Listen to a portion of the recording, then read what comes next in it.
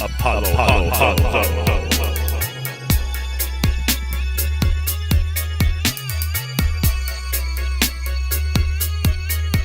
Welcome.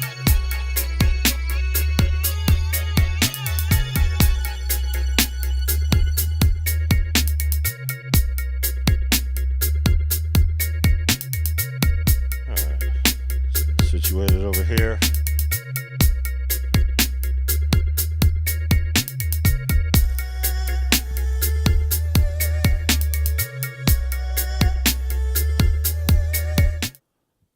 On the dot. Let's go. All right. Welcome, everybody. Got the trusty virus music, the coffee mug. Just in time for the stream. Welcome, everybody. I was actually going to do this as our first live stream on the Virus Music channel, but a lot of people here are curious about the record label you may have seen or have heard in our music. And I mean, this logo has been making its rounds since we've been on YouTube, to say the least, beyond just the simple coffee mug over here. And as you could see over here, we got the website pulled up. You know, viralbeats360.com has a section over here.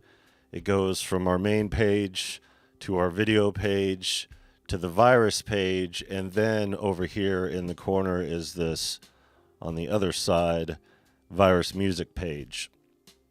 And it goes through the history over here. We're going to get into the weeds a little bit. Now, we did do a stream once upon a time where we went through everything. So for those who were there for that stream, this is the expanding on just the virus music part of things. And what I'm going to do is I'm going to chop this up later on for content and throw that content on the Virus Music channel. So that way there's some content on that, what is going to be a newly developing channel for the label, and it'll give those on that side the perspective of what we need to give here, because established in 2006, rolling up on 20 years here, but we haven't been active, you know, and out there 20 years. You know, there was, 11 years between releases. What we've had out there hasn't really been noteworthy. It's been mostly myself as an artist with, grandiose hopes and dreams. That's why in the title it is appropriately why it failed. And we are dropping frames here, so let me know in the chat if we're good, if you guys are here. If it's lagging, hopefully not. Family's going to have to get off the internet. Is he on the internet? I have to get off the internet. Sucking off the teat over here. I don't know. It should be fine. We'll see how it goes. So basically where this all started here, let me go into the preliminaries here first. This picture was from 2005. And yes, that is me behind a non-beard. You know, I was working. I had my trusty graphics shirt that I really loved, until my baby mama ripped it off my body, and that was the end of old graphics shirt, and that was that. And it was not a heat of passion, or that kind of passion. I digress. This is me at Grey Room Recording Studio putting together the American Dream album. And why this is significant is because it all rolls into the development of things. So immediately upon release, this was my old room. I had spent some time and moved back in to my dad's house. And yes, right there, which one's the bong? I don't know. Why does it do that? That's cool. So this was the old website over here, virusepidemic.net,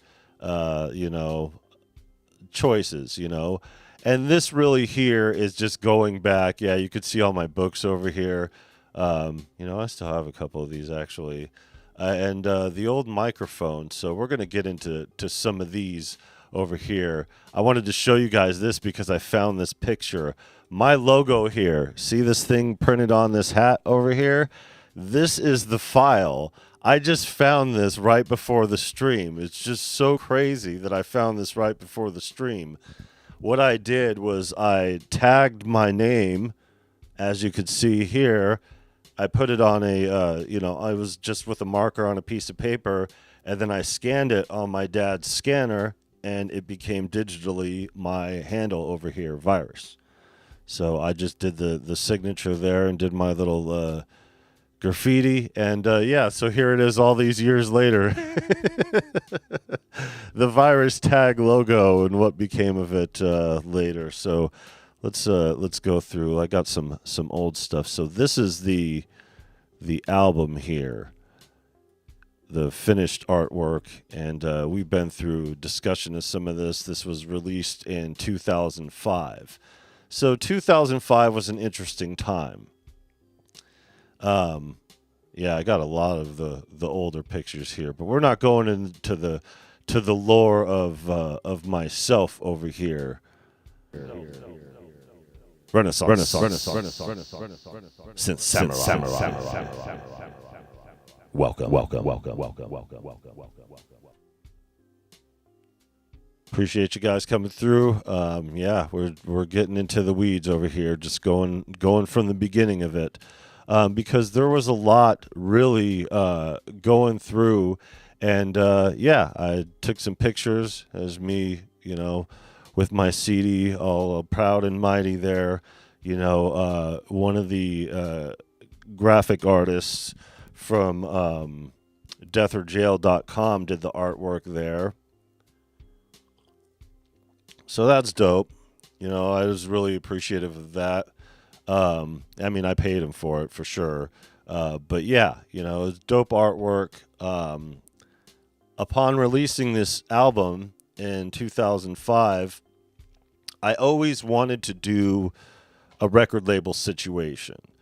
That's the one thing about independent releasing, especially during this time. It's really, whether you do it yourself and it's just by name, it helps a lot more if you have a record label attached. So if you're going out there and producing and releasing music without a record label, you have to be the record label. So, enter Virus Music, names Virus Music. It was organic, I went by The Virus because, my name and all, and went through the name change and everything for my Professor Virus album.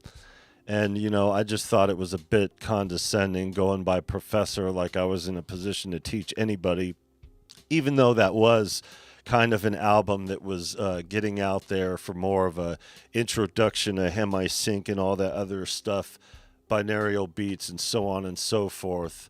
I found a lot of interesting stuff in these files. The thing is that I haven't gone through and organized any of them like pre this time because the story that I'm about to tell here.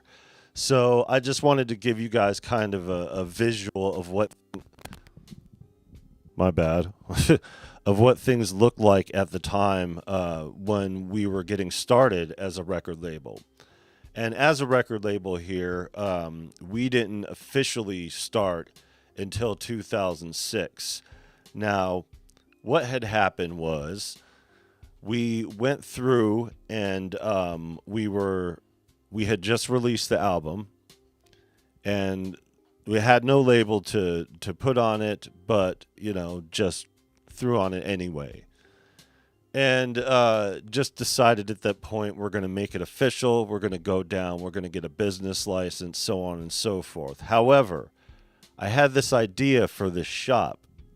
And that shop was this possibilities of our endless distribution, but not the name of it. The name change and why it wasn't called Virus Music. I was just going to call it Virus Music run the label out of there, do what I wanted to do over here. It was a hub for musicians.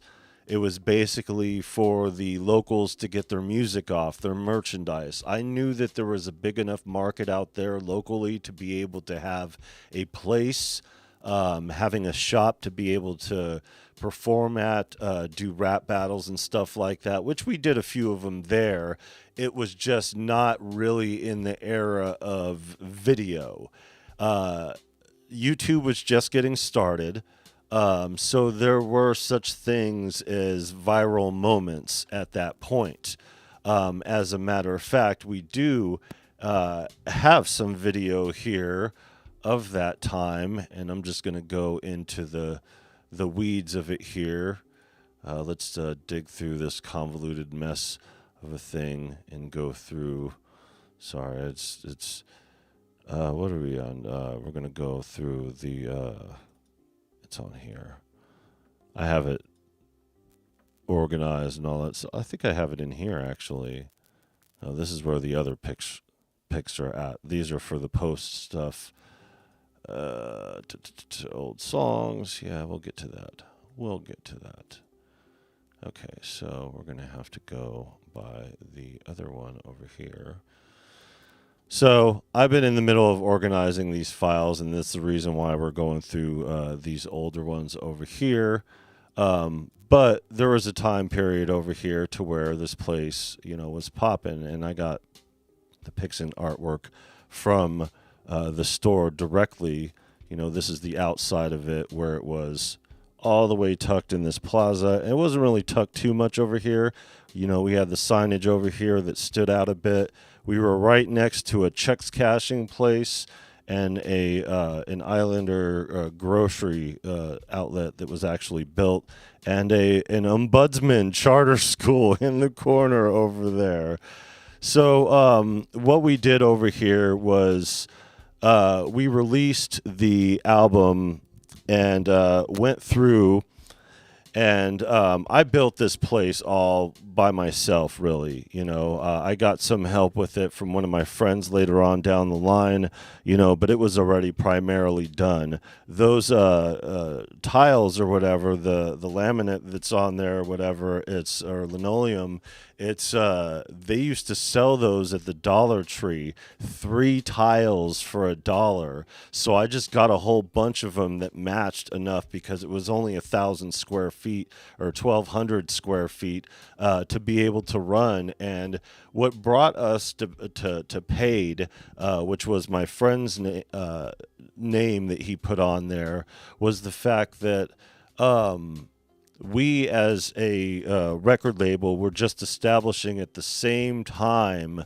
that we just were on the tail end of this release of this album. And then I met up with one of my friends, one of my school age buddies or whatever. He was more of my older brother's friend, but we were cool and all that other stuff. So, he picked me up from work. I was working at the Bryman School of Arizona, or the Bryman School of Phoenix. It was right next door to their corporate office, which was owned by High Tech Institute. And I was just doing the workaday thing at my day job, working in student services at the time. No. Did it help me get radio play? Technically, yes. In a way. So this didn't last very long as far as my involvement in this venture. The interesting thing about what happened here. David, welcome. ASAP. So, my buddy picks me up, and I'm just, sharing with him my latest release. Like, yo, check out my album. And he was just like, yo, that's dope. So then, he drops me off at my house, but he comes inside to kick it or whatever. And he sees that I got this merchandise set up and this stuff already, because I had been collecting merchandise. Strange Music has their Summer of Strange sale, and they sell 50% off. When you get a retail license for wholesale, you end up paying wholesale prices, not retail prices. So all you have to do is hit them with the business license and your direct location, because a lot of the rules for wholesaling retail or retailing wholesale, is having a storefront. Like, you're not really allowed to do it, and a lot of companies don't allow for you to do it when you're running an online store. But when you have a physical storefront, that changes everything. We were the first storefront in town to carry strange music merchandise. We were the first storefront in town to have psychopathic merchandise next to Hot Topic or whatever, but we had a direct relationship going on here. But I'm kind of skipping ahead here. My buddy, comes inside, he sees everything that I'm doing, and I tell him this plan. I'm going to run this shop. We're going to have a stage in the front, recording studio in the back. We're going to have a little section for people to have their music or whatever, and then we'll put their T-shirts in the shop, and we'll just buy them outright. We never put things on consignment or whatever. We just bought it outright and sold it and took the L, if that's what it, just to wipe out all the stuff. And really, we wanted to promote local artists and really get the scene together, because Phoenix is a big place geographically speaking. It's really spread out, and there's a lot of diversity between, especially within the metro areas, like Tempe and even farther out Mesa, but also Glendale, which I spent a lot of time there. But yeah, it's really interesting to attempt something like this to get everybody together. But as things would go, we did a few shows here and there. And let me go through some of these. Go through some of these pictures. Got some of the stuff that we built. We hired the graffiti artist. You could see my little Virus Music decal, my little stuff over here. We had Killer C, which was a character, and why that's important will come into handy later on. And we had really interesting stuff.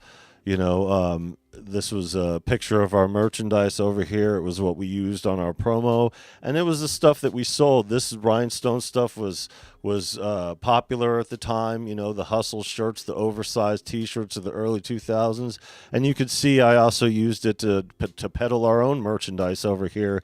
The Virus Music stuff, which was embroidered, and over here, which was weird for me to do black on red.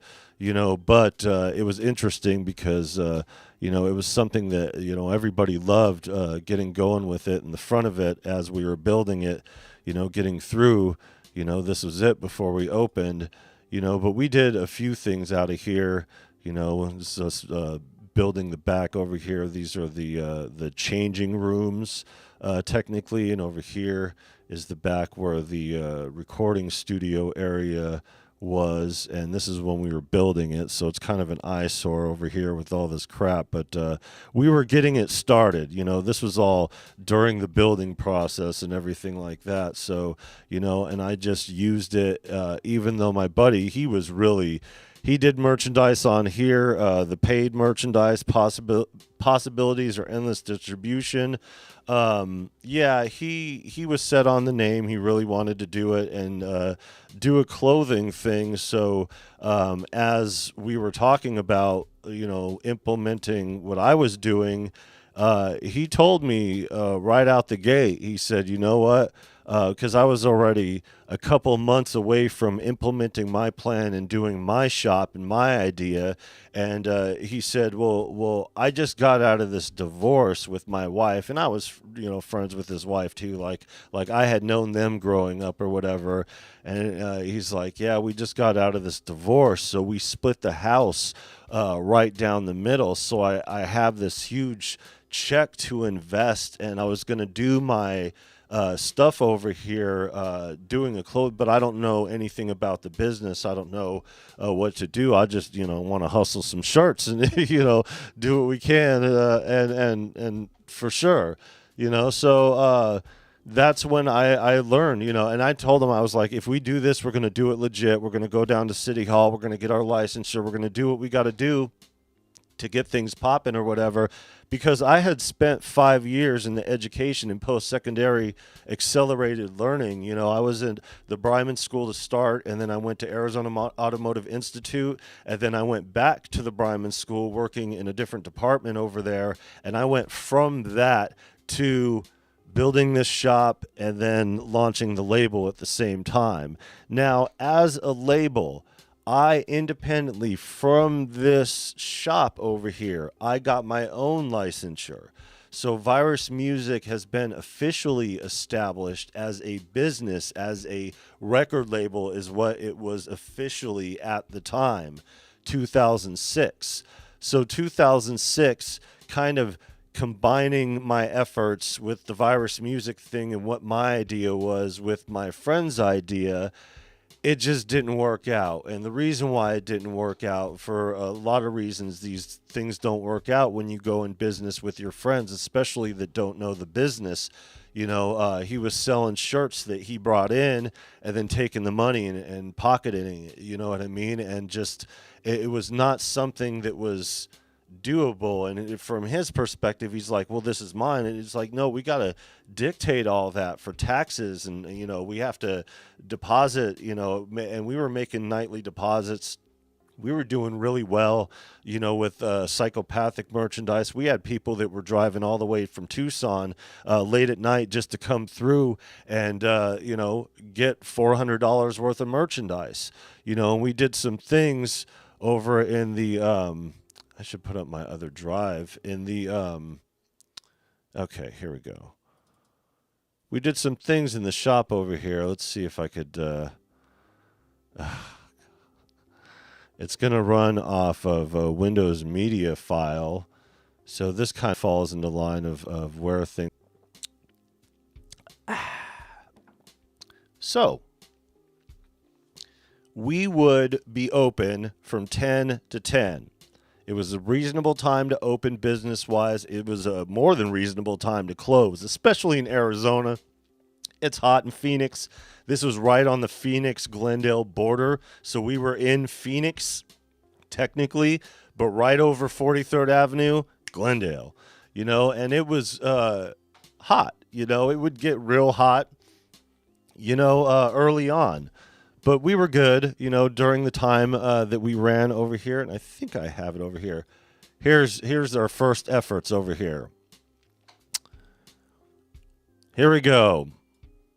This is what we started with. Now, this is where the story gets deep. How deep? Well, this is where I learned to never preemptively put something out that is not complete until it's complete and then do the advertisement for. None of these things happened. None of these things.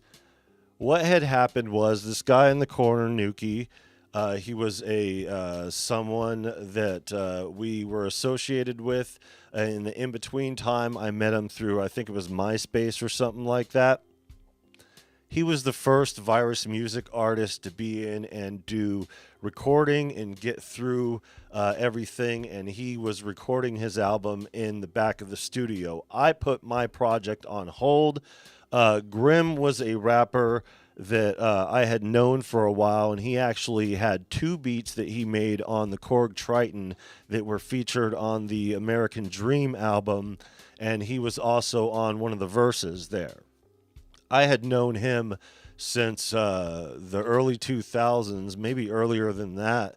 And he actually went to the Bryman School. He was a student there at one time. And there was a time to where I worked there and he was a student. And I actually got him into Six Flags afterwards, but that's a whole other story. And Kind Killers, it was a group of three guys that surprised the hell out of me. I just knew from around the way, and let me get into the pics of it all. And I knew them from around the way, and it was interesting because they had shown up into the shop. It's not those pictures. I have them all here, and we did other promos over here. Like this was one of the promo pictures for Grimm that we never used. And then one of the ones of these guys over here. I'll tell this story in a minute here, but we'll go through that. It was interesting because these guys showed up to the shop, the three of them, and it was just kind of an open mic type situation. There's the bottom, dusty right before we open. Right after we got done building everything, when everything was all done painted and everything was dried. Look, we got it messed up over here in the corner. I had my gear on. All we had to do was clean that floor and stock the shit. We had the stuff over here going on. We had this pointed in the back, by the way, because we were listening to music back there while we were getting going. We had it popping a little bit. This was our first show over here that we did, and it was just me doing the rehearsal and doing the performance. And I had already been rehearsing for a long time, so it was pretty polished going through it. But that's where we met these guys at, and Grimm got a little spot on there, and then one of the locals over here throwing it on.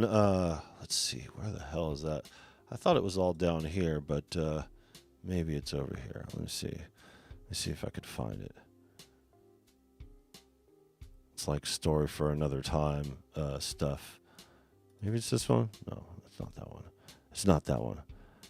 Like I said, I haven't organized since, and there's the piece from the promo. I'm just trying to find the picture from that night, because while videos weren't a thing when it came down to that whole thing, during that era, pictures were. This is what my microphone looked like, Audio Technica, and I put one of my stickers on it or whatever, and we sported the Hatchet Man heavy. The crazy thing about it, what I learned through going through it, and the stuff that we did over here, it's interesting going back, through it and all the learning lessons that were met through doing all this, the people that we met going through and doing the promo. This is a younger me with my microphone unstickered, and the stuff that we did originally. But we will get into that in a second here, because I think we are about to reach that point. It's like I'm getting closer to it. I swear. But yeah, that was the picture of me here during that performance. I sported out. I used to sport the one contact lens over here, and doing that whole thing. I don't know why I did that. But yeah, and that B-52 system was spot on. It was perfect. It was perfect. Now, the interesting thing that we did here, our really our claim to fame over here, I think it's in the pics and artwork section. Yeah, because it's in the paid section. Is the this whole thing here? Watch the compilation. See if you go through all of them. Oh, check this out. Interestingly enough, I was looking at one of these at the time to get it for the back of the shop.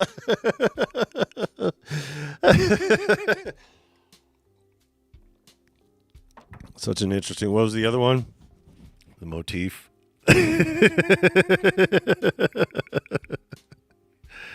Gear from then. So yeah, we really tried to make a go of it, and did the. I'm trying to find the other picture because it's simply the artwork to it. And what we did was, you could see it right here. Here it is right here. The Arizona's Under the Underground compilation, this was our thing. We planned on making it a thing. And by this time we had done a couple shows in the shop. It was the rage, we had things going. I know that's kind of a weird thing to say about it or whatever, but it really, we propped it up here. Like, we propped it up. this was the promotion for it. We did a gathering. We did a little mini gathering. All these people, it was like 200 people showed up. We did promotions here. And this is when I was going to call it Virus Music before it was going to become paid or whatever. We did Juggalo Trivia. And this guy won here. He won first place. And first place were, let's see if I got the other pictures here. Here they are right here. These two right here, these action figures of Violent J and Shaggy Two Dope, the Insane Clown Posse members over here, they were actually, and still are, I think, worth money and pretty sought after stuff. But we had got some off of eBay on the cheap. We had a few of them in stock for the shop. This was some of the stuff that we carried in the shop. So we had donated some to the cause and had, you know, a huge barbecue at the park. This is right when stuff started to pop off, right before we got going. And yeah, it was a big event. So that was, I think, 2 or 3 weeks before we opened. So like we really had the right type of promotion with the local community getting going.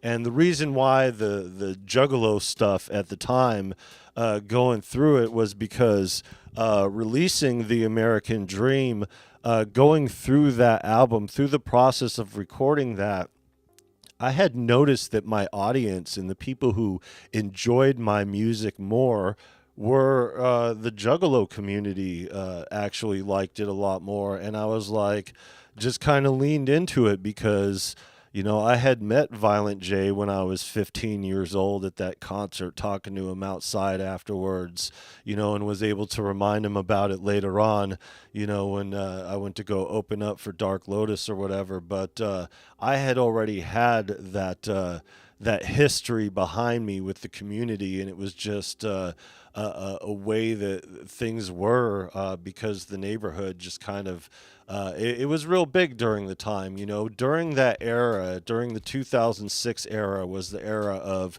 crunk music. Lil Wayne was popping during that time. But also, you know, Tech Nine was hitting with Ever Ready, so he was really evolving in his career. And they had done the Wicked Wonka tour, which was Tech Nine, Insane Clown Posse, Cottonmouth Kings, and Killah Priest, which was a huge boost for all of them. DMG, welcome. So with all that juice and the stuff that was going on, and, you know, everybody was tired of crunk music, the people that didn't want to listen to it but loved the beats or whatever, there was also something else that was happening in 2006, and that's the rise of the underground. The true independent underground really took off during that time. And in Phoenix, it was a big scene. And I had just noticed during the process of recording my album that, you know, people were really receptive to what I was putting out there. So I just kind of gave it up for the Juggalo community and kind of incorporated that into what we were doing over at the shop. And it really drew a lot of attention, especially with doing that promo event. Trust monkeys. Welcome.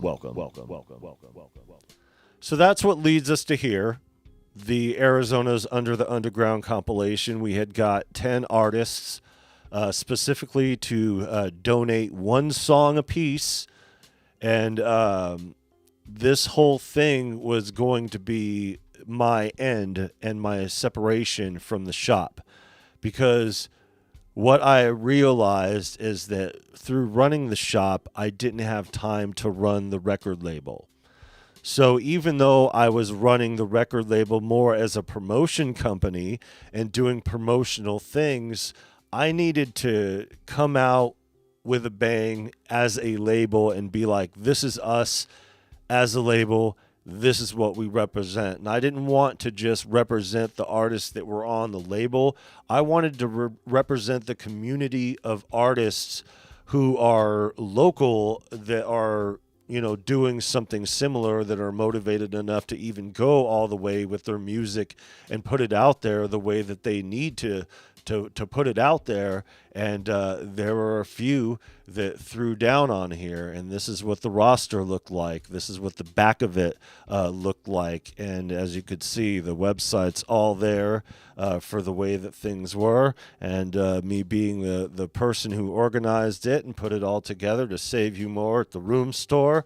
Sorry, I just have a habit of doing that every time. Yeah, because I was the one who put it all together, and, you know, yeah, it's only right that I take the top track, you know, and I threw something together. I recorded it at the shop. Grim threw his signature track, what he wanted to. He was actually going to be the first artist because he had already had his music done, produced, and most of it recorded and ready to go because I introduced him to Grey Room Recording Studios, and he started recording out of there. And as I was like, yo, we're developing this label and this is what we're going to do, you know, you want to be a part of it? And he's like, oh, hell yeah, I want to be a part of it. Let's go. I'm like, okay, well, our coming out for this is going to be the Virus Music thing. But the idea here was to have this locally and have this at the background, all albums available as they were at the Page Shop. So we put that there. We threw it on the back. The artists who are on the back over here had a connection to their website so you could get to them directly. It was before the MySpace era. And yeah, it was just when YouTube just started coming out and becoming a thing. And we threw something over here on YouTube and, you know, did a couple things from the shop. But, you know, we had to use a video camera from that because cell phones weren't that good to run that. But the idea here was to take 5,000 copies of this album and all these artists on it and take 4,000 of them and just give them out to the community for free. And take 1,000 of those, because there are 10 artists on there, and give them 100 copies a piece so they could give out to promote to whoever they want to whomever they want, and they could go through, and it's promotion for the label, it's promotion for the store, and it's promotion for all of them individually and collectively as a unit. It kind of brought us together as a community. It was a good achievement, but it was all in the underground space. But this is an important thing that happened and what came out of it.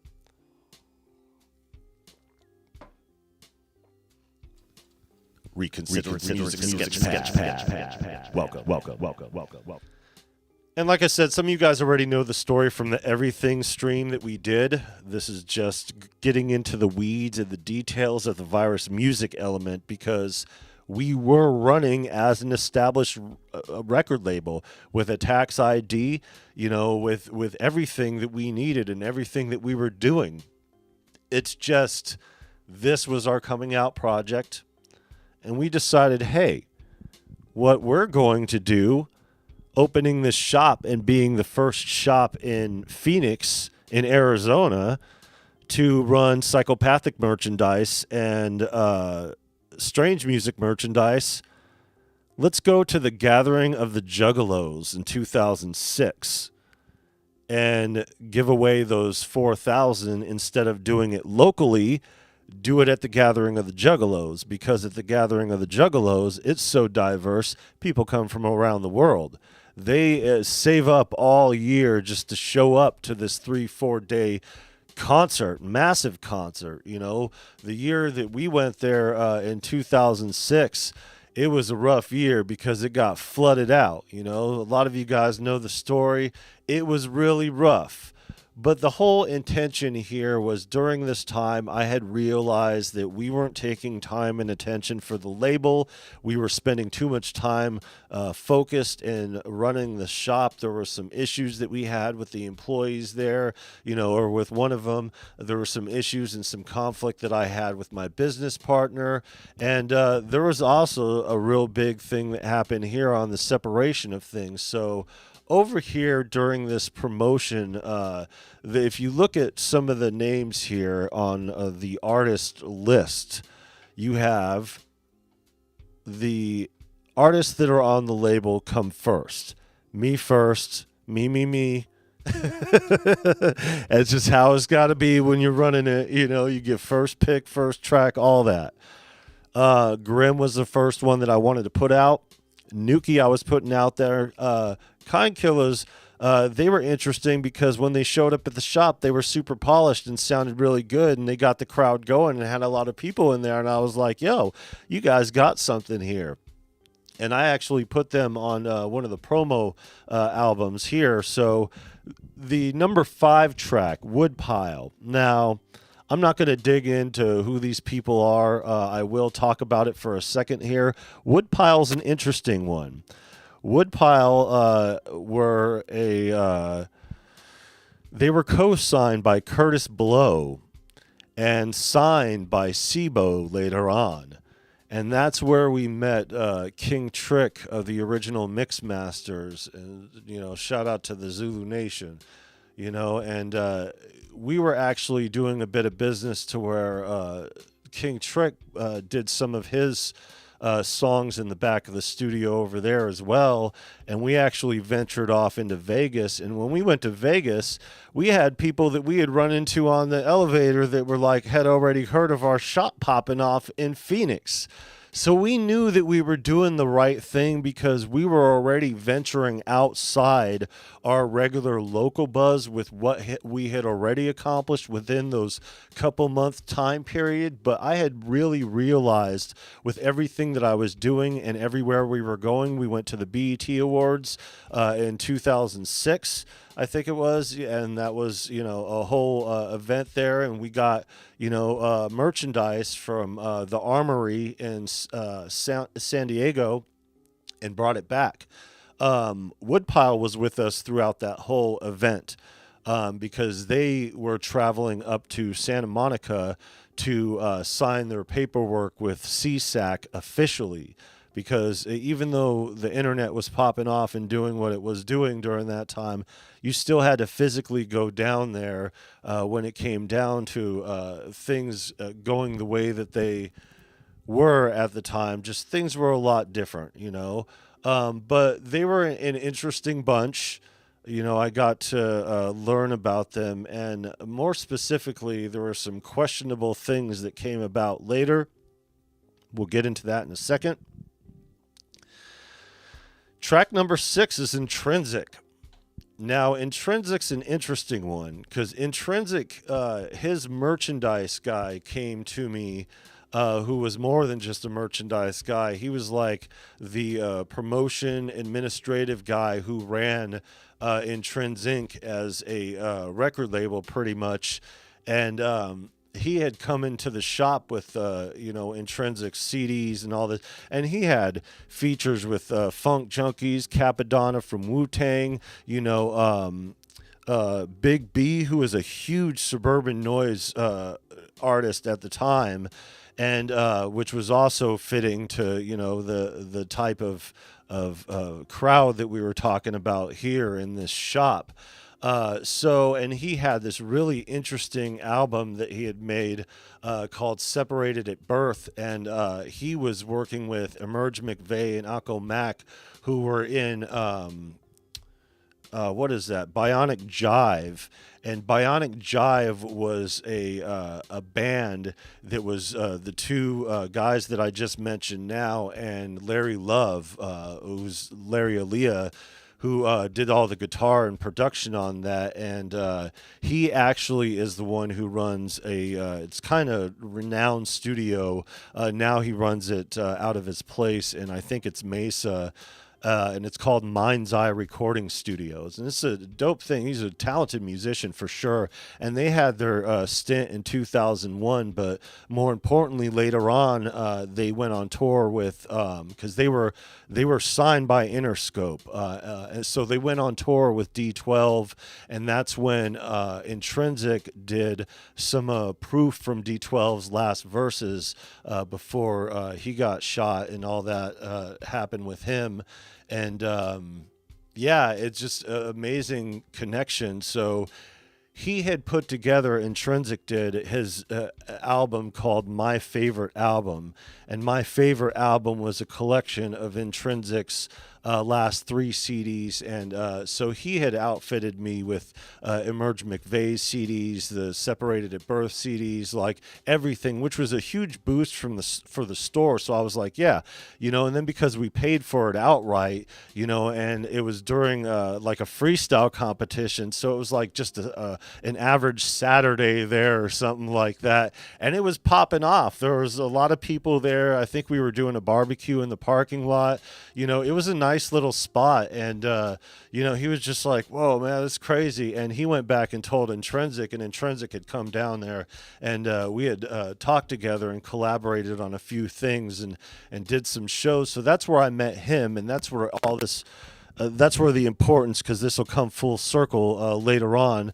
But Intrinsic was also doing, he was dealing with Jason Porter over here, and Jason Porter was kind of famous and not just local underground, in the independent underground at the time. He was the first to be considered by, I think it was Psychopathic Records, for their compilation that they did put on. And Q Strange was also a big one. So having his track featured with the Q Strange, and then this song here, the Psycho Separated at Birth, was insane. The compilation, and I was just in love with that and these tracks over here. So we actually were bumping this on the way to the Gathering of the Juggalos when we went in 2006. And in 2006, everything that could go wrong went wrong when we went to, when you're talking about driving from Arizona. Now, here's the kicker. We had just acquired a vehicle. So we were paying monthlies on I actually took over for my cousin's GMC Envoy Extended. So we had something to drive there. We had to get new tires upon going there because that would have been bad. But yeah, because it flooded out, we actually had to be pulled out of the mud. And we're actually on some of their video that they have there when they were doing the news from there about people getting pulled out of the mud. We had actually taken our stuff that we had brought there for our 3 days, our food supply, and we had given it out to everybody in line because we, after getting pulled out, we were leaving the event space and going to get a hotel. So we still had a job to do. We still had to promote these CDs at the Gathering. We still had to do what we did.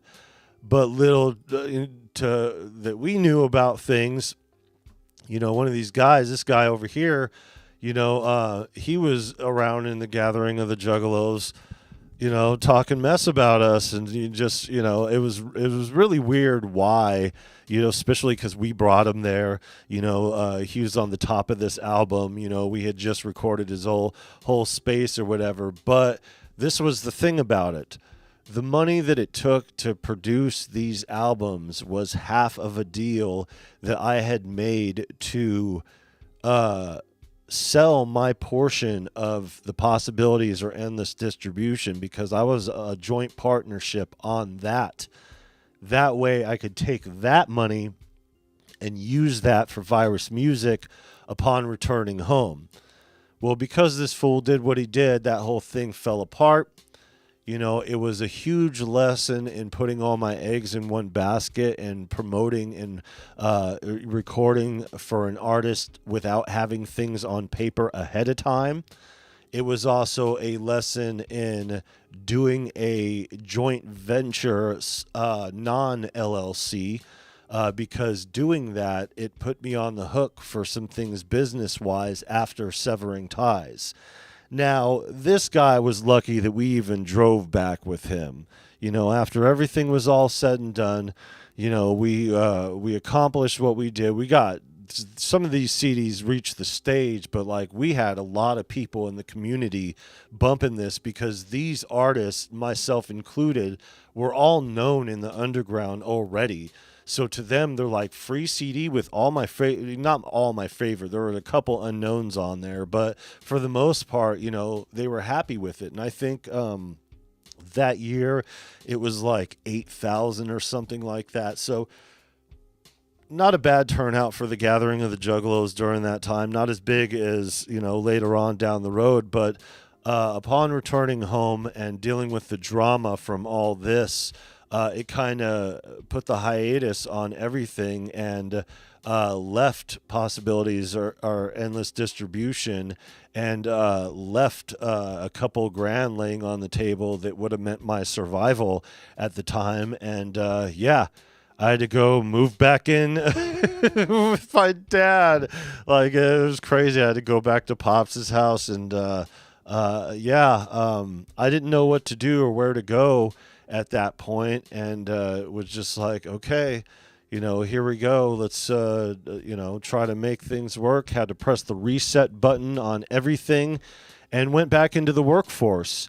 And going back into the workforce, things kind of changed during that time. This was one of the last times going into the workforce. Let me see. I have a picture somewhere during that era, but it was interesting times. But this is where things get really interesting, because this is things changing over here. We had met and done things with Intrinsic, and we had teamed up on this. And what happened here was this Virus and Intrinsic thing. So we had realized during this, and I'm just going to put this in towards the front over here because I don't have to dig into the pictures, because this is all on our website here. This is on the viralbeats360.com website. This is what came out of the shop.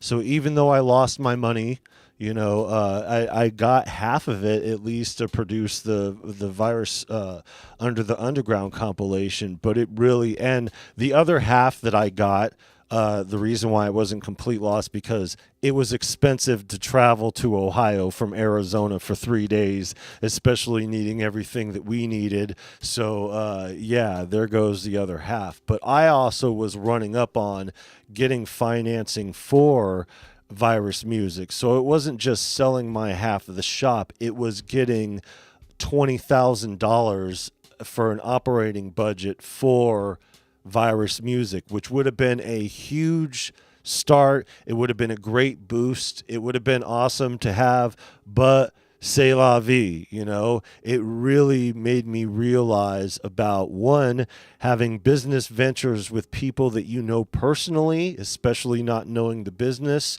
Two, getting involved with somebody business-wise and throwing all your eggs in one basket without a written agreement, and having something set up to have something protected in place, and the non-LLC factor of it all. It really was a learning lesson. I went to go work at the PetSmart warehouse, and needed that money to pay that rent.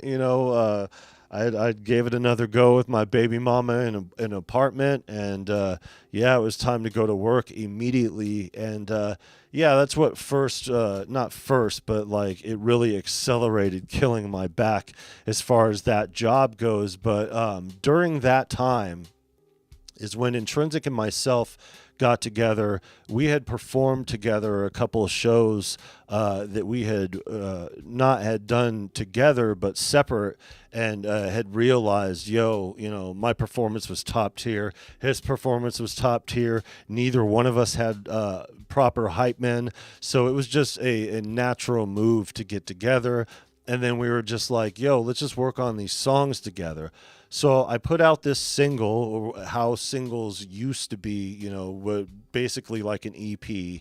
So it has Area Code, which, didn't come out the way that I wanted because I had to switch engineers at the time. We'll get into that in a second here. But we did this. And we did another song attached to this called Wake Up Call. We did the radio edit, and then we did the instrumental that I also put on here. And then did the promotion. Kind Killers put a track on there. Intrinsic put a track on there. And then I put the American Dream remix. The American Dream was the title track for the American Dream album. It was the best received, and it was 7 minutes of me just talking political-ish about the media and government, both one and the same. Trying to, just dope. Hold on. This world needs a hero. Welcome. We're in 2007, post Possibilities or Endless Distribution, post First Shop, getting into the weeds of things here. The interesting thing about all of this, and I think I got the pictures in the picture and artwork section, we were a good fit. No matter how different we were, I was a broke ghetto kid from, the streets of Phoenix and Glendale, and he was a trust fund kid, growing up, having a bar mitzvah and shit, you know what I mean? So like, he lived in Scottsdale, I lived in Glendale, it's completely different ends of the spectrum. But what we had realized at the time was that we both had satisfied each other's, differences business-wise. It was really interesting going through it. Welcome. What up, viral feats? This isn't a foot fetish channel. Whoops. He said satisfy each other. I knew it came out wrong, but still, hey, business-wise, that's why I said business-wise. Traded to the living. Welcome. Thanks for the super chat. Operculum.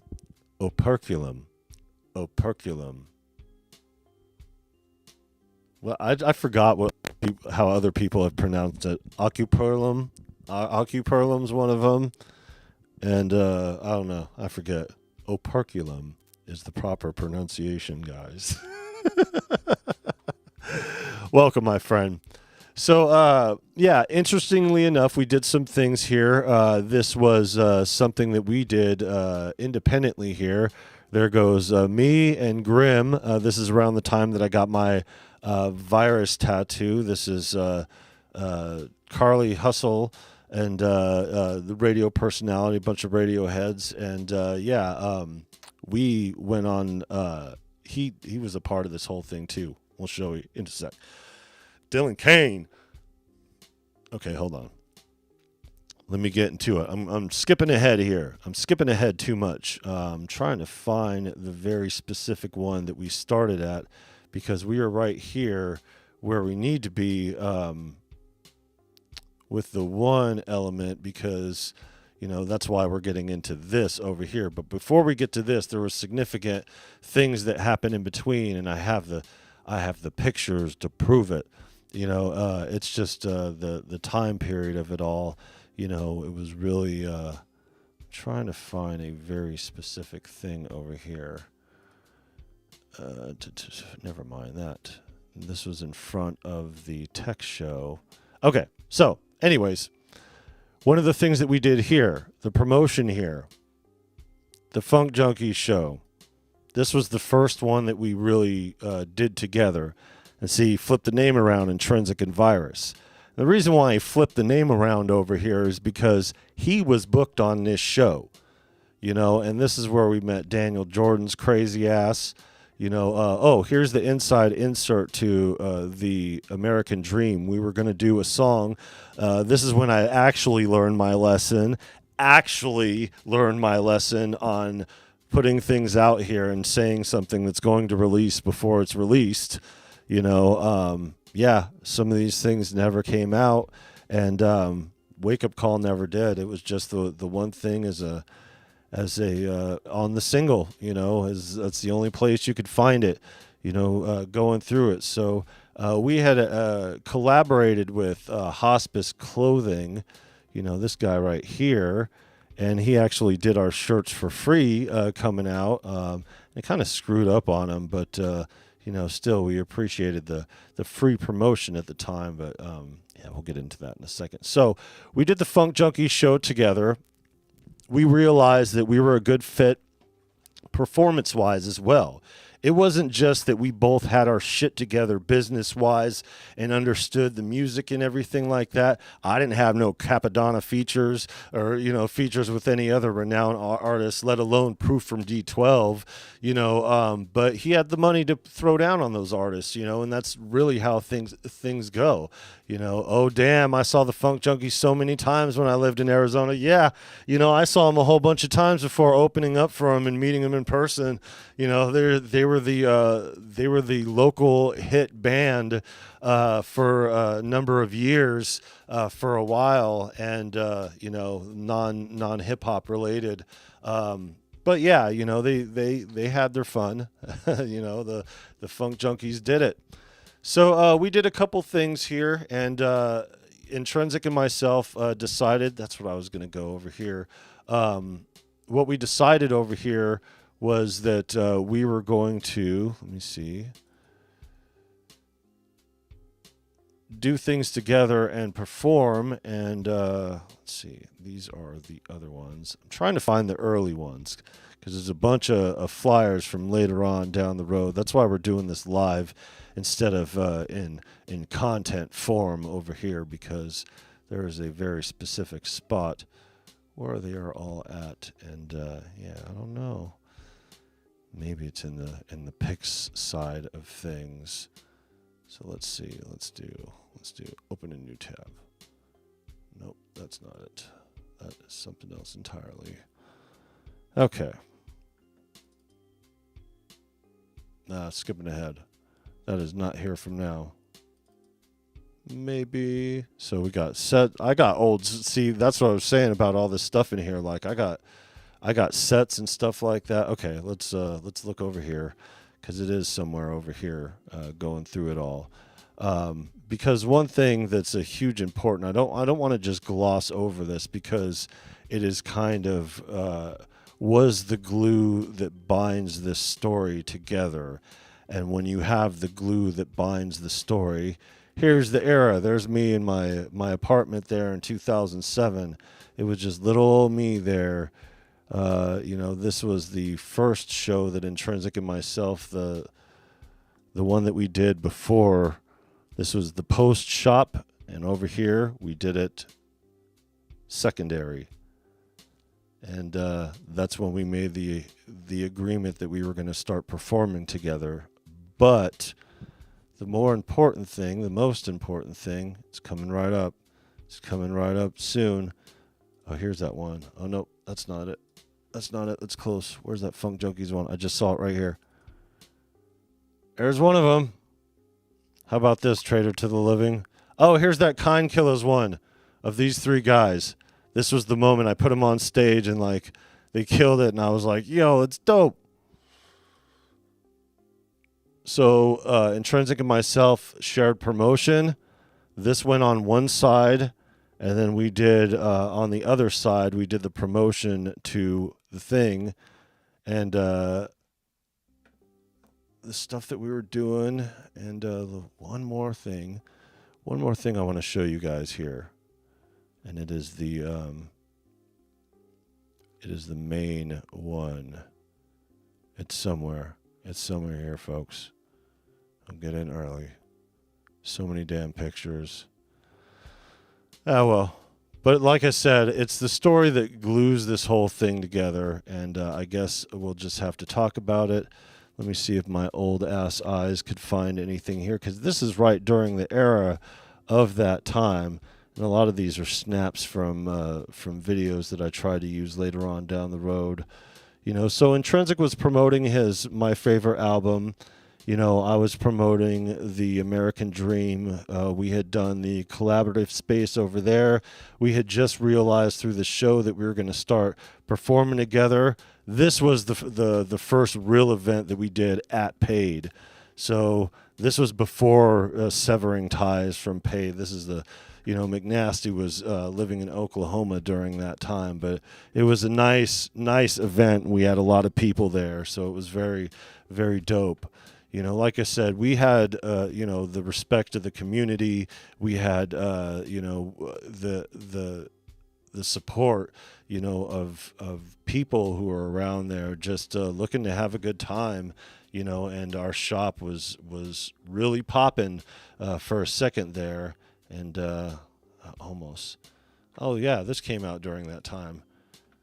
You can't read any of this because the graphic is so small. There's a syndicated magazine that was Phoenix New Times and Detroit Metro Times, and then they had another one that was syndicated that was in, I think, DC. You guys have to correct me if any of you guys know in here. Let me know, because I've been curious about it. But anyways, I got a little feature in there. It's got my little promos in there. It was dope. Dope going through it. So this is what happened, and we'll just get right into it. We had went on tour. Yeah, the New Times. That was it. For a minute. And this was the show that changed everything. So this was coming back from being on tour.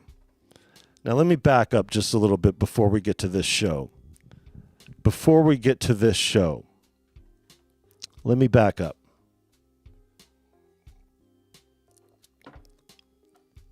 I had quit my job to go on tour. And we went on tour with an act that was on Psychopathic Records. Now, this act, A&B, which are called Axe Murder Boys, had a huge following. And they actually won the Underground Psychos contest, which was a competition that Psychopathic Records put on.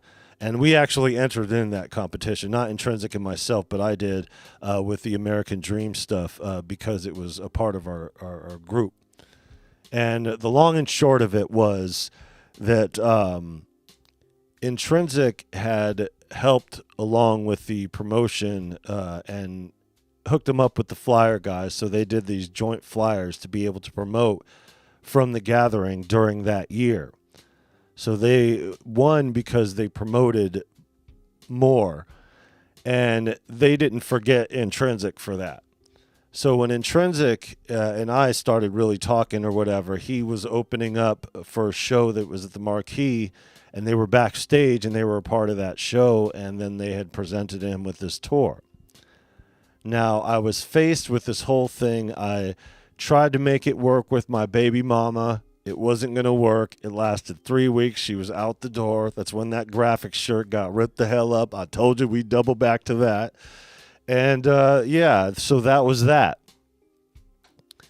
So I was kind of at an impasse working at the PetSmart warehouse with one of Snoop Dogg's cousins, interestingly enough.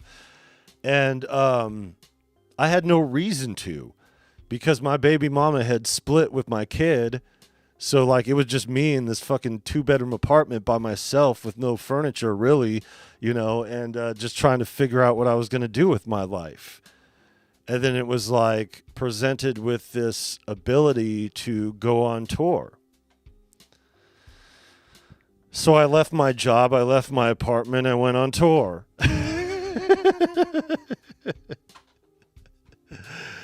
And we went on tour, flew out.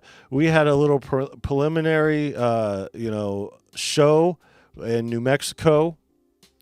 We did another show in Phoenix, in Tempe or Mesa or something like that. And then a couple weeks later, it was off to Dulles Airport, to get going with that. So I had taken, what was left over or what I could have or whatever. And, I wasn't going to be able to afford that apartment by myself anyway. So that was already a lost cause. So, Splitsville on that, so I left, went on tour. I had just enough merchandise left over from the shop to where I actually was able to have some merchandise to sell on tour. Broke even, which is a successful tour by any stretch, but it was at when Intrinsic and myself really dialed it in performance-wise. We had about 12 dates on the East Coast and Midwest, and then popped over a couple over here. I didn't finish it out because the finish out and tour was up here in the Pacific Northwest, and there was like 4 dates up here that I couldn't swing, so it was just like, we're not going to make the return on that investment, so just, no point or whatever. But this was the first show that we were presented with.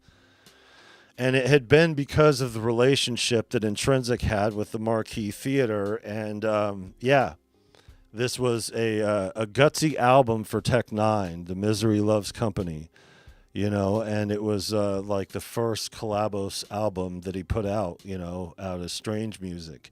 And Strange Music during this time, you're talking 2007, during this time, Strange Music was... riding a high off of Everready, but still struggling to fill up venues at this point. So we had taken it upon ourselves to print out 5,000 flyers at first, and then we just decided, you know what? We're just going to hit the local high schools and go around the community and just flood the zone. That way people come into the event, and do whatever. But then we thought about it after we ran out of it, because that 5,000 went real quick. And, there's a lot of high school kids in a, inner city, metro area. You know what I mean? We need to get more. So getting more flyers, we were like, hey, why don't we put our phone numbers on it? I don't care about people having our phone numbers for the sake of getting tickets. I don't think we did that until the last round of flyers for this one. So we had printed up another 5,000. And then we went out there and just, I was on the bus for 2-3 hours at a time, just going from one side of town to the next, just peppering everywhere, just promoting the hell out of this shit, but we thought about it and we realized, it's not a big deal, people having our phone numbers, because a lot of people that we sold these tickets to had our phone numbers anyway. And we broke the records for local ticket sales with this. Usually locally they give you 50 tickets, and a lot of local bands had trouble even selling those, opening up for a national act. Tech Nine was a big act, so great for that, but he wasn't big enough to where we could draw that type of crowd to sell tickets hand over fist. We were just lucky enough that I had owned this shop prior to that, so we've already established this rapport and had already done these tour dates and these things locally on the underground scene, to where we were plugged into the community on a personal basis, to where I had people coming to my dad's house buying tickets off of me, and Intrinsic would meet up with people and sling tickets. So we decided, we're just going to put our numbers on it and go there and do that, So, we ran the gamut, and this is where the weeds of the story gets through, because we had changed this show to what it would have been without us, which probably would have pulled like 400 or 500 people, to about in between 1,100 and 1,300 people, almost complete capacity. I think it's 1,500 capacity, between inside and out, so it's not exact on the numbers or whatever, but about. And it was because of our efforts. In the end, 50 tickets ended up being for us 350, I think, and or 250. They wouldn't give us any more at that, because they thought that the venue would give us the tickets, and how we would make our money is they would only charge us what the cost of the ticket is without the service fee. And we would be able to charge the ticket, but they would pay us per ticket. So every 100, they pay us $1 per ticket. Every 200, $2 per ticket. Every 300, $3 per ticket. So it was cool. And then we were selling tickets because Who wants to pay a $6 service fee when they could just get it from one of the opening artists for what the tickets cost, and then we get paid off of that too? You goddamn right these fuckers loved our performance, and we were polished. You know, I used to take the bus from the west side of Glendale for 2.5 hours on a Sunday just to rehearse for a couple hours, and then take the bus 2.5 hours all the way back. And we would rehearse as long as we need to polish things off and do what we need to. And we really got it going. And, yeah, we dominated. Dominated. Let me throw this on here and see, now that I got some of the flyers over here, the things that we did, you know. Let's see. It was an interesting time over here, and it was like a 3.5-year stint. You know, it was very, very interesting how things came together. And let me point to the next one over here.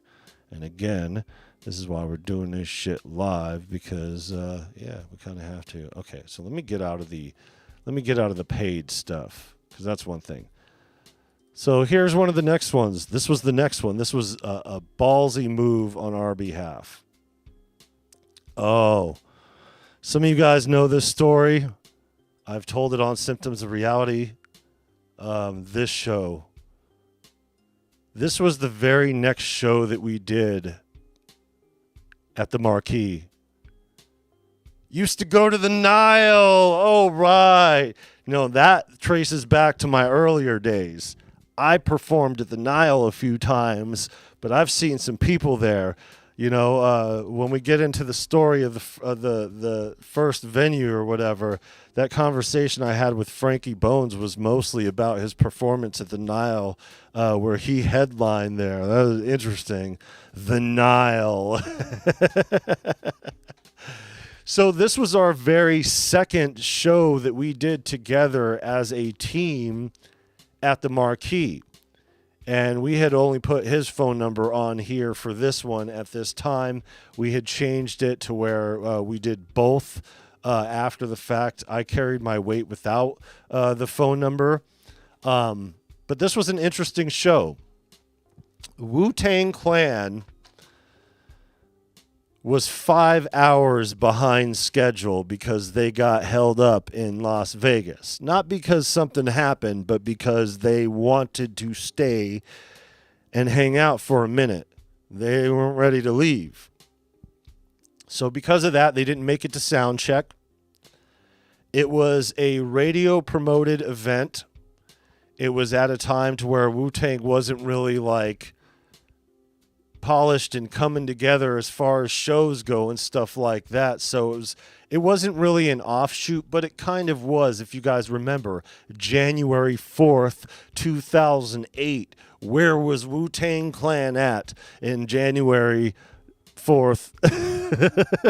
Well, here's the answer, you know, but musically, where were they in 2008? So it was interesting. And we weren't really the hip-hop, backpacking, bar-heavy crowd, right? You know, we knew that we were taking a chance with this show, and we took the risk. Now, to our detriment, because Wu-Tang ended up being late, and it ended up being oversold, which was weird.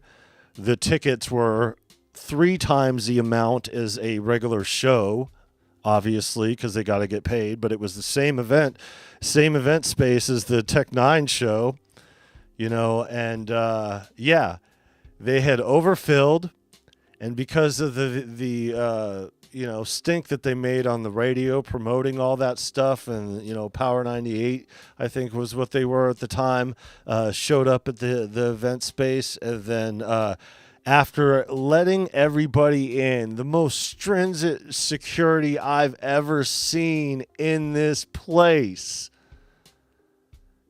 and they kicked everybody back out of the venue.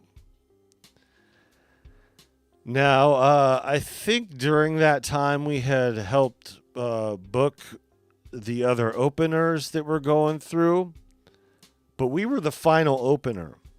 It was just us and Wu-Tang after us. So loudly, the crowd's already pissed off. They're pissed. First of all, they had to do all that waiting. They had to get through the toughest security that they've ever known at that place after paying an overinflated cost for these tickets, and then have to get kicked all out and searched all over again upon entry. The crowd was not happy. The show was already an hour behind because of that. But that seemed like more of a stalling tactic than anything else because they were 5 hours behind. They weren't even in town. When we were doing sound check, they were like just leaving. And sound check is like a few hours before, but not enough time to get going, especially because they were just leaving. So there's no way they were going to make it by the time the show started. So, thinking that my partner was going to back me up here, crowd's all antsy. They're waiting for Wu-Tang. They think Wu-Tang's going on, and it's us that's going on. We're already backstage. We had Grim with us who was helping us open. We had Dylan Kane with us, So we had a really hype set, and it was really hip-hop focused, more bar heavy. We even had a part to where we dropped out and did some bars a cappella or whatever. But you're talking like a 1,500 capacity venue. People were pissed. So before we go on, I yell out, "Is everybody ready to see Wu-Tang?" Yeah! And I thought my partner was going to be like, yo, well, they're going to be out in a second. We're going to do blah, blah, blah, blah. Nothing. He said nothing. And then things got so hyped up and they were ushering out us on stage and already started the music for us. They thought Wu-Tang was going on. This fool could have clarified it before going on stage, and he just let us eat it. Oh, man, seeing these two white boys going out here, oh, man. It didn't matter what our music sounded like, how cool we were, and Intrinsic messed up. He messed up. I had told him like a week ahead of time because he sent me the set list of what he had put together on Pro Tools with his little Digio 1 rack, right? He put together this set and he gave it to me, and I'm like, okay, I'll rehearse it at home. I had a place to rehearse at from where I was at. And what had happened was I noticed that the first song, which is the closing song on Developed Species, but we'll get to that. And Developed Species was released a year later anyway. It was messed up. Something about the audio, whatever, how he worked it in with the session, it was clipping, it was distorted, it was messed up for some reason. And I told him, you need to fix that. And he didn't fix it. So not only did we go out to a pissed off crowd while Wu-Tang wasn't up, while we were fucking hyping them up that Wu-Tang was going to be there after they already been searched, researched, come back into the place or whatever, and then we come out there to some distorted ass shit. Oh, man, that was not a good look.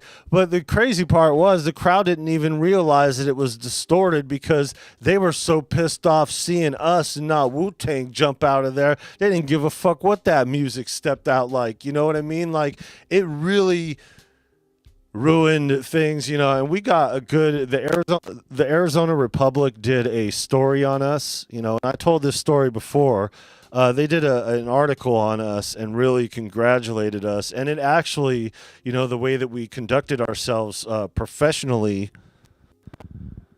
and as a group, really shined through to all the promoter, the event owner, the marquee owner, just everybody involved just really gave us our props after that. Even half of the people from the crowd's perspective gave us props afterwards. But it was funny because the irony of that, we were talking about Wu-Tang being late, and we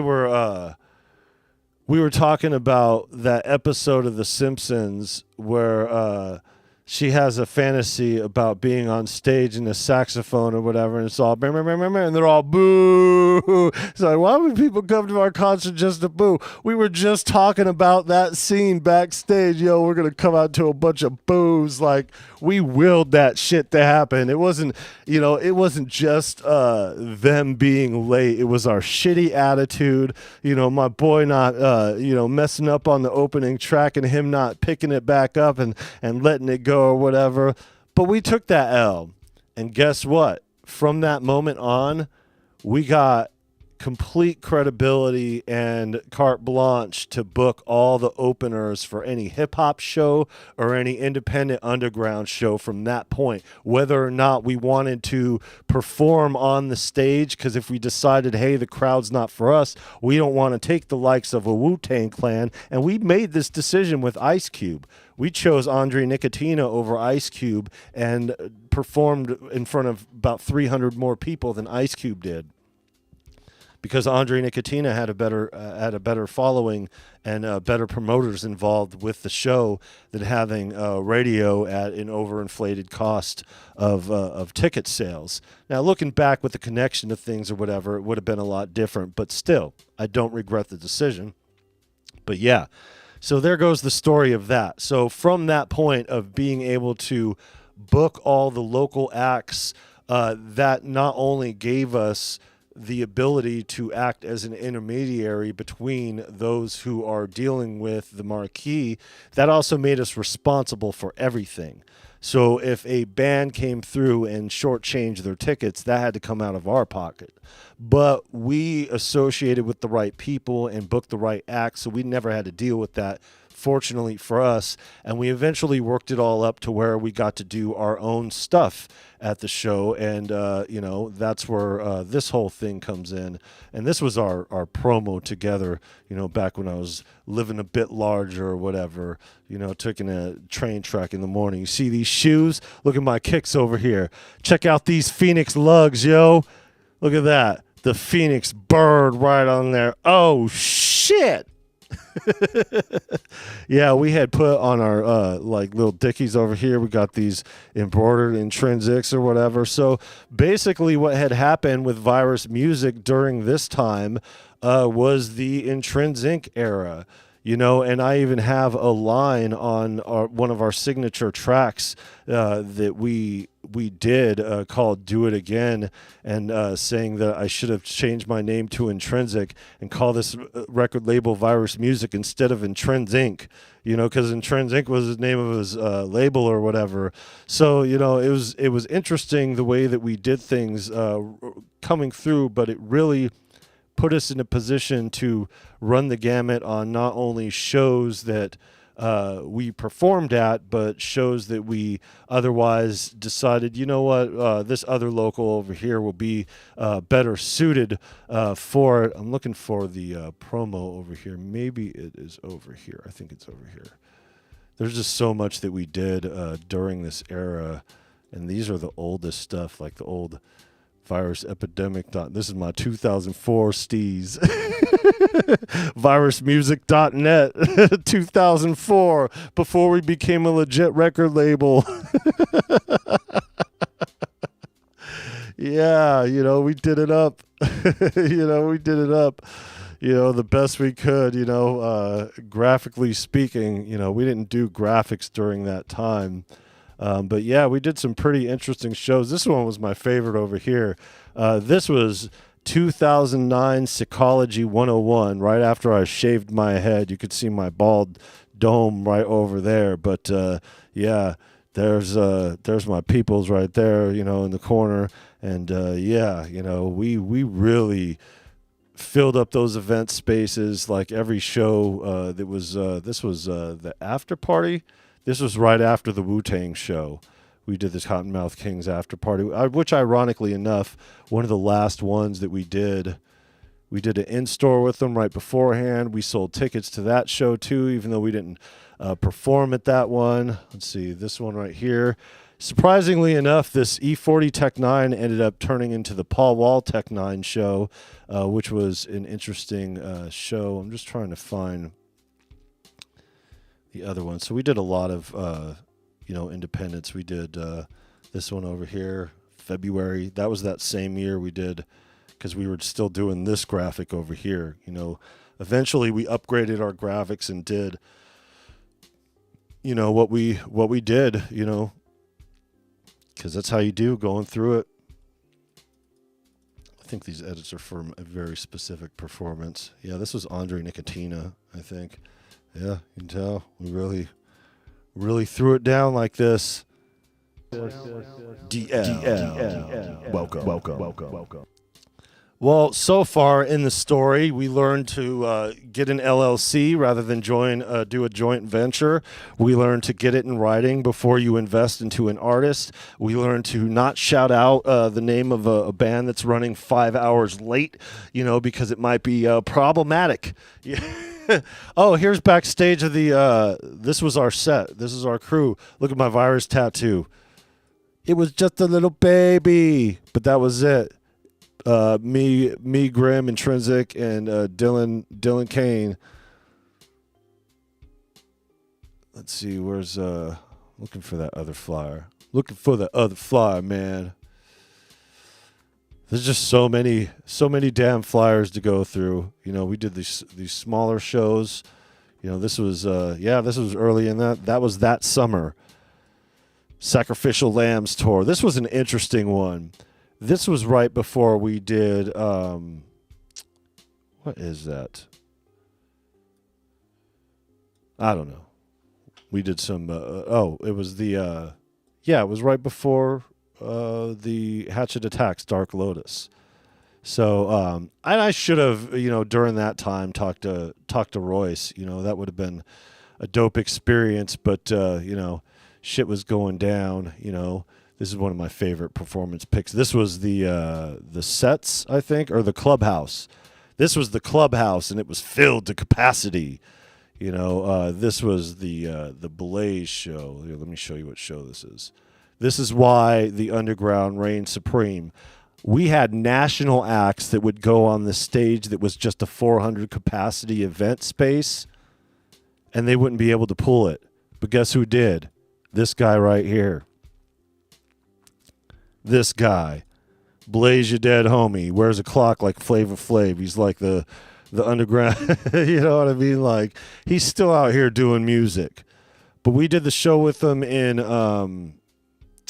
Tucson at the Rock, and then the day after we did here at the Clubhouse, and this was what his crowd looked like. This was his audience right here.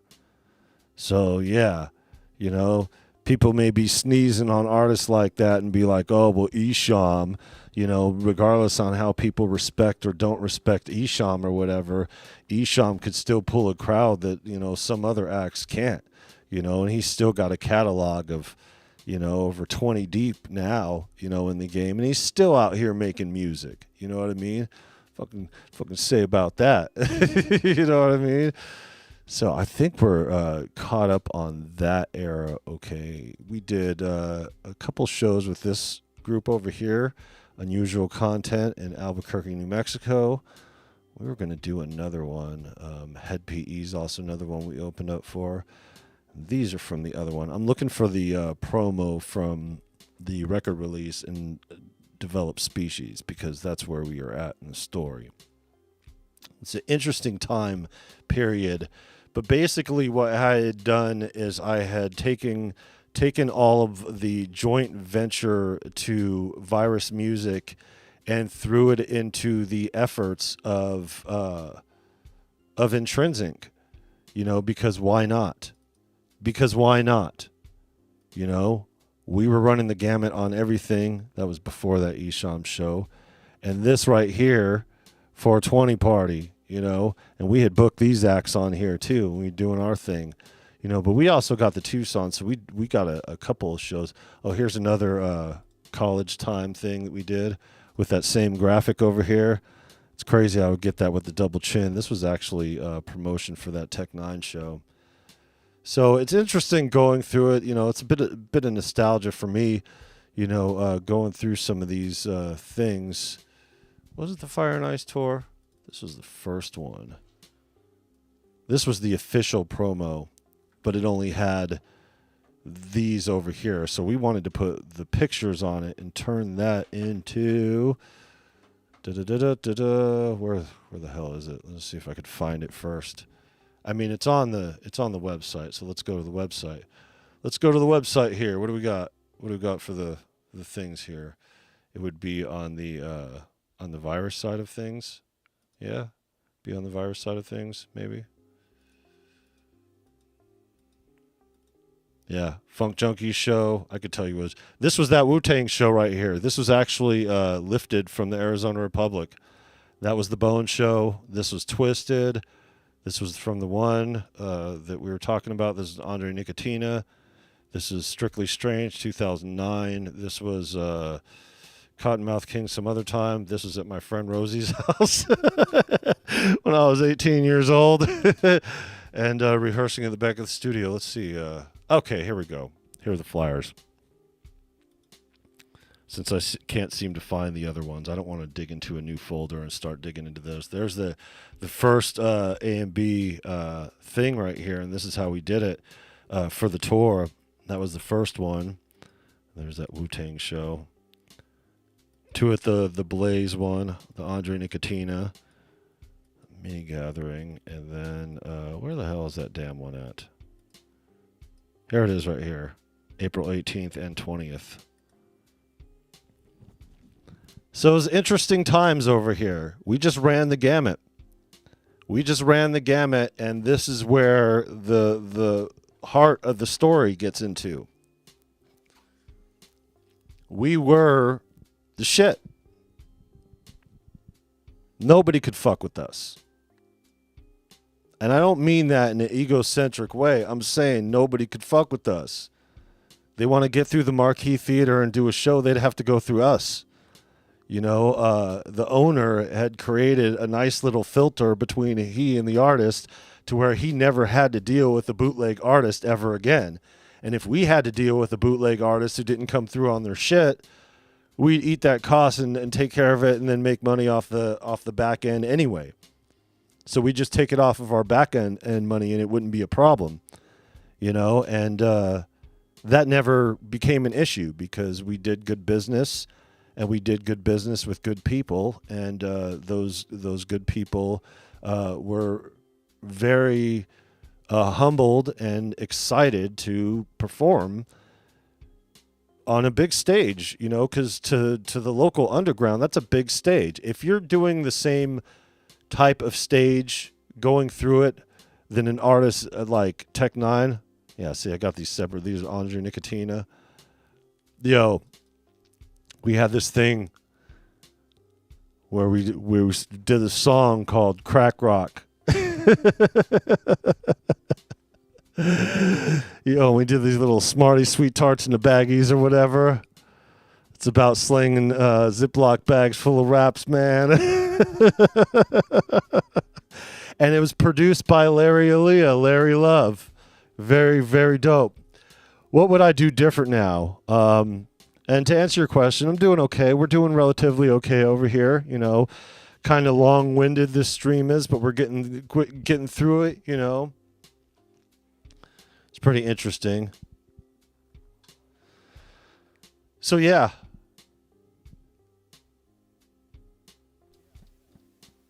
Crisis Sector. Welcome.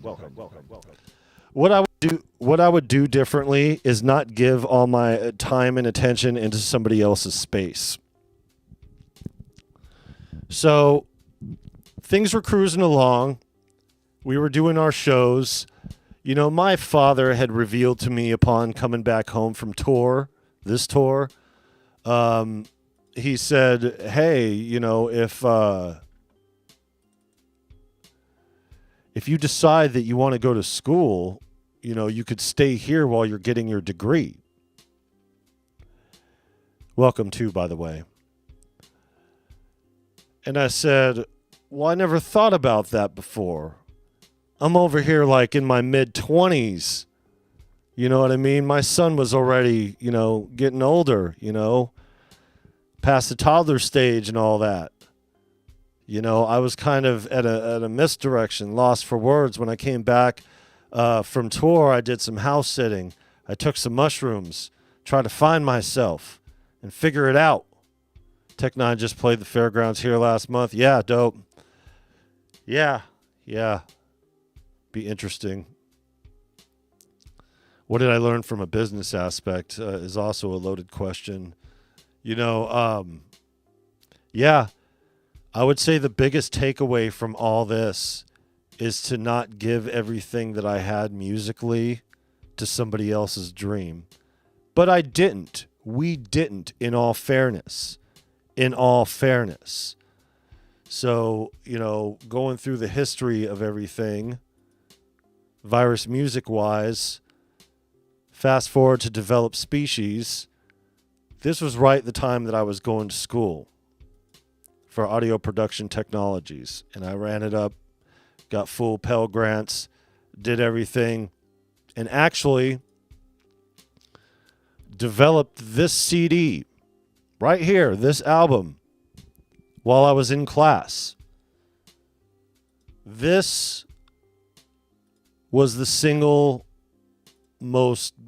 biggest moment for the label was the release of this album. This was March of 2009. Now, if you guys are following along with the history here, 2006 is when we got started with this story. 2007 is when Intrinsic and myself went on tour and started working on music together and started performing, really polished down our performance. And at the end of the year in October, we got that opportunity of opening up for the Tech Nine show. And we broke the records. And because of that, we were offered the Wu-Tang show and excelled at that as well. And from that point on, January of 2008, we ran it. 2008, 2009, all the way up 2010, which is where things change. But we're in the 2009 right here. 2009, I was in the thick of it. I was doing the graphic here. The guy who helped me with this graphic, who put it together properly in the files and everything, he was working the merch counter during the tour for one of the other labels because Graveplot, who was signed to Strange Music, he did this album graphic and put it together, and I was going back and forth with him with the information while I was doing my work study in the electronic music lab. So doing shows on a regular basis, at least one every month to every other month at the Marquee, but doing little shows like in between there, going to school on the weekdays, but community college, so it doesn't even consume a whole a week's worth of activities. So I would go to school in the morning, go home, eat, get prepared, do whatever I need to do, and take the bus all the way down to the recording studio where I first interned at, and then after my internship got a job at working at, where I finished this album. This album was actually finished because of the collaborative efforts from going to school. Now, people have had a largely negative perspective on going to college, especially in audio production. I had the exact opposite experience. Not only did we go to a community college, but we went to the Maricopa County colleges, to where the network of colleges has a vast audio production program. But more importantly, we were already in the thick of it in the business. I was actually going to go to school for computers, but instead was like, hey, if my end goal is just to build a recording studio, why don't I just lean into my strengths? I've already been working as an artist and doing this industry stuff. We're already running the gamut in the underground. Let's do it. Let's do it up. So we did it up. And I was like, okay, let's go to school. 26 years old, going to college.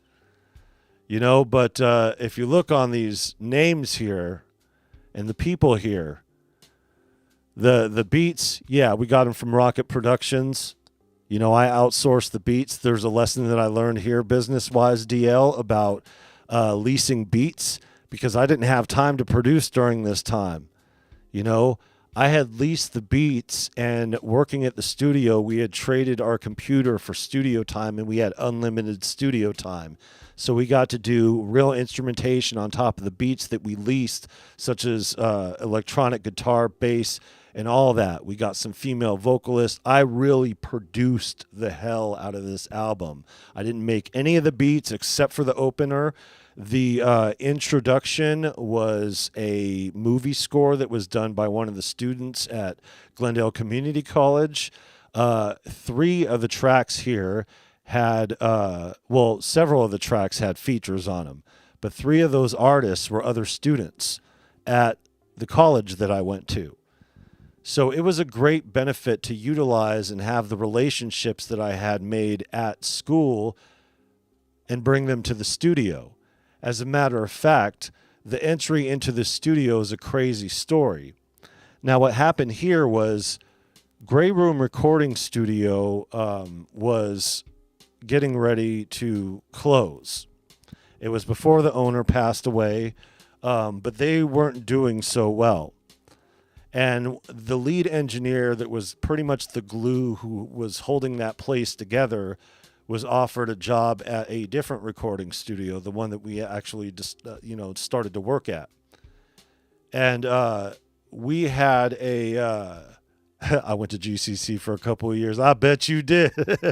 Yeah, it's crazy looking at that neighborhood now, how desolate, if it weren't for that college, that area right there in town, it would be irrelevant. It's the only relevancy that whole area has, and it's dope. It's a great school. I was really, really well treated there education wise. It was great.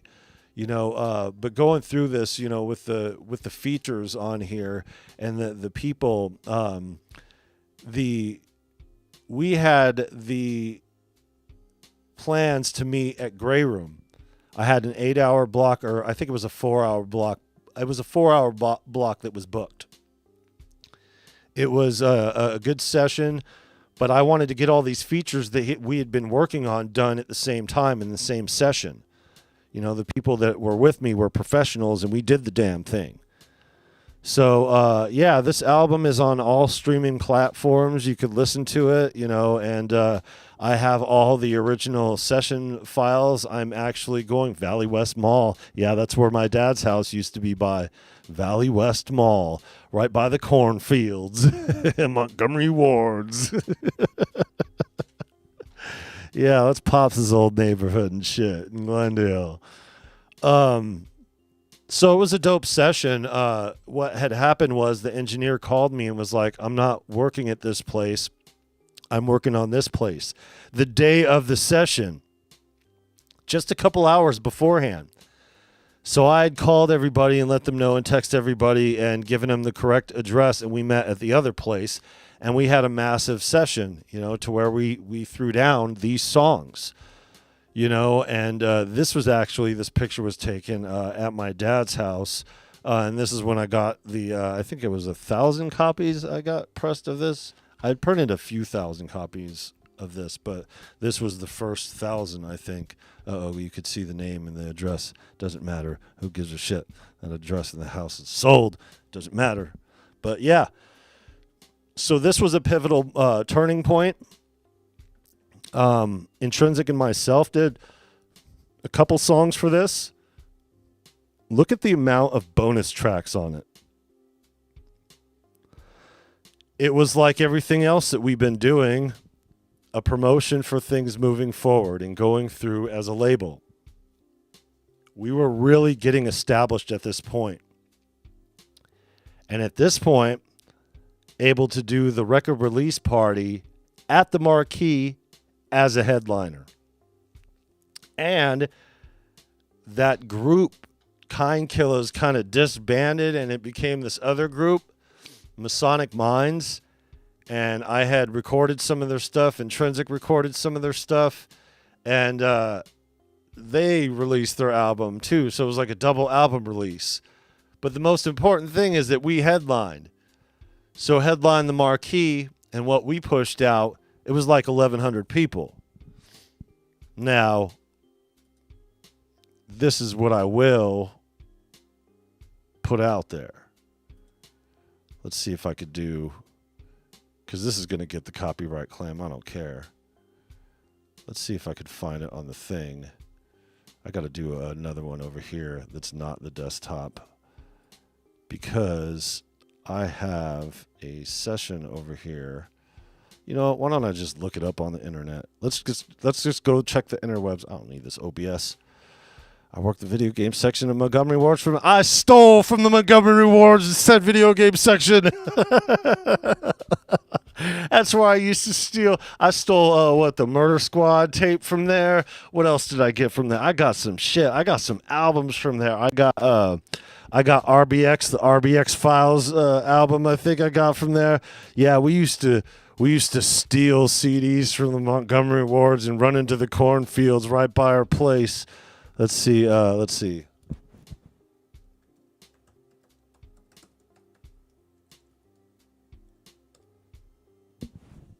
See if I could get this.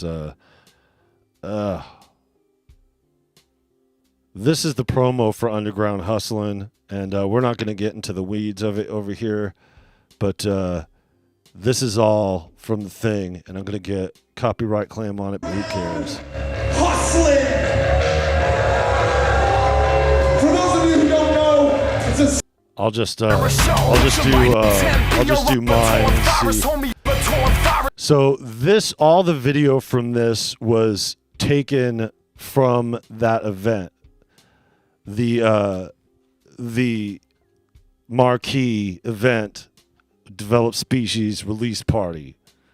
So, but the track is the track from the Intrinsic album as a promotion for the whole thing. And I've showed you guys this several times. I'm just going to go through my little verse over here, get into it or whatever. Yes, I am. Haters like damn, Intrinsic did it again. Another sold out show, another 1,000 in the bank. Driving a Lexus, shotgun is my bitch. With a motherfucking AZ without Intrinsic. Get your hustle on. Get your hustle on. Get your hustle on. Come on. Get your hustle on. Get your hustle on. Get your hustle on. I'm from the west side of the 602. Come holler, don't ask me what set I'm from, because I'm here to make dollars. I got my phone to my right, iPod on my left side. Catch a flight to New York, drive to the next live show. It's so easy, and it's exactly the reason that we ahead of the game, while you lame struggle to breathe. Cause you need me and INT, and I'm the motherfucking heir to the whole entire Ryan K dynasty. We ain't never making shit for the club. We specialize in making music for music lovers and scrubs. Recognize that, dude? Put them one's 30 and the other is 26. 10 years from now, you'll still be rocking to this. Step in the mosh pit as soon as we drop it down. We hustle hard, representing the underground. We ran the 07 rappers on now. Now they're fucking begging us to let them back in the house. Big game till it ain't never the same again. While you cling to fame, we penetrate the brains of millions. Sold out shows, a chronic aroma is what you get when you fuck with Arizona's #1. Get your hustle on. Get your hustle on. Get your hustle on. Come on. Get your hustle on. Get your hustle on.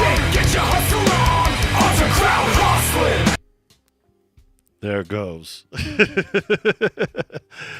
So all that video was taken from the release of the record release party thing. There was also like a little mini gathering, which is also a double release. It was the first time that we headlined at the Marquee. Notice I said first. The Observer of Thoughts. Welcome.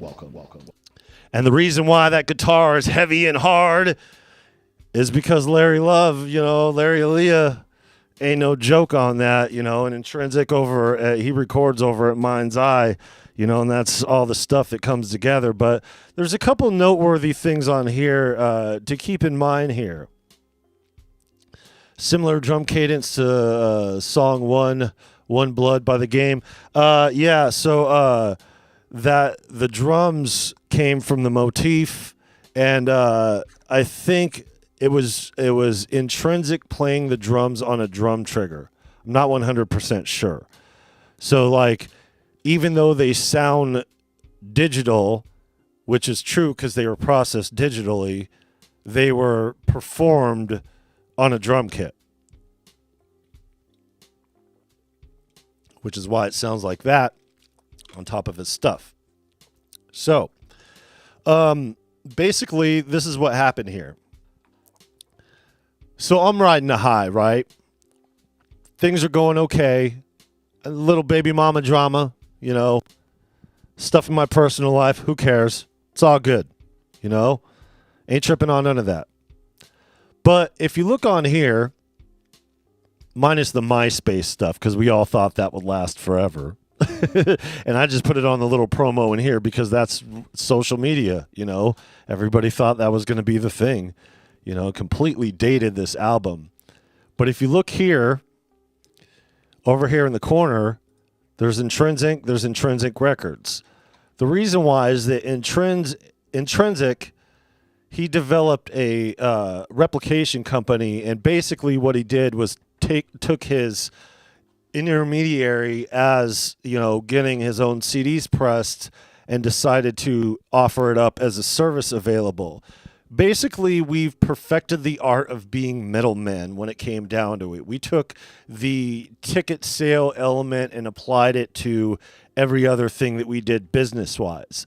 But if you look at the Virus Music logo, and you look at the Intrinsic logo, and you look at the other Intrinsic replication logo, you would think that this album was released off Intrinsic Records,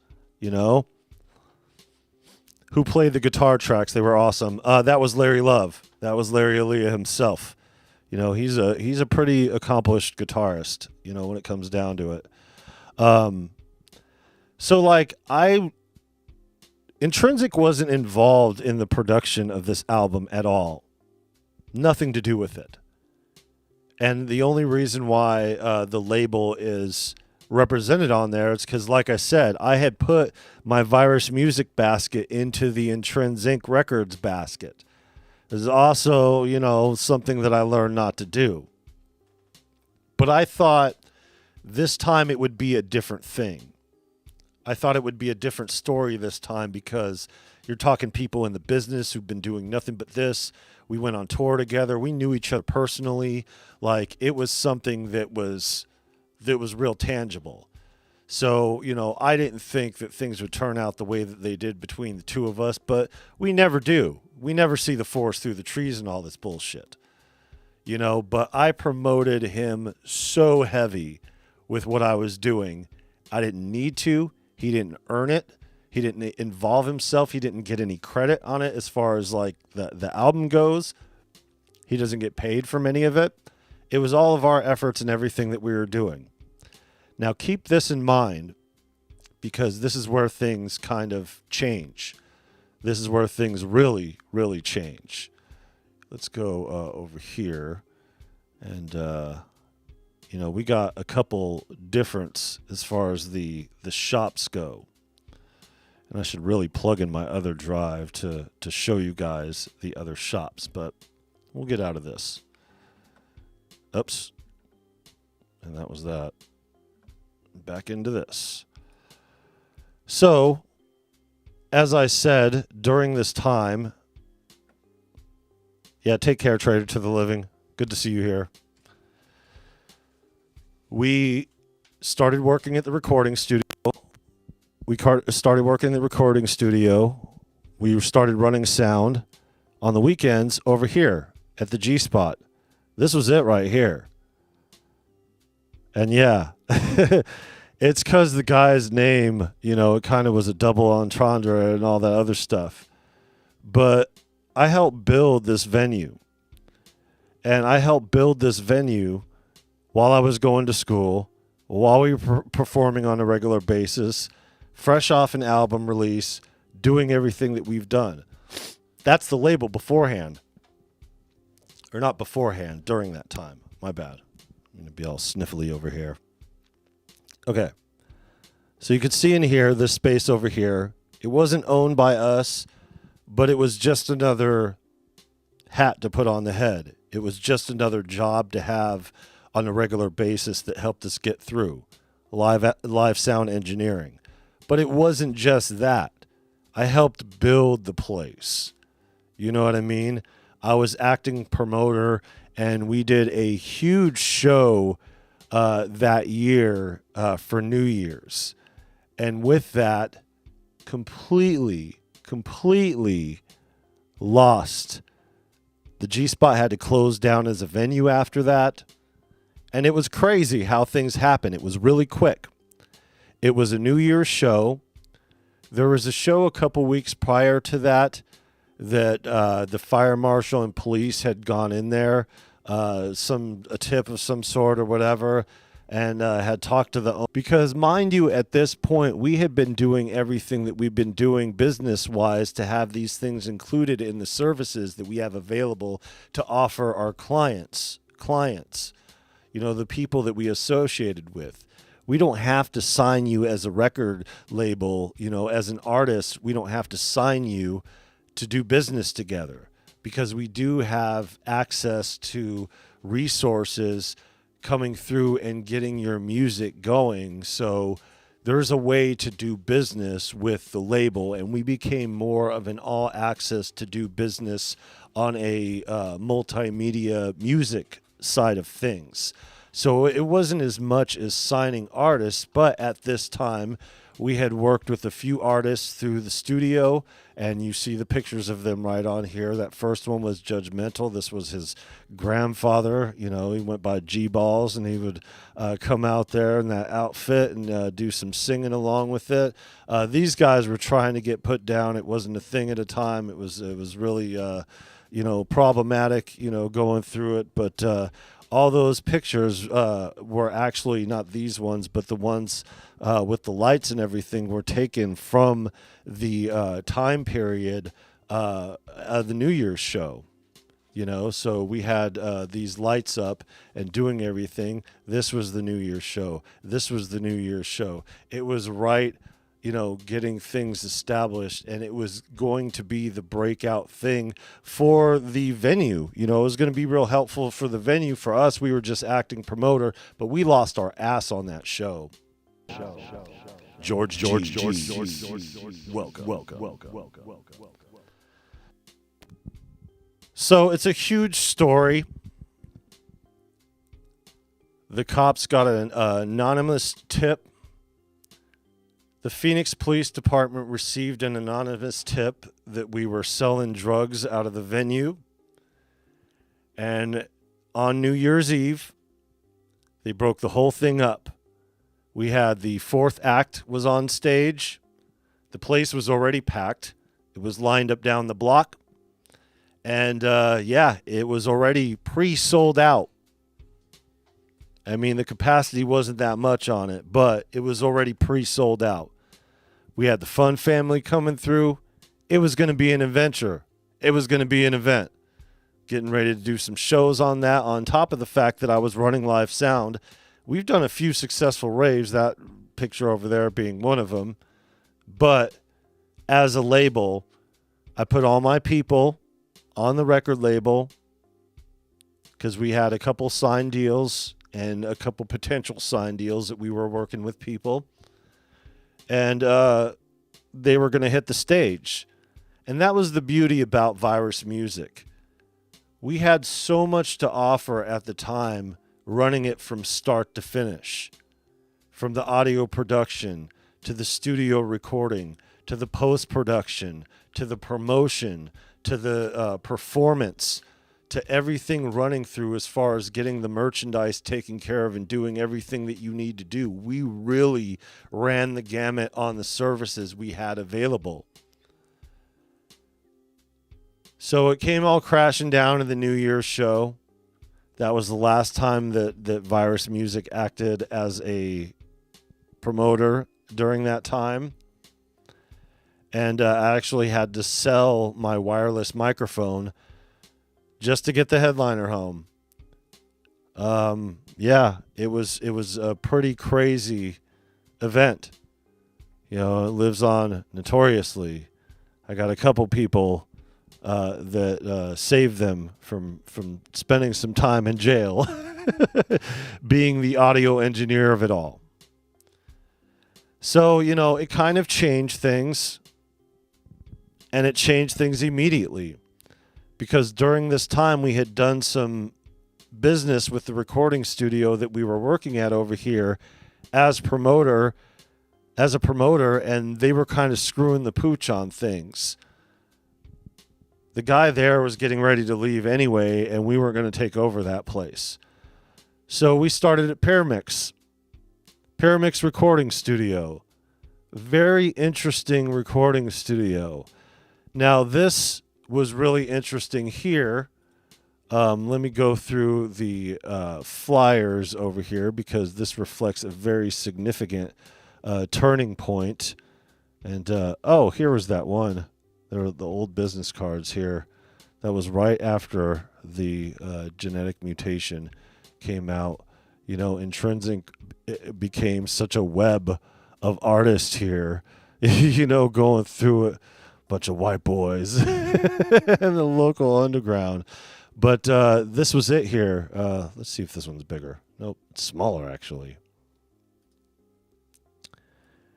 This show here, very, very interesting times. Now, those familiar with the channel are familiar with the story of how things transpired over here. You know, let's see if I could get the picture from the night, because it is one of the, you know, most noteworthy pictures, you know, that we have out here. It's just there's so many to go through, you know, with this story. I mean, we're barely in 2009, you know, but this is the 2009-2010 crossover. So this is when things really, really started to change realistically. Okay, so those are the older ones. Okay, let's see. Maybe it's in this one. Maybe it's in this one. Oh, those are the older ones. Well, that's not helpful. Maybe in this one? Oh, okay, here we go. So that was 2010, right? Let's do icons. See if I can pull it from here. Yeah, these are from the event space. Oh, this is from that show. Perfect. And you guys familiar with the channel this will be a refresher over here. But this is a very interesting time over here. This was really a moment for me, not only professionally but personally. And shout out to Chris Calico. You know, I really let me get over here without messing up here. There you go. Keep you guys in front. So this is all the same night. Not the one in the bottom where I'm all, you know, halfway Illuminati over here. Somebody pointed out that I'm over here throwing up some Illuminati shit. February 2010.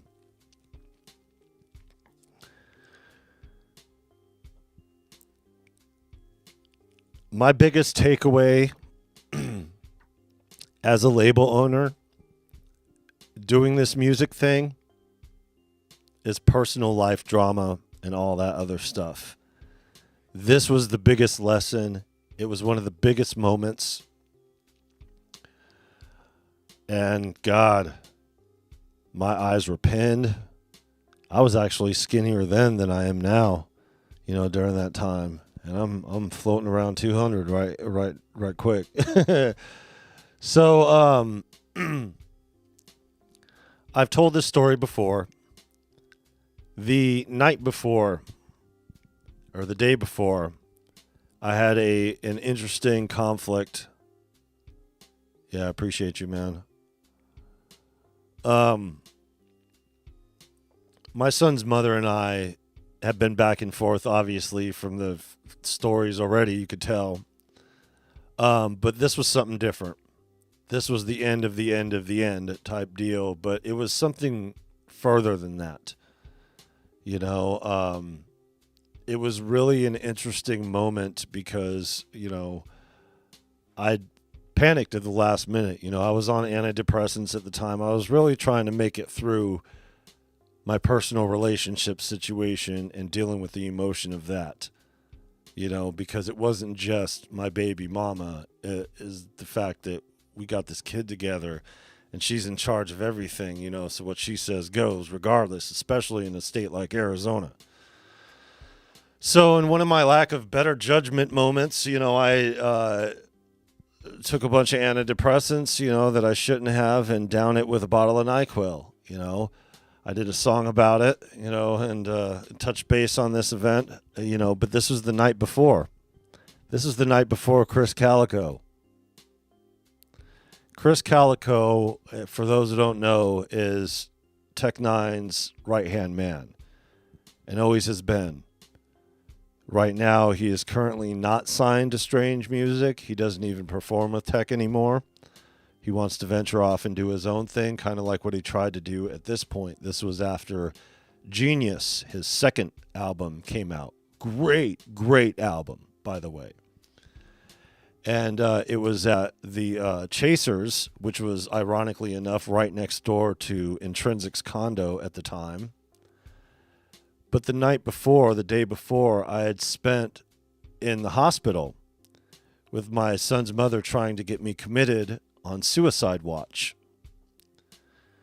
Rough times. The night before this show, I didn't even know if I was going to be free to leave. I didn't know what my future was going to be looking like here.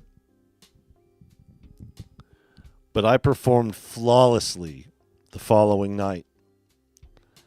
Not only did I perform alongside with the Intrinsic group, but I had the Virus Music as a whole. So we had Misled, which was a girls group. 2 girls. Awesome. We had Judgmental, who was on his own. He and, G-Balls had their thing. Awesome. And Dirty Charlie on there, which he had some good music too. But yeah, after all that drama and trauma and being in the hospital, not even knowing whether or not I would make it out or be out the next day, performed flawlessly, opening up for Chris Calico 2 full sets. Hyping Intrinsic, which was this right here, which is why I had my shirt backwards, because my shirt's turned to the back. On the other side, my bad. On the other side, I had the Judgmental promo, so I just turned the t-shirt around when I did the Virus Music set. And you could see I was just starting to grow my hair out during that time. But you could see here, like, even though it's black and white, you could see in my face, still, regardless on how I felt during that time, my performance was flawless. Flawless.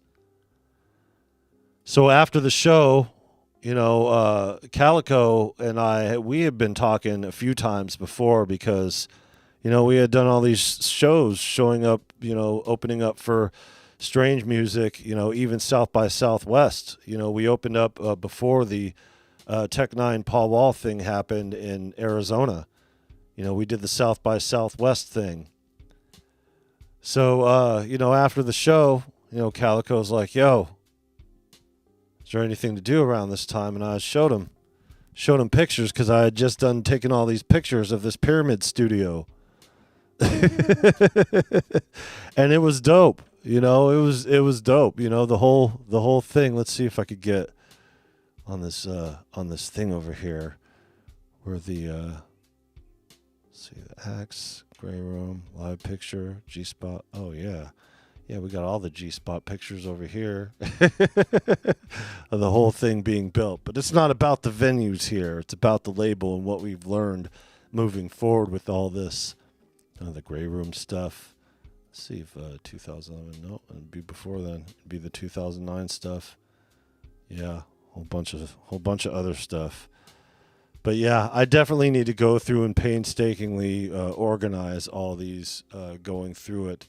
But yeah, it was quite the moment because, you know, we were over there in the recording studio hanging out, you know, for a few hours, and it was like the show was over the way that it was, and it was, you know, 2:30 to 6:30 a.m., you know, just partying our asses off at the recording studio. Hey, is anybody online over here? Uh-oh. You guys there? I think it's back. It went X. It went all the way X. All right, sorry guys. I don't mean to drop out here from time to time. It says I got some drop frames.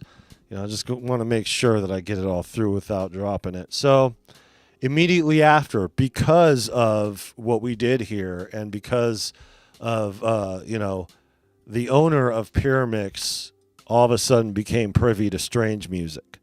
All of a sudden became privy to Tech 9. Had no idea before. I showed him all the stuff at the previous shop and the stuff that we did and the fact that we wanted to build a new shop and do all that. And he said, you know what? Whatever you're doing, I want to get involved in. So I thought about the business decisions that we have made and the things that we did, and thought about the way that we could move things in and actually increase our profile and do a bigger and better shop, something that I always wanted to do from the time that we had our first shop available. And I always wanted to do it. And because the G-Spot had just closed down at that time, yeah, there was a space that was open and it already had notoriety there. You know, the legalities of the reason why they got busted the way that they did with the G-Spot is because they didn't have any licensure. They didn't have any certificate of occupancy, no liquor license, no nothing. You couldn't even run an event there because you can't just run it as an underground event. Speaking of underground, Digital Underground. This was the week before we opened. The Axe LLC. The second shop. The second shop. Bigger and better with a bigger stage. And seeing our flashy sign over here that we had made while we were building this place, in here goes how Digital Underground and Tone Loc ended up at our spot the week before we opened. And it was dope. We put them on the thing. It was the Pay Dues Festival and the after party for that. You know, we had an Esham in store the day that we opened. That was our grand opening, was the in-store Esham. I mean, we got a lot of stuff here. Let's see. Let's do the icon view real quick and see if I could pull. Yeah, Critical Bill. You know, they showed up a week before because they just happened to be on tour. They were I think they were still signed with Strange Music. No, that was beforehand. They had just finished being signed to Strange Music. But yeah, there we go. The pictures of the G-Spot, pictures of the Axe. Where's the Axe ones? The insides, you know. Yeah, so even though pictures, you know, and cameras weren't what they were, you know, we got the whole thing with Digital Underground, you know, in there. I have a whole section that's just like the acts pictures. But the importance isn't the acts. The important is, what did we do as a label during this time? Well, there's the Virus Music logo label right there. You know, that's cool enough. You know, so dope for that. You know, we ended up being more as promoters. There's that's how the ISO crack rock. Like, we were making fun of rap rock and saying it's not rap rock, it's crack rock. Selling CDs like crack rock. It was dope. You know, but as a label, as far as Virus Music is concerned, you know, there wasn't much that we were doing. Put it this way. Our grand opening was Esham. We did the Esham in-store. Some of these pictures up here are from the Esham in-store. That was our bathroom inside of it. With the Esham in-store, we did a performance. After the performance, he came down to Paramix, recorded a verse. We did a verse together. I couldn't make the beat.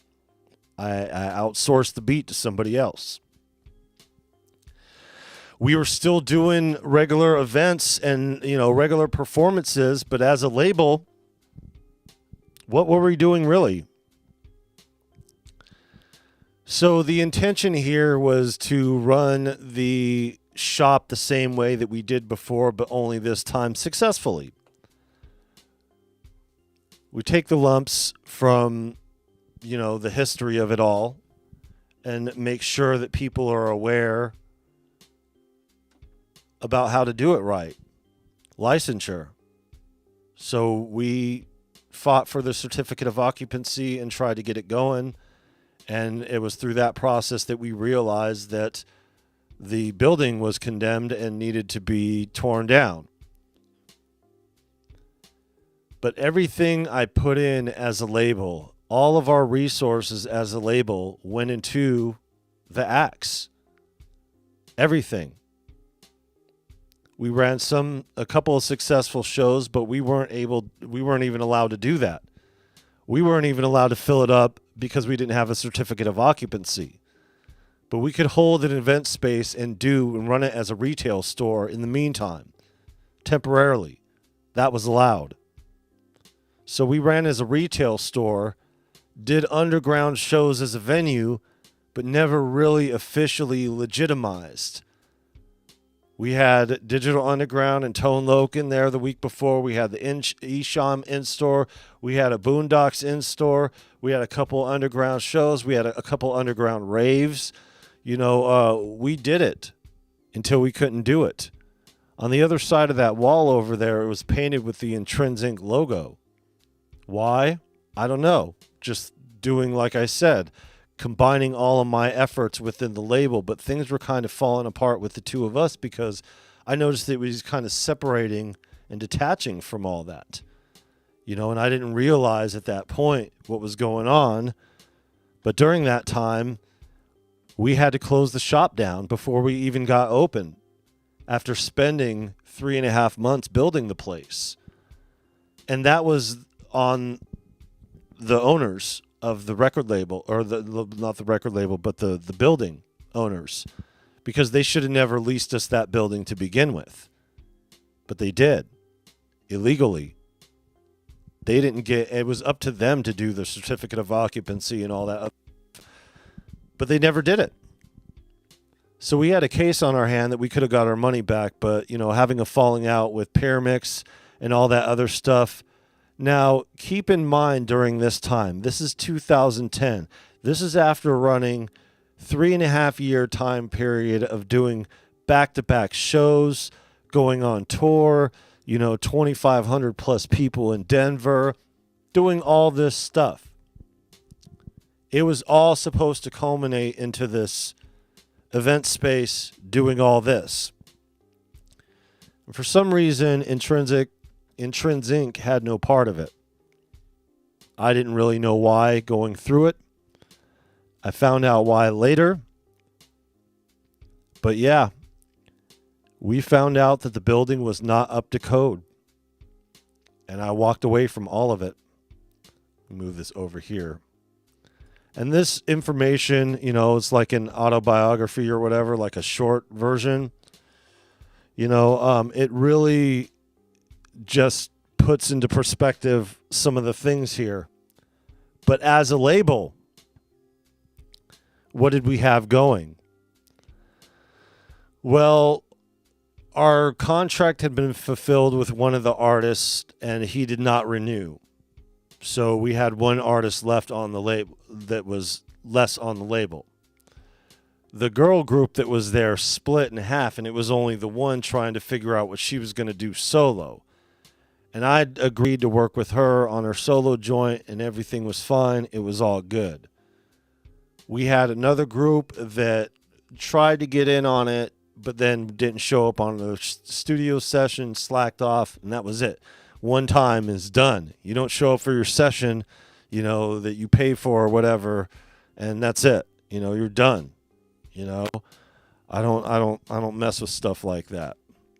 But the biggest thing here is that we still had obligations to fulfill as a label. And we had an artist that was still available, but they couldn't travel with us. And we had been booked at the Gathering of the Juggalos for the 11th annual Gathering of the Juggalos. It was a huge event. Now, I've talked about this before, but this was right after the shop closed. Like, we had a promotional event that was happening with Prozac from Strange Music, who was still signed to Strange Music at that time, I believe.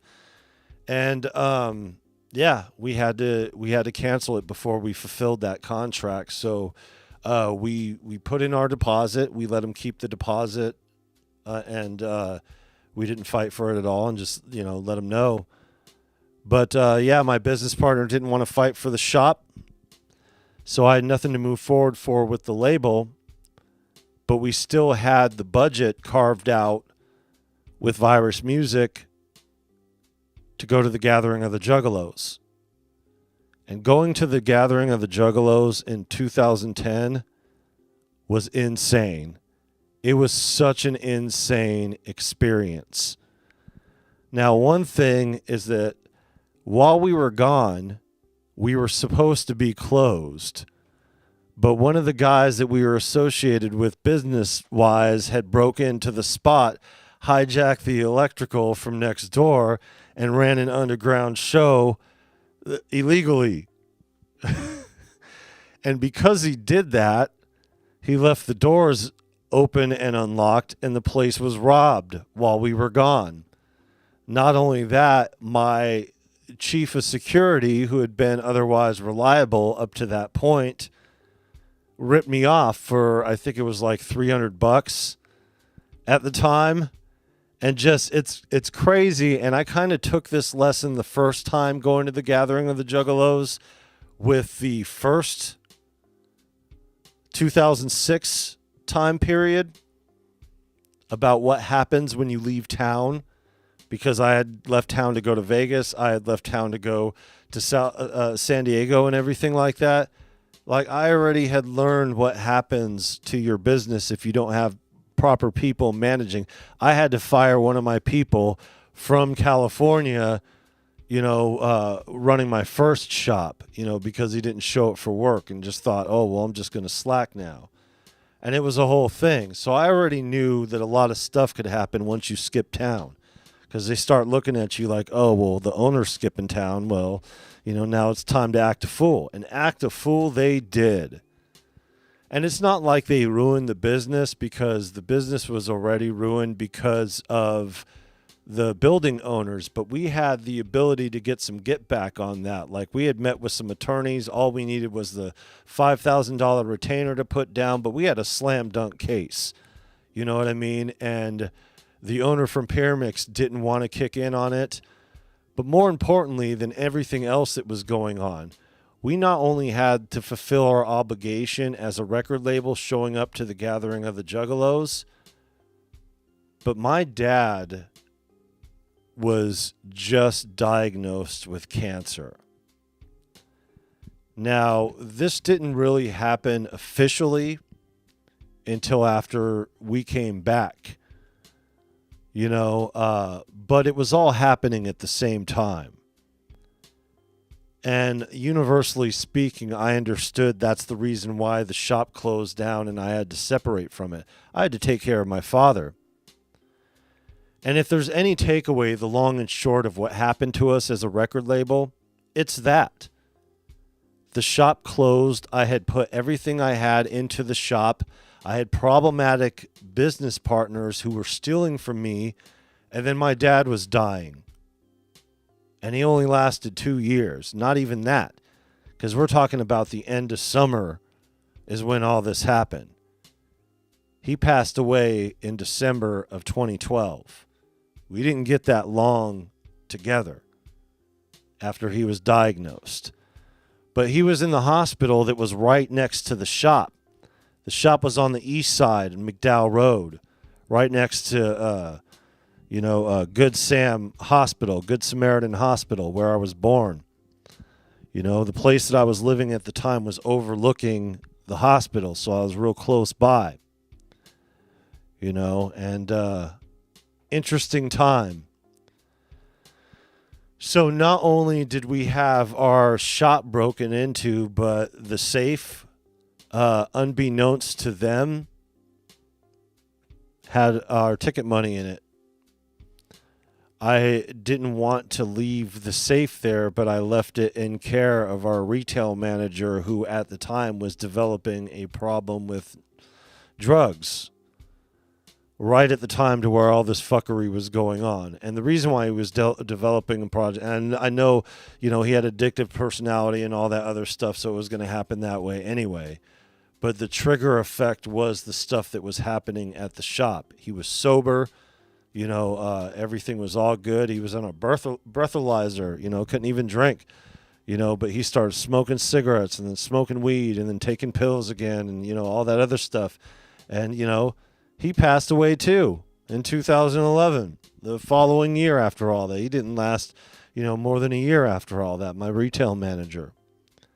But it was because his negligence that, things kind of got messed up, money-wise. And, he was hanging out with the very people that were stealing from us.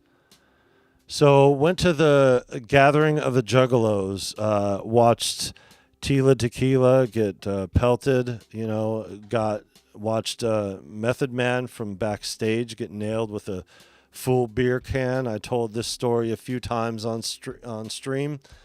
I was really there for it, met Gallagher, Ron Jeremy, hung out with Tom Green for a while, really spent a lot of time with my friends in the underground scene, Liquid Assassin, who ironically enough performed the set after the Virus music set. Coolio was there after we just saw him in Phoenix backstage when we opened up for ICP.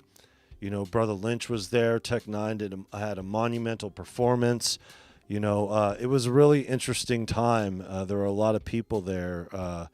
Rob Bass, they were trying to get Young MC that year, but they didn't quite get him for that. But I think I saw him on one of the promos for that. I spent a lot of time with Mastermind and Scum, this dude up here. And these guys are still making music and everything like that. And, running everything in the underground. Spice One was there that year. Tone Loc, ironically. I was looking for Tone Loc because Tone Loc had been to the shop, and at this point the shop was closed, but we had met and spent that whole night together, and really, had a moment. So we would have had a interesting discussion, but I couldn't find him anywhere at the moment. I really got messed up during that time. And at this time, coming back from the gathering of the Juggalos, severed ties with everybody. The people that we were doing business with us weren't doing good business. People were stealing from us. And we still had a couple shows to do within Trends Inc., and we did those shows. But the real falling out between us started happening during those shows. So, coming back from the gathering of the Juggalos, I had severed ties with everybody. Had a fight with my girlfriend at the time, which was an interesting story to say the least. Ended up back at my dad's house right when he came out of the hospital, so I just ended up staying with him for a couple of months and watching him at the beginning of his decline and helping him along and dealing with the shock of it all, of being diagnosed with cancer. And that kind of really is what helped me take a step back from all of this. The personal aspect of things. My father, who in the end was like my best friend, was dying. Colon cancer has like a 14% survival rate among men, especially his age. It was not going to be survivable. The way that he took care of himself, he didn't change much as far as his diet went afterwards, regardless on what he wasn't allowed to eat. He obviously didn't drink after that. It was interesting. But we still tried to run a few things. My wife and I had met the day before opening up for Tech 9 on October 11th. So October 11th, 2010, opening up for Tech 9. After all those other times of opening up for Tech 9, got to talk to him backstage and let him know, yo, that shit that you said at the gathering about mainstream coming to us, yo, that shit gave me goosebumps. So it gave me goosebumps talking about it now. He had that crowd going more than ICP did, more than Twisted did. He had the biggest crowd at the gathering of the Juggalos, and we're talking more than 10,000 people. It was closer to 20 that year. Very live event space. Dope stuff. But this was at the Marquee. Not only this, with everything going on, my back was really starting to take a toll. All the working, building the shop, jumping up and down on stage, being the Southwest, all the stress, drama, trauma, personal life, and all that between my baby mama, between my ex afterwards, just a whole bunch of issues going through it. And my wife and I met at probably the worst and the best time possible. Because, she was going through it too at the time. So she really, at the time, our first date technically was me bringing her backstage at the Tech 9 show. E40. That was when E40 and him finally hooked up together, and it was Tech 9 and E40. So we had people getting hyphy, up in the Tech 9 crowd, strange music and all that. It was dope. It was really dope. And, I've talked about this a few times before, going through it. The last thing.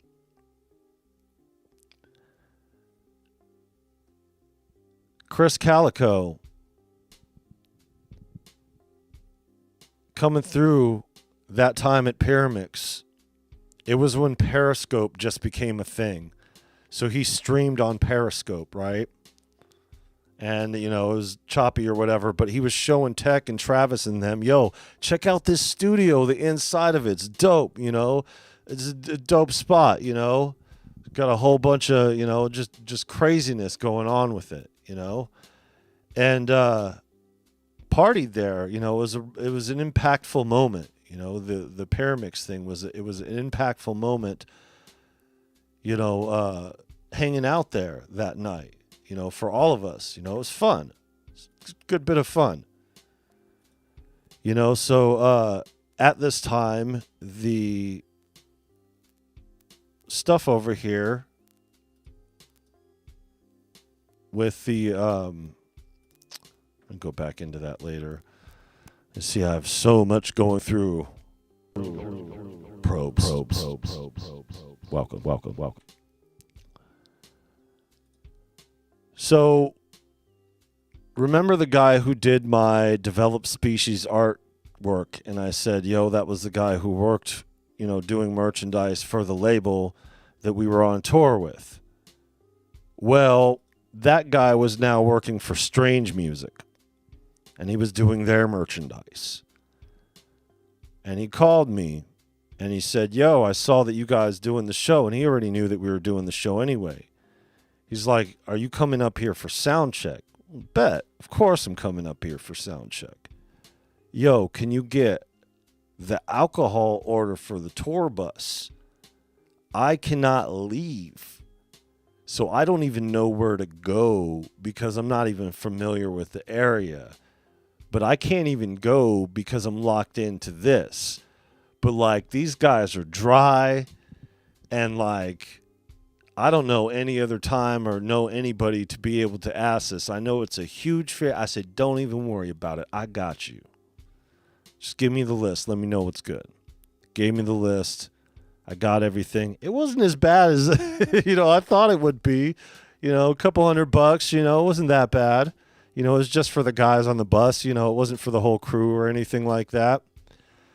So then I was in the back. Mozart. Welcome.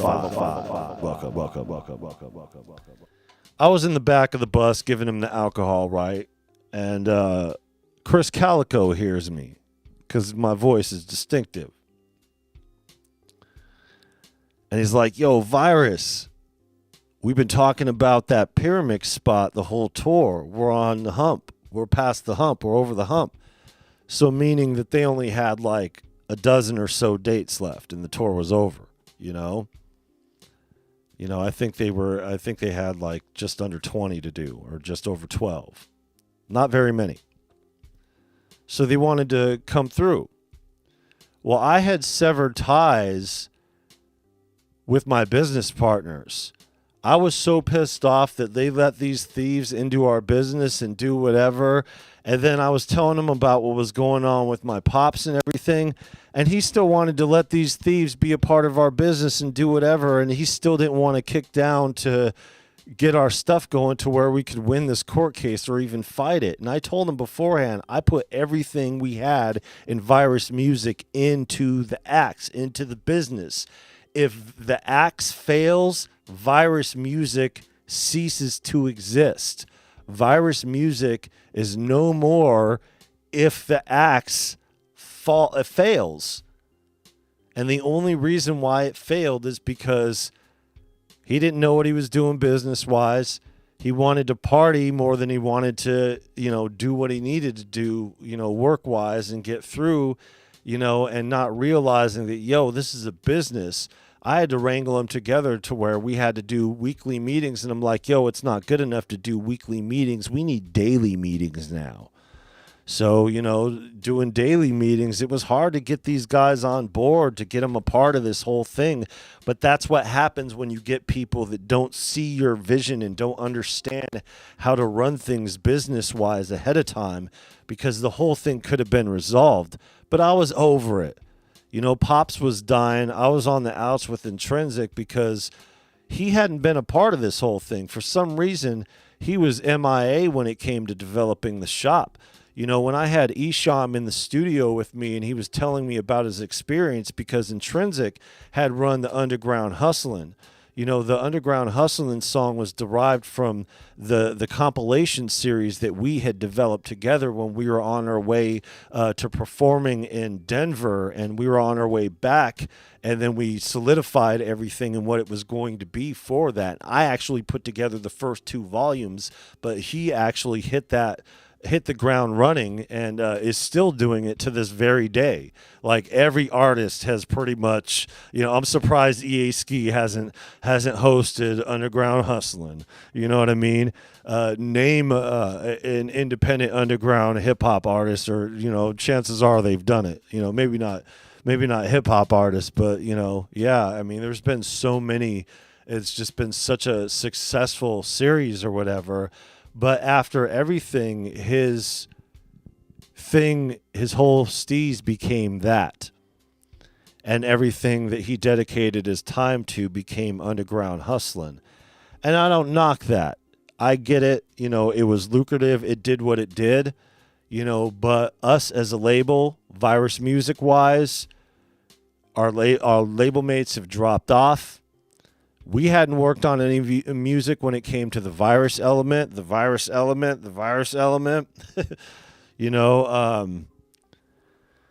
Personally, I wasn't making any new music, professionally speaking. And that was one of the things that I learned most. Everything. When you're running a business at that side, you really don't have time to make the music unless you allocate the time to make the music. But fuck all that. My dad's life was on the line. I knew it was the end for him. We knew that it was our last time to be able to spend with one another. And this fool was like, yo, we got to do this. We got to do that. We all three got to get. I said, no. I'm taking care of Pops over here. I'll try to deal with something later, So I severed ties with everybody, Intrinsic included. My last straw with him was the studio that he was building, that he was going to have me lead as an engineer, knowing my audio production degree, knowing my history at the recording studios that I've worked at, knowing everything that I did to help build the G-Spot and to build the acts professionally. I had a resume and a history that would make me a great fit. And not only that, I had a client base that I had already to import to his recording studio. But all of a sudden, he wanted to stipulate these rules and regulations because it was a recording studio out of his house. But home recording studios having buildings that were adjacent, Pyramix is at a house. Yo, this right here, this pyramid is in the back of somebody's yard. Okay? So dope. It's crazy. It's crazy. So having a home studio isn't what it used to be. But this is where Viral Beats comes in. I was so fed up with everything.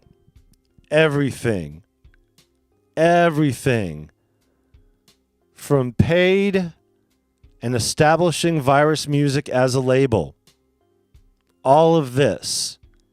All of everything that we did, the merchandising, the store, putting everything together, building paid, developing with Intrinsic, going on 3.5 years of opening up for national acts and headlining, these, medium-sized event spaces, and just running the gamut and, having complete control over live performances that happen in Phoenix. It was dope. Until it wasn't. When you don't get proper licensures, things get closed down, and that's what happened to the G-Spot. But I was the promoter. Virus Music was the promoter, was the promotional company. We lost $5,000 that night. They took all the money from the pre-sale tickets. They took all the money from the sales that were at the door and everything like that, and there was no way that we could get it back because there was alcohol involved. I didn't know the event owner didn't have, I knew he didn't have a liquor license, but the guy that he had hired to do the liquor sales had a liquor license, and it was acceptable in some legal loophole situation, but not with the tip that they got. They got the tip that we were selling drugs at the show for New Year's. So they had, for a whole 3 hours, the entire east side of the Phoenix police force at our spot, taking people's names and, numbers and stuff like that, and arresting people for old warrants and all that other stuff. But with that came the birth of the acts through Pyramix, through, the whole thing that happened at, the event with, bringing Chris Calico over there, the night after, the whole thing blew up in my personal life and everything. So putting the whole thing into perspective, it was time to go. And building the acts, I really thought we had something special because we did. I mean, shit, look at this. Rest in peace to the homie. Rest in peace to the homie. Shock G. You know, it wasn't a performing space, but there I go rapping with my ex, you know, and it's like over here. DJ Babel over here, you know, just decided to have a jam session. And this moment of hip hop, just all of a sudden singing and rapping with Digital Underground as Shock G is over here on his M1 Korg, you know, playing the keys that he just brought in from outside the week before we even opened legitimately. It was dope. I thought, and this was the Boondocks in store. It was packed. You know, we had something good going over here. You know, and going the way that we were, the trajectory was right on point. We were ready to go. Look at that. Damn. Dope. But in the couple months since we built, it was right after we built that we discovered that we couldn't even get a certificate of occupancy. So it was a culmination of events here. It was a culmination of events here. It was the axe closing down, severing ties with the people involved, which included Pyramix Recording Studios. And then a couple months later, severing ties with Intrinsic Records.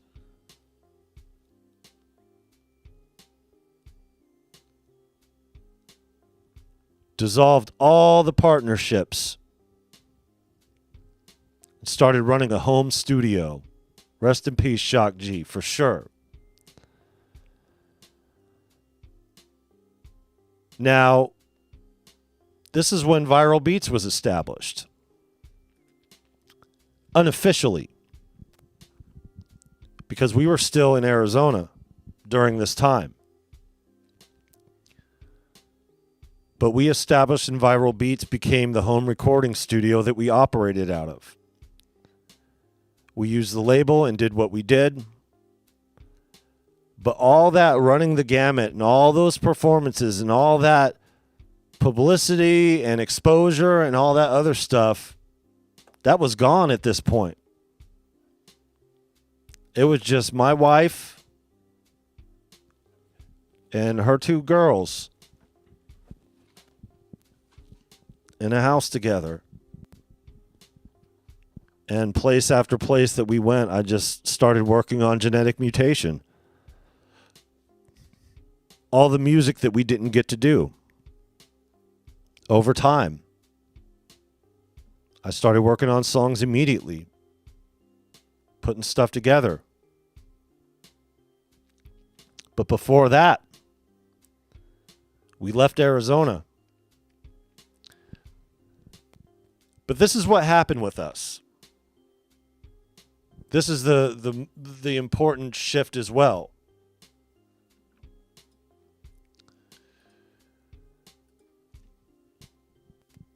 We sever ties with everybody.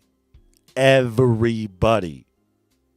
There was a couple people that we, retained relationships or ran into along the way. But that was it. The year after, my retail manager overdosed. I found out one of my other friends passed away at his funeral a couple months prior to that. That was 2011. Pops died in 2012. Right after establishing Viral Beats. So, wifey and I moved into a house. I established Viral Beats. We started getting going. I started producing for artists, recording, doing everything that you do as a home studio with a client list.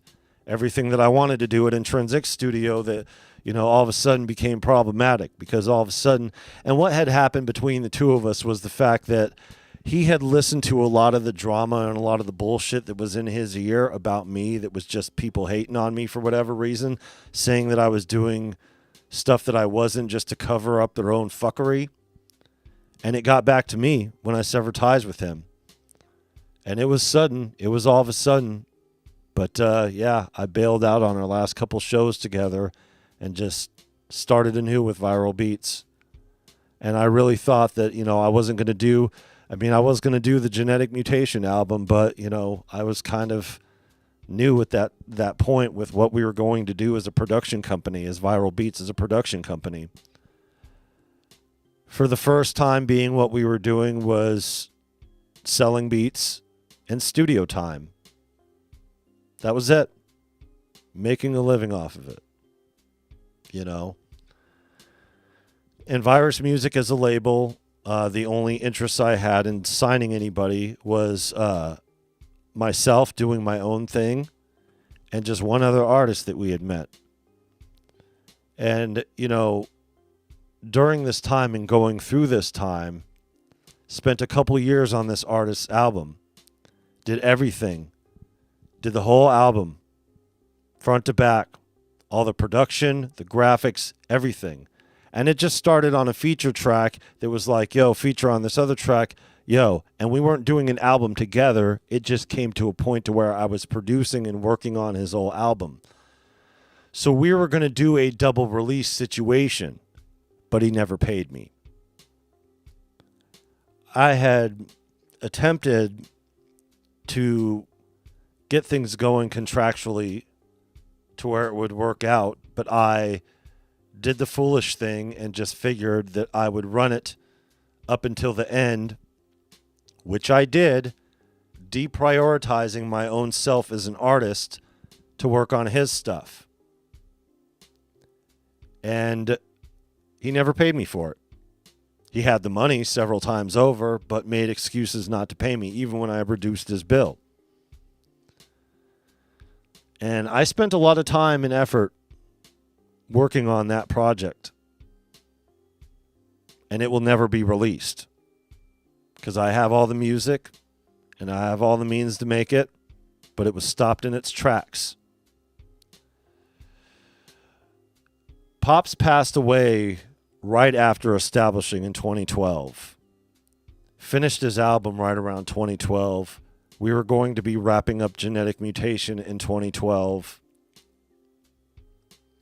Yeah. Crazy times. So emotionally, I wasn't all the way there. I was over the record label thing. I didn't want to work with other artists. I didn't want to do anything with any other artists. Why? What's the point? Every single artist that I worked with, and it was my fault, by not being more professional and establishing clear terms right up front with things. But it also was something that was casually worked into to where those clear terms would need to eventually be established. And once we got to that eventuality, he didn't want to put his name on paper. And anybody who doesn't respect my work after I put that into it for that long, at first I was like, okay, I'll put it out there just because there's a gap in my history. And on my resume of the things that we have done, the gap is right in that area where we worked on his stuff. 2010 or 2011 to 2014 or whatever. But it never released. So, Pops passed away in 2012. My grandma passed away in 2013. My wife's mom passed away on Mother's Day. And in 2014, my cousin passed away. And I had to take care of or help take care of my grandmother's estate with my disabled uncles who are by themselves in trying to handle all this stuff that she has hoarded all these years. 86 years old is when she passed away. So while I'm in this limbo and all this stuff going on, there's this intense personal life situation that needs to be worked out. I needed to be where I needed to be when I needed to be there. But afterwards, it was time to get going. And I had left. There was a situation in Arizona. It didn't matter. I didn't have as many ties to it. My oldest son was about to leave to Ohio with his mom. So I wasn't going to have access to him, and he was the only reason why I was staying in Arizona to begin with. I probably would have stayed there if my dad survived, and it would have been me and him or whatever. I mean, I wouldn't have lived at his house or whatever, but I would have been around just for him, and all that other stuff. But I always wanted to move to the Pacific Northwest, and it was time. Always wanted to move up here. And needed to, and the opportunity was presented, and it was time to get going and establish anew before shit hit the fan, because I knew that my uncles wouldn't survive either. They're both gone too. They drank themselves into early graves and already had problematic lives before then, but, watching their youngest brother pass away, and then their mother, and, going through all that, and then my oldest uncle with his daughter, who was my age, pass away in the in-between time. They drank themselves into early graves, and, that's the end of that generation. So, yeah, a whole generation, my dad, both of my uncles, my cousin who was my age, and then, like my grandmother, and, yeah, it's just crazy, how just within a couple-year time period all that stuff happens. But we moved up here to get established, and then established the graphic design element of things, because throughout this whole process, we had been learning graphic design and getting through it and understanding a lot more about it. So we had, upon moving up here, established M Graphics. Now, Viral Beats, M Graphics, and Virus Music, the way that it reads out on the business license up here, and these are where the important details come in. We established Virus Music and then Viral Beats as a doing business as, and M Graphics as a doing business as well. So both of these things over here were subsidiaries of Virus Music. That's why originally the website was Virus Music World. And we have shifted that to viralbeats360.com just out of continuity and everything like that. So when we established business-wise getting through this, it was just a matter of establishing here locally in the Pacific Northwest. And a lot of things happened during this time, during the M Graphics time period. For one, subsequently, after establishing M Graphics, we went right back down to the Southwest in Arizona and had to fight a custody case. My oldest ended up not leaving to Ohio. They decided to put it off, which kind of blew me out of the water, because I ended up, being up here earlier than I needed to be. And I didn't like that, because it made it seem like I was leaving my son behind in Arizona. And that was done intentionally, purposefully. So when I went down there for Christmas to try to visit and do everything, all of a sudden there were these weird restrictions, and I wasn't, being allowed to do things alone with him. Mind you, son's 13, 14 years old. It's right before, he turned 14 at this time. So we had talked about it and what was going on, and decided together that we were going to initiate a custody hearing, because he had decided he wanted to live with me, and he didn't want to go through any of that, and we knew that she was going to fight it. So I ended up staying down there in Arizona again for 8 months. And the reason why I was staying down there for 8 months, and as long as we did, was not only because it moved slow in the whole court thing, but needing to work and having money while we were down there, I did some landscaping and developed the herniated disc. So I stayed, and during the whole course of the custody battle, had a herniated disc in my C7 while I was 33 years old, 10 years ago. 10 years ago. Take care, Mozart. It's hard to call you by your name over here and have your name locked in over here and try to say one or the other. Take care, Lamar. That is your real name. Oh, wait, that is. Never mind. It's the other thing that I'm having trouble with. So, yeah, these personal things interfere, and it just wasn't my time. It wasn't my time to get things going business-wise. And I saw that for what it was and what it is. And it being what it was and what it is brings us to how things transpired afterwards. I was ready to leave it all behind. And yes, I tried to establish a vape juice company because, I started making my own juice and it made sense to package it and sell it. But the rules and regulations had turned into other things. That was around the time that started with M Graphics. It was just a side failed business venture. And the reason why it was failed, we had established and bottled everything for our juice company and turned around and went to Arizona. And as we were in Arizona fighting our custody battle,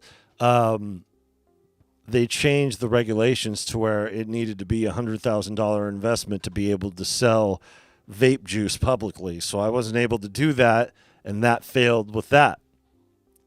Understanding this and going through it, the court case, man, did I learn about going to court without a lawyer.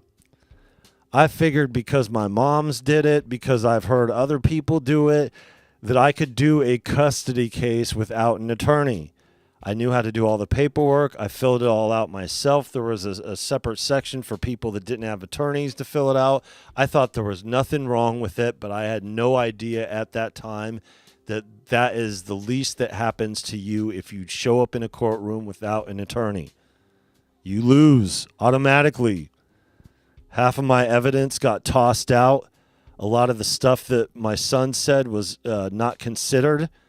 And, I lost my ass in the court case.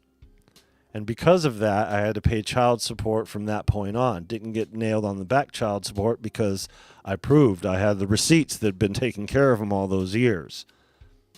So they at least took that into consideration. But, it was something that was always going to lose because she had moved to Ohio during that time.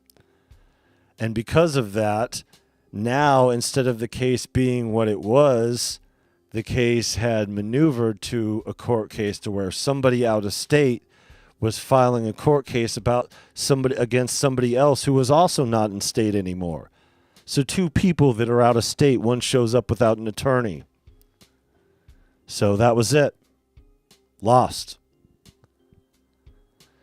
That said, I took a job as a janitor, where I developed 7 herniated discs. I didn't do any music those 2 years. But I came back to the Pacific Northwest after the court case. And we have done nothing musically during this time. Did nothing business-wise in a music environment. I'm back and missed a lot. It's okay because this is going to be edited out for content on the Virus Music channel anyway. Missed a lot, yeah. Yeah, we're getting into current status here, and it's only been 3 hours.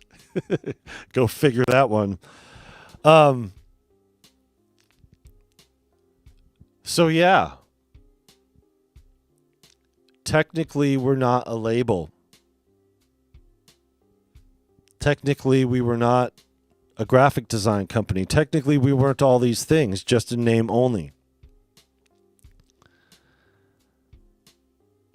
So then this whole thing happens. 2019. COVID.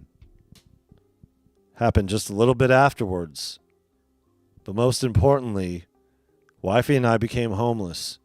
I'm not going to get into the weeds of why and the details of why, but it was complete bullshit. I was just at a point of development of getting everything together. I had just built the studio up, and the pictures. Let me see if I could get into some of the pics and artworks here. Let's see, new pictures. All the studios in here. Look at, that's me at the Axe throwing up that sign. So this was the album that I was talking about, the Slick album. I did that album cover over there for working on the whole thing. Right here. This is what most of Genetic Mutation was built on as far as the newer songs were concerned. This is what the studio looked like. We had the old iMac. It was like a 2009 or 2007. We had the iPod, or not iPod. Had the MPC Touch. And had the laptop over here and just a MIDI controller, some drum pads and other things. Interesting on how things go. It was all ready to go. We had this Rupert Neve designed Steinberg interface, and we were ready to revitalize. Oh, here's that Tone Loc picture. And you know what? I don't know why this is cropped out, because Shock G is right there. Shock G is like right over here, this person right here. And both of the pictures I got are the cropped out version. I'm like, what the hell? Why? I don't know why. I'm going to have to ask Babel that. It's somewhere, though. But yeah, these were the... oh, yeah, we had the 7B, too. The SM7B. Recording that on. So, we had a nice little setup. We were getting things going, musically as far as things go. Here's a great pic. There's a side view of it all. Had the Yamahas over here. Had the booth over there on the side. We were styling. We were styling on a little home studio. Ready to go. This was right before we became homeless. Right before. Now, in the traditional sense, we weren't. We were hotel hopping for a while after this. But this is what pushed Genetic Mutation down to 2020. Which was fine. That's the thing about Genetic Mutation here. You're talking 11 years. Developed Species, that was 2009. That was running all of this. All of it. Crazy times. And during this time, during the Developed Species time, was going to school full time, working at the recording studio, live sound on the weekends, and regular performances every week. And then big performances every month to every other month. So I didn't have time to produce. I didn't have time to make beats, which is why I leased these. I'm working on now and doing this album over again, taking the audio files and mixing them with new beats, just with some of them.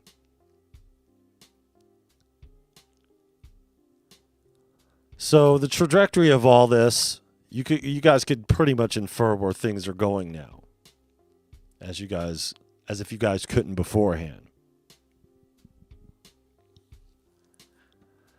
So what this is mostly not only for you guys who, wanted to know about this and what it's like, owning and running a label. The funny thing about that is that no matter what I have done here and at what capacity it was done, we technically haven't really run as a record label. Virus Music, it's like in name only. You know what I mean? Because we never really, even though we have several releases, you could see here, Being a subsidiary, all the Viral Beats releases, all the stuff that I'm doing now as an artist comes straight through Virus Music. This was one through Virus Music. Judgmental went through Virus Music. Apple Pie even, Virus Music. But have we really ran as a record label? No. We haven't ever had a proper budget. We haven't ever had a proper trajectory. We have only been operating independently as a brand and a stamp to place with the people that we associate business-wise, and a couple of times running some things to where we had some contracts in place with some artists. But for the most part, since 2006, all that time, even though we were establishing as a record label, we were prevented from that by what was happening with the shop. With the shop being what it was, that took the bulk of our time and attention. And it took all that time, attention, and money away from the record label. And even though we made the investment that we did on the compilation, Arizona's Underground compilation, still, we only did that with the intention that we were going to get 20 grand to invest in the label on the other hand. On the reverse side of that, coming back from the Gathering of the Juggalos. If it weren't for that, I would have never made that decision. I would have not invested $8,000 in producing 5,000 compilation CDs for the Gathering of the Juggalos just to make a trip cross country for a promotion at a shop that I wasn't even going to be invested in by the time people receive that. Which it goes to show you about how things change. That shop is no more, but the music lives on. There are physical copies made of that album, so people still have it. I still have a few copies over here. You know what I mean? But none of those businesses exist anymore. As an artist, I exist. I'm not the Virus anymore. It's just Virus now. Virus Music exists, kind of, as a label, but in name only. Because what happened here after this was that all that trajectory, I thought that having the Axe would be a time to get going. You're talking a 4-year time period, all the stuff that we've done with everything, being having Pyramix Recording Studio as a place to record out of, and doing everything that we were doing with that, everything. And I'm leaving out a lot of space here. There are a lot of side stories and other studios and these are just what has been associated with Virus Music and what our plans were as a label. And we had plans as a label moving forward when it came to the Axe. When it came to this venue, it was going to be similar as it was with Paid. A hub to run the record label out of and, have a stage to perform on as well. And have a retail store in the front to sell the merchandise. It's a win-win-win all the way you look at it. But when the shop shut down and we couldn't do that, it changed everything business-wise. It changed the whole trajectory. Rightfully so. It was a good thing that I walked away from it all, because if I didn't walk away from it all, I wouldn't have been there for my father when he died. I would have been somewhere else, being successful in life. So do I take my lessons and my bruises from this lesson and say, hey, it could have been that? Well, that's stupid. What could have been is stinking thinking. What was the fact that I was there for my father. And the only reason why I was there for my father in his final moments, my best friend, The only reason why I was there for him is because the axe failed. Is because I wasn't running Virus Music as a record label. Regardless on what other pieces I was attempting to pick up. If I was doing everything that I was doing beforehand, I would have never been able to be there for him. I wouldn't have saw him take his last breaths. I would have been doing something else. I may have been out of town or whatever. Like, I was there for him, legitimately. And the only thing that needed to happen for me to be able to be there for my dying father was this path being cleared for me to walk away. So walk away I did. And you know what? After doing all that work the same way that I did all that work, it wasn't just the axe. It wasn't just the axe. Look at here. It was the Axe LLC, which you are required to address it as an LLC if it's an LLC. So you can't just put the Axe. I mean, you can when you go people in there, but every time you dictate it on paper, the LLC part. Getting in business with the person who owned a recording studio, somebody who was in the business. I did better, but not good enough. What I learned more than anything was to really research the commercial space that you occupy. And even though we were doing the research, we didn't know there was asbestos up there until the inspector came in. But through that research is when we found out that the building was built before Arizona was a state. Therefore, the paperwork on the building was very elusive and impossible to find because it was only running as an independent banquet hall, never ever used as a commercial business. They would just have independent personal weddings or whatever in that place beforehand. We were trying to legitimize in every way that we should have legitimized. And just because of the partnerships.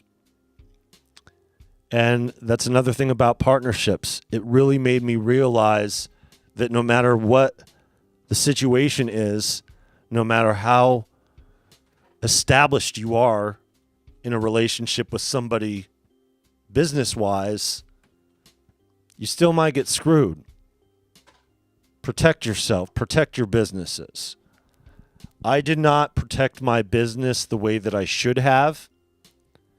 And the reason why is because, one, my father was dying. I was frazzled. For two, everybody that I was associated with, they were either still associating with the people who were stealing from me, or they were stealing from me themselves. And it didn't happen until after leaving to the gathering of the Juggalos. Even though I had the time of my life and met some interesting people there that I have been seeing on television for years and talked to some people, you know, I talked to Violent J a few times, you know, like it was just such an interesting time those 4 days. But it was also the drive that was interesting and how things went there. You know, in the gathering of the Juggalos, we split our set with another local artist who wasn't established or associated with our label. But we gave him 15 minutes, and he got 15 minutes on the stage with him and his crew. And then I shared my 15 minutes with my, it was only the one girl that was left there, so it was like, come on, let's go. She did her thing, and then I did my thing afterwards, and then, yeah, that was it. Coming home, though, you know, my dad got his chest cut open, you know, and it was official right before then that the shop was over, but, like, you know, 2012, you know, as we established Viral Beats, Pops died. You know, I was still trying to run sessions and doing everything that I could musically to get this Genetic Mutation album done, but just so much was going on personally. And because of what happened, because of what happened professionally with everything, what happened personally had twice the impact, because I couldn't bounce back from something like that business-wise without having a foundation in place. You know, the good thing is that it freed up my personal life in a lot of ways to where I was able to do things to help people and get them out of bad situations that I otherwise would have never been able to do. I spent the time with my father that I otherwise wouldn't have been able to do. I got to take care of him in a real meaningful way, you know, and be there for him legitimately in a way that I would have never been able to do had I been reestablishing for a third time with Virus Music, which I tried to do. COVID. So here we go. All these years later, Virus Music presents Genetic Mutation. You want to see something cool?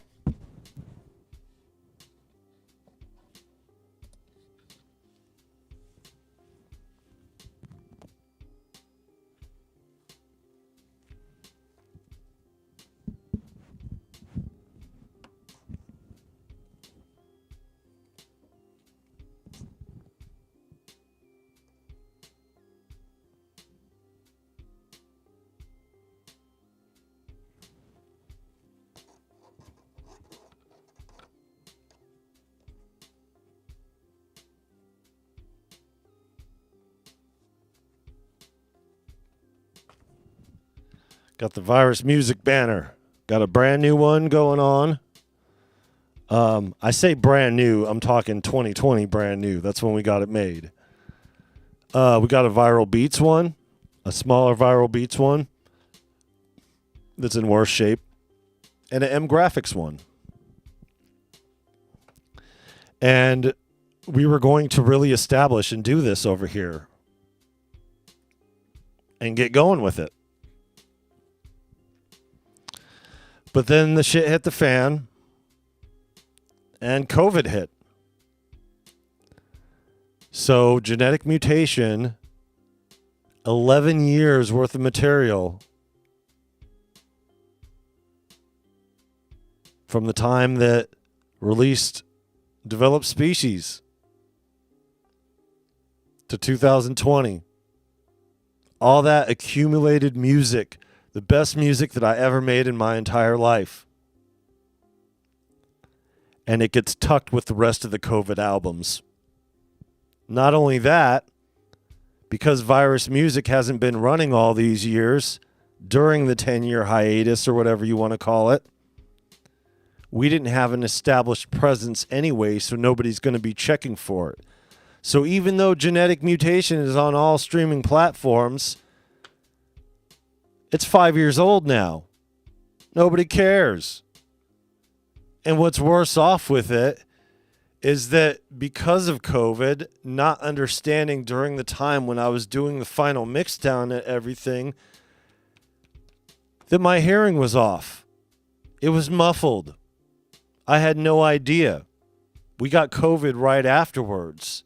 I didn't realize until listening to the album after all that time of having COVID, that the COVID had changed my hearing permanently. And because of that, the master that was developed was different than what it should sound. So not only is it out there, but it sounds sonically janky as fuck in comparison to the way that I got it sounding now on the remaster. But it costs. It costs to make these banners, produce this album, you know, and get physical copies of it or whatever, you know, that I have laying around here somewhere. But I got something else going. Hey, you in there? I don't think anybody's in there. there's something else here that I forgot to address. Another reason that has held back things, and I'm just going to go over here for a second, and I'm just going to have to squeeze by and hope that I don't knock shit over. But this is totally relevant. And kind of one of the reasons why the slowdown. Sweetwater getting some free advertising today, even though I haven't bought shit from them in a grip. You guys want a topsy-turvy curveball over here? You want to talk trajectory flipping around here? All this stuff that I talked about, for those who are still listening, those who are still here, those who have hung on and heard the entire thing, all this stuff is enough to make somebody mad, to drive somebody crazy who's trying to get into music and actually do things. Well, this is also something that became a thing. I hold in here the family tree to my family over here. And why this is relevant is because I acquired this upon assisting my disabled uncles with taking care of my grandmother's estate. This family tree turned out to be a very convoluted story that dates all the way back to 1634, Massachusetts. My family is one of the families who helped establish Rhode Island. Not only that, moved west afterwards and established here in town. This whole book, Clark County Pioneers, not Clark County, Nevada, Clark County, Washington. One of my relatives, two of my relatives in here, the brothers. It's one chapter of the book.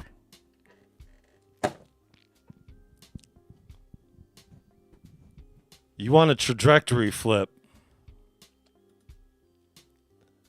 You want a trajectory flip? Yo. This right here is the craziest out of all of them to consider throughout all the drama, throughout all the crap, everything. Where is the whole thing? The whole thing. I'm going to pull up this whole thing for you guys. I'm going to show you guys this. See this? This is my book that I'm writing about my family. Chapter 1, The Record Keeper. Part 1, The American Indian Wars. I know the format's all off because it's transferring from PC to Mac. So part 1 is the American Indian Wars from 1636 to 1678. So I have this whole thing that goes on. The Pequot War, which is chapter 2. The Narragansett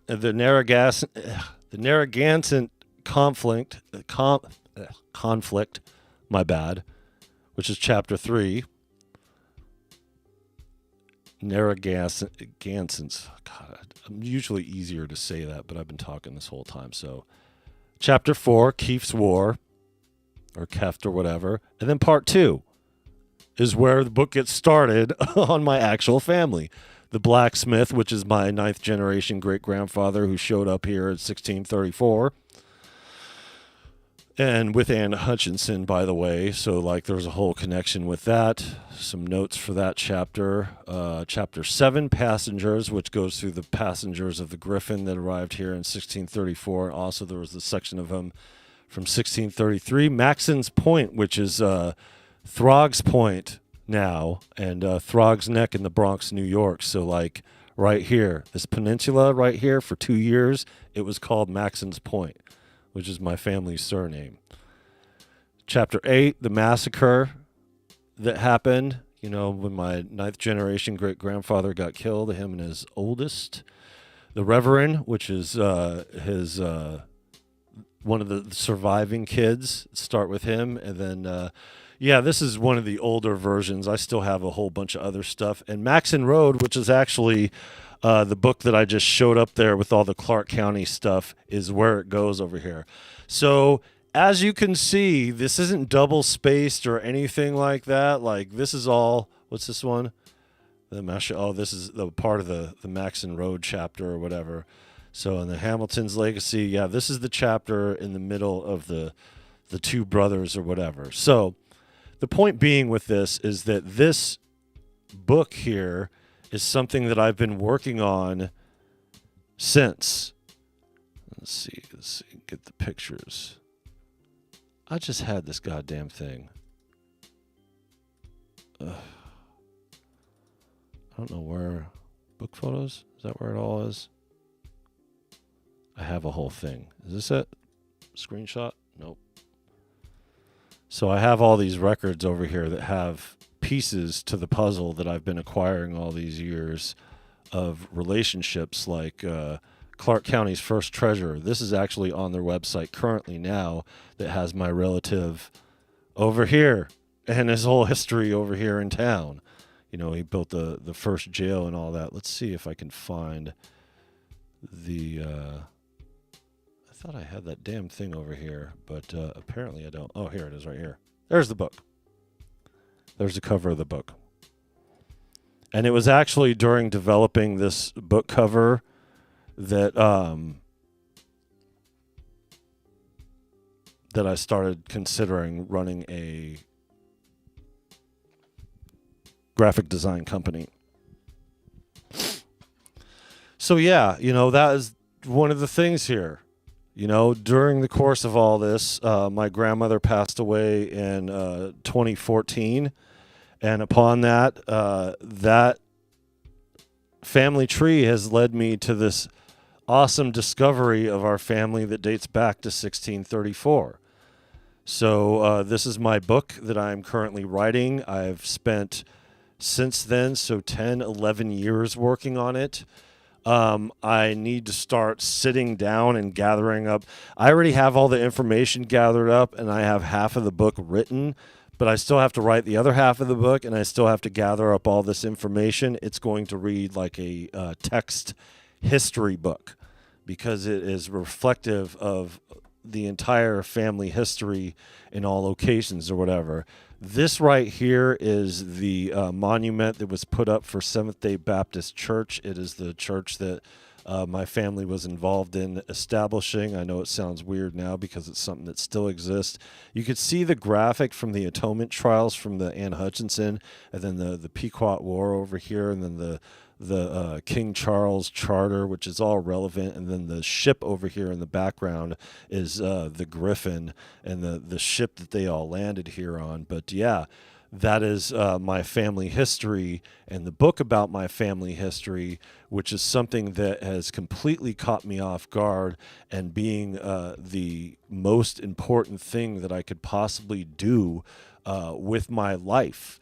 So, like, it's crazy because what I've done here through the course of all this, and the only reason why we even got on Facebook is to connect with our family and stuff like that. I have connected to my family even in Rhode Island. So that kind of segues that segues to the end of it here, which really goes to where we're at now with things. Because you're talking 2020. Well, what happened after that with Virus Music? Well, who gives a shit? 2021, we ended up on YouTube as Viral Beats. Nothing happened with it. So we have the channel here and Viral Beats. Let me switch accounts here, and I'll I'll switch to the Virus Music. We have the Virus Music channel, and we have the Virus TV channel that we're still. So this kind of runs as a personal vlog type thing that I'm not active on at all. It mostly has pictures of little Tussinn doing his thing growing up. Obviously, Viral Beats you guys are very familiar for, but the Virus Music channel, yeah, how this has been really has been the channel that has serviced as an archive really for the stuff that we've done, and we've really thinned the herd here. So the earliest we have is Developed Species Life of Rhyme that was posted up 11 years ago. So you could tell, you know, just by looking at the information on here, joined November 18th, 2011, right around the time that things fell apart with the shop and everything before my dad was diagnosed with cancer and all that stuff. We really got on YouTube here and established a YouTube channel in 2011. And just as the Virus Music establishing as kind of like an archive, and Viral Beats established more as a beat thing. But if you look at here, oh, hold on, I'm the wrong one. If you look over here, Viral Beats, on the other hand, it says joined April 10th, 2014. That's because really we didn't decide until, you know, afterwards to establish here beat making wise doing stuff on the channel. And as you guys could see from the, you know, the playlist and everything like that, yeah, we've done quite a bit of music on this channel, but all the stuff gets funneled through the thing here. Is this a Virus Music? Okay, yeah. So those who are interested in the label over here and want to see it in the future and where we go with the trajectory or whatever.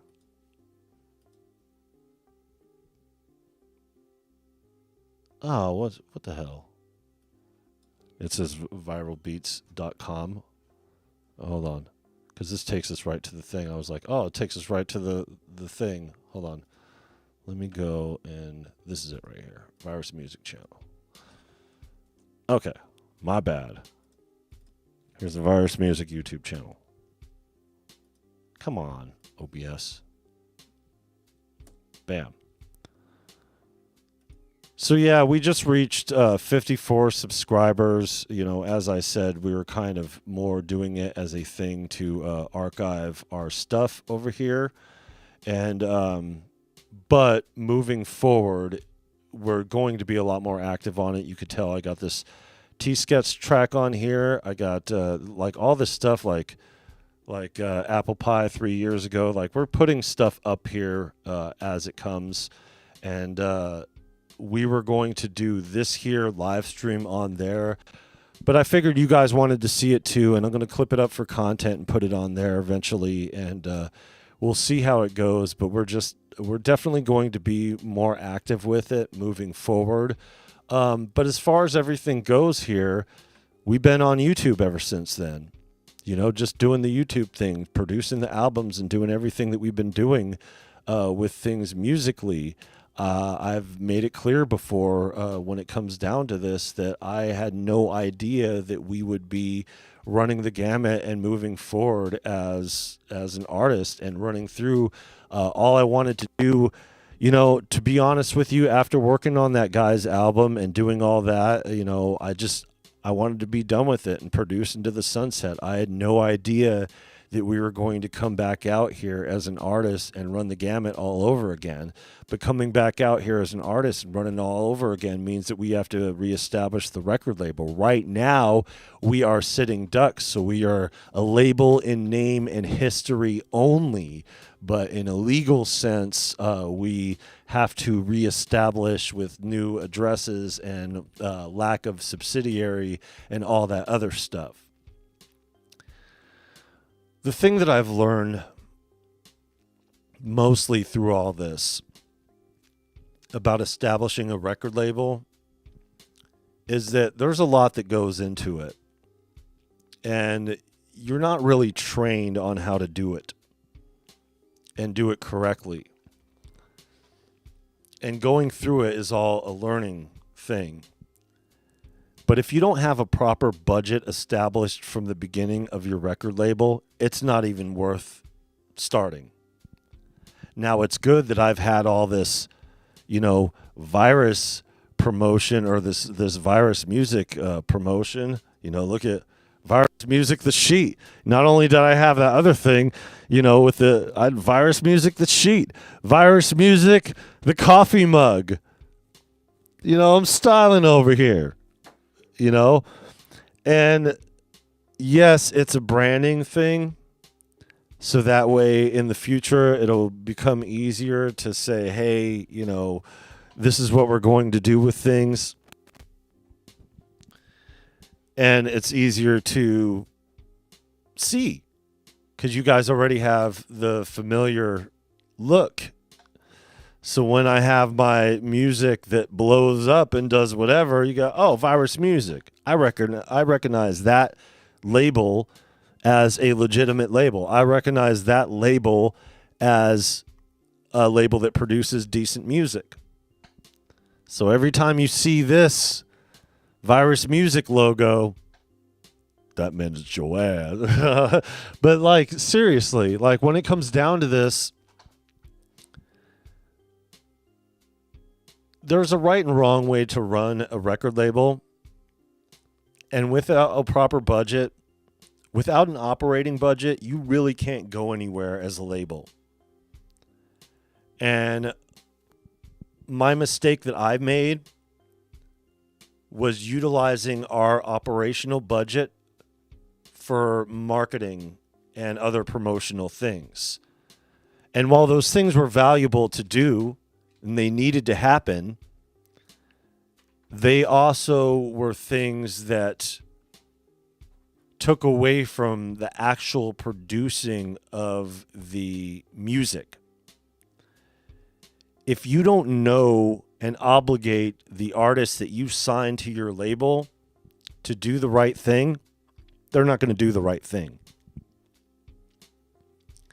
So coaching somebody into an artist development type of situation is not something that you want to have as a label.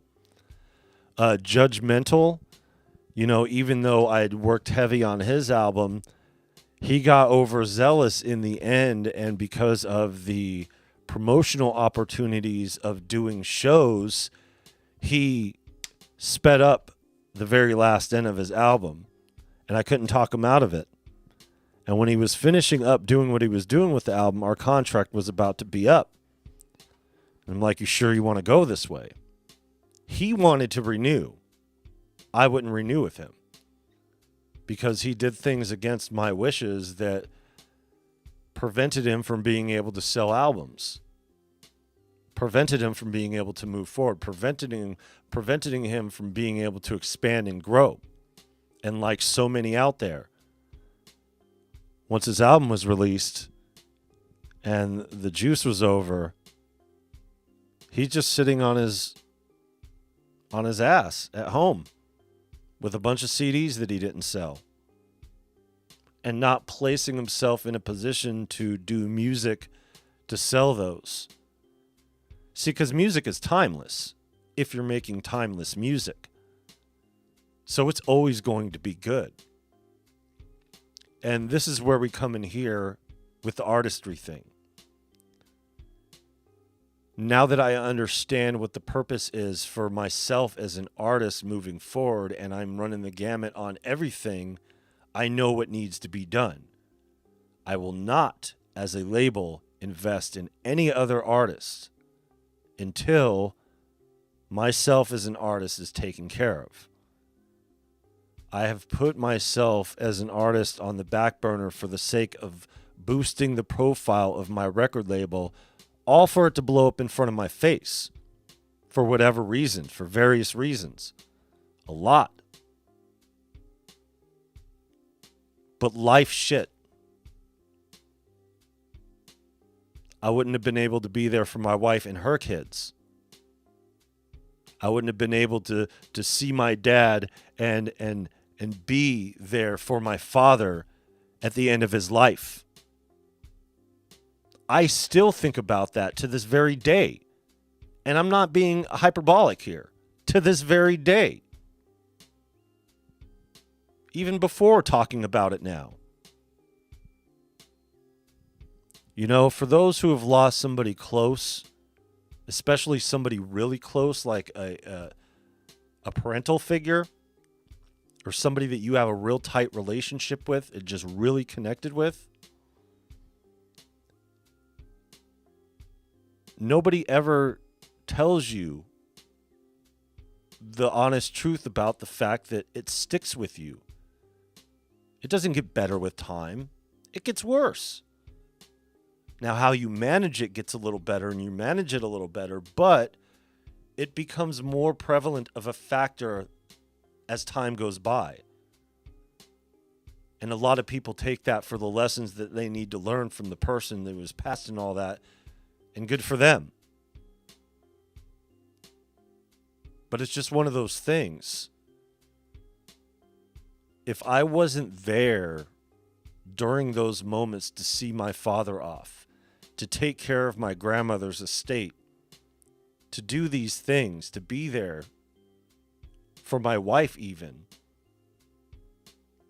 I don't know how I could live with myself, even if there were successes that came with that. But there are certain concessions that I refuse to take.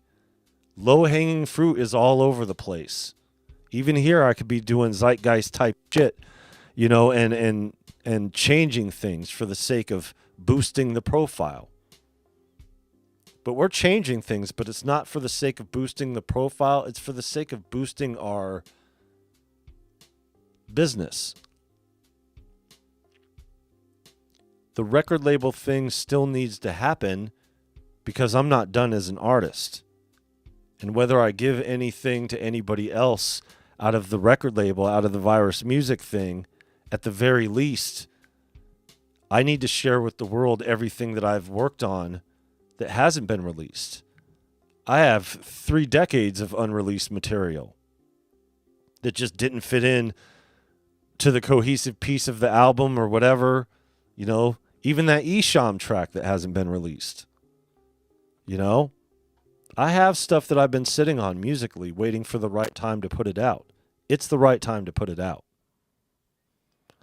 And with understanding all of this being the right time to put it out, it has kind of put me at an impasse with this YouTube channel. Now, my understanding of it now is a lot different being on this side of the monetized channel, being on this side of the 2,000 subscribers, and seeing how far it is to go to where there's actually proper compensation for the amount of work that needs to be done, or that is done. I'm not getting my bitch on or anything like that. I'm just saying the amount of time that I've spent on doing things that have never gone anywhere, the amount of effort that I've put into script writing and putting out stuff that I never put out. If all that time and attention was focused on writing music or making music or developing musically, looking back at the sobering last 4 years being here on YouTube, as much as we've done, and we've done a lot. I mean, you're talking 5 instrumental albums in 4 years, 1 instrumental or 1 studio album that was completely produced beforehand, several singles, collaborative efforts, the beats that we made on here randomly, and the stuff that we're still working on. There's been so much music that we've made on the channel. Doesn't mean anything? Yes, as far as our development goes. But as far as the channel goes, no. My 4-year, our 4-year playlist is still under 100 views. 3 hours of music of an accumulated 4 years of good quality production with videos to boot. But it's like I said, one thing that the algorithm hates more than music is nature. So when you're doing nature music videos, you better have something established. Otherwise, that algorithm is not going to push it. But screw these algorithms. You know why these algorithms don't push it? Because they want you to pay to play.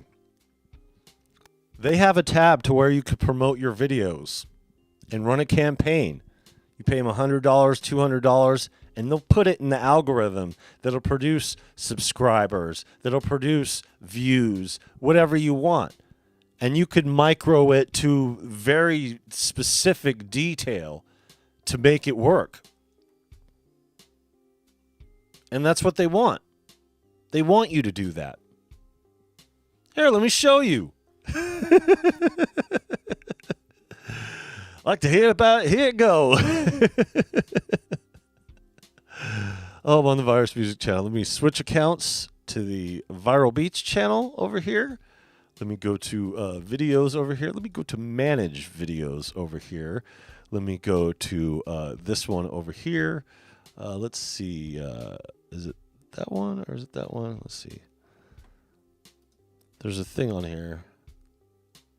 There's one that says promote this video. I'm just learning about this stuff here, guys. So, like, maybe it's that one. I think it's right in the front. Audience, not for kids. Made for kids, age restriction.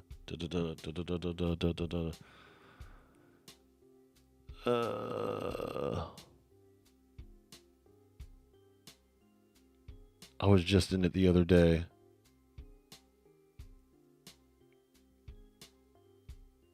Well, anyways, I'll have to show you guys it whenever I get more familiar with it. Because it's somewhere on the damn thing. Is it analytics? I thought it was in this. No, I'm not going to do the ads on it. For sure. Is it on the tabs? Oh, here we go. Right here. Okay. Check this out. Look at it. Okay, here it is. So the hamburger menu over here. Promote. Go to promote, right? This is what they want you to do. Okay? They want you to promote. What do you want? You want audience growth? You want audience growth? You want video views? Say, I want views. I want some views. Let's go some views. 4 years of music over here. When it appears, yeah, sure, whatever. Cool. United Kingdom, United States, Germany. Let's just...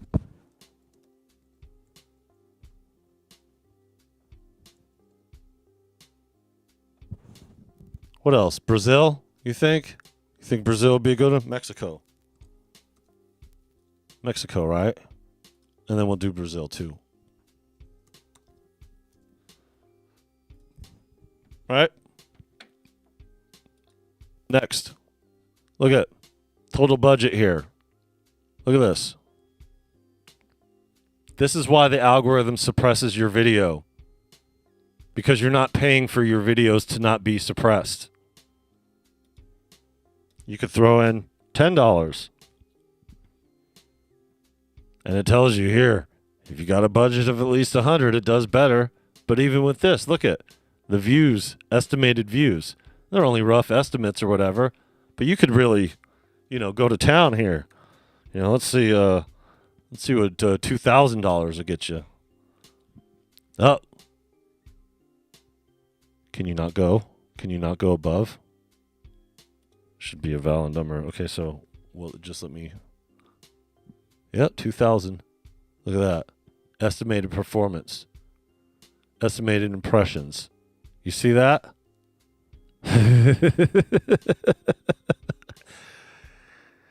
Do this whole thing up. So I want to pay for this. $2,000. Let's go. Boom. End date. And all you got to do is pay for it. And it'll throw you in a regular algorithm. So if anybody out there ever wonders why their video is being suppressed by their algorithm, it's because you're not paying for it. They want you to pay to play.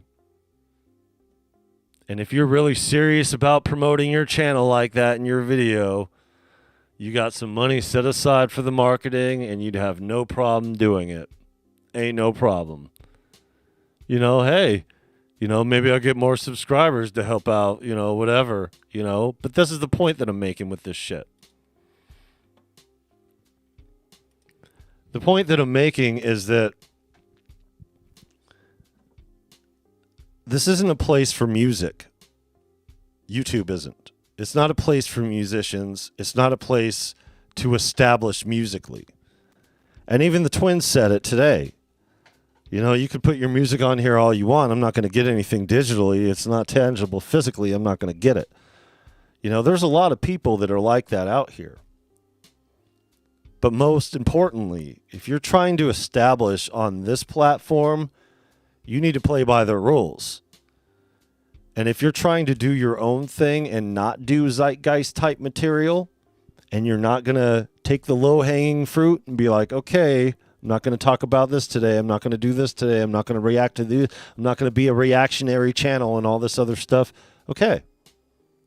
You better pay or go the long way. And that's the biggest lesson that I've learned about this platform. It doesn't matter how good you are. It doesn't matter how good quality your content is. It doesn't matter how well produced it is. Even if you're checking off all the boxes, it'll go nowhere in the algorithm. It's all about your numbers, which algorithm your channel sits in, and exactly what you're doing to pay for your promotion. So if you want to go viral and you want numbers and you want to grow quick, you better be doing viral content. You better be doing viral beats. Shit.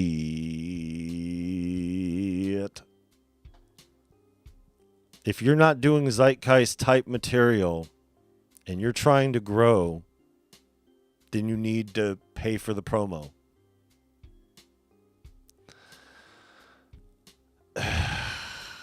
After 4 years and all the music that we've developed and all the music that we're currently on right now, maybe I'll pay to promote the playlist just so I could get back to you guys and let you guys know how it worked out for us as a channel.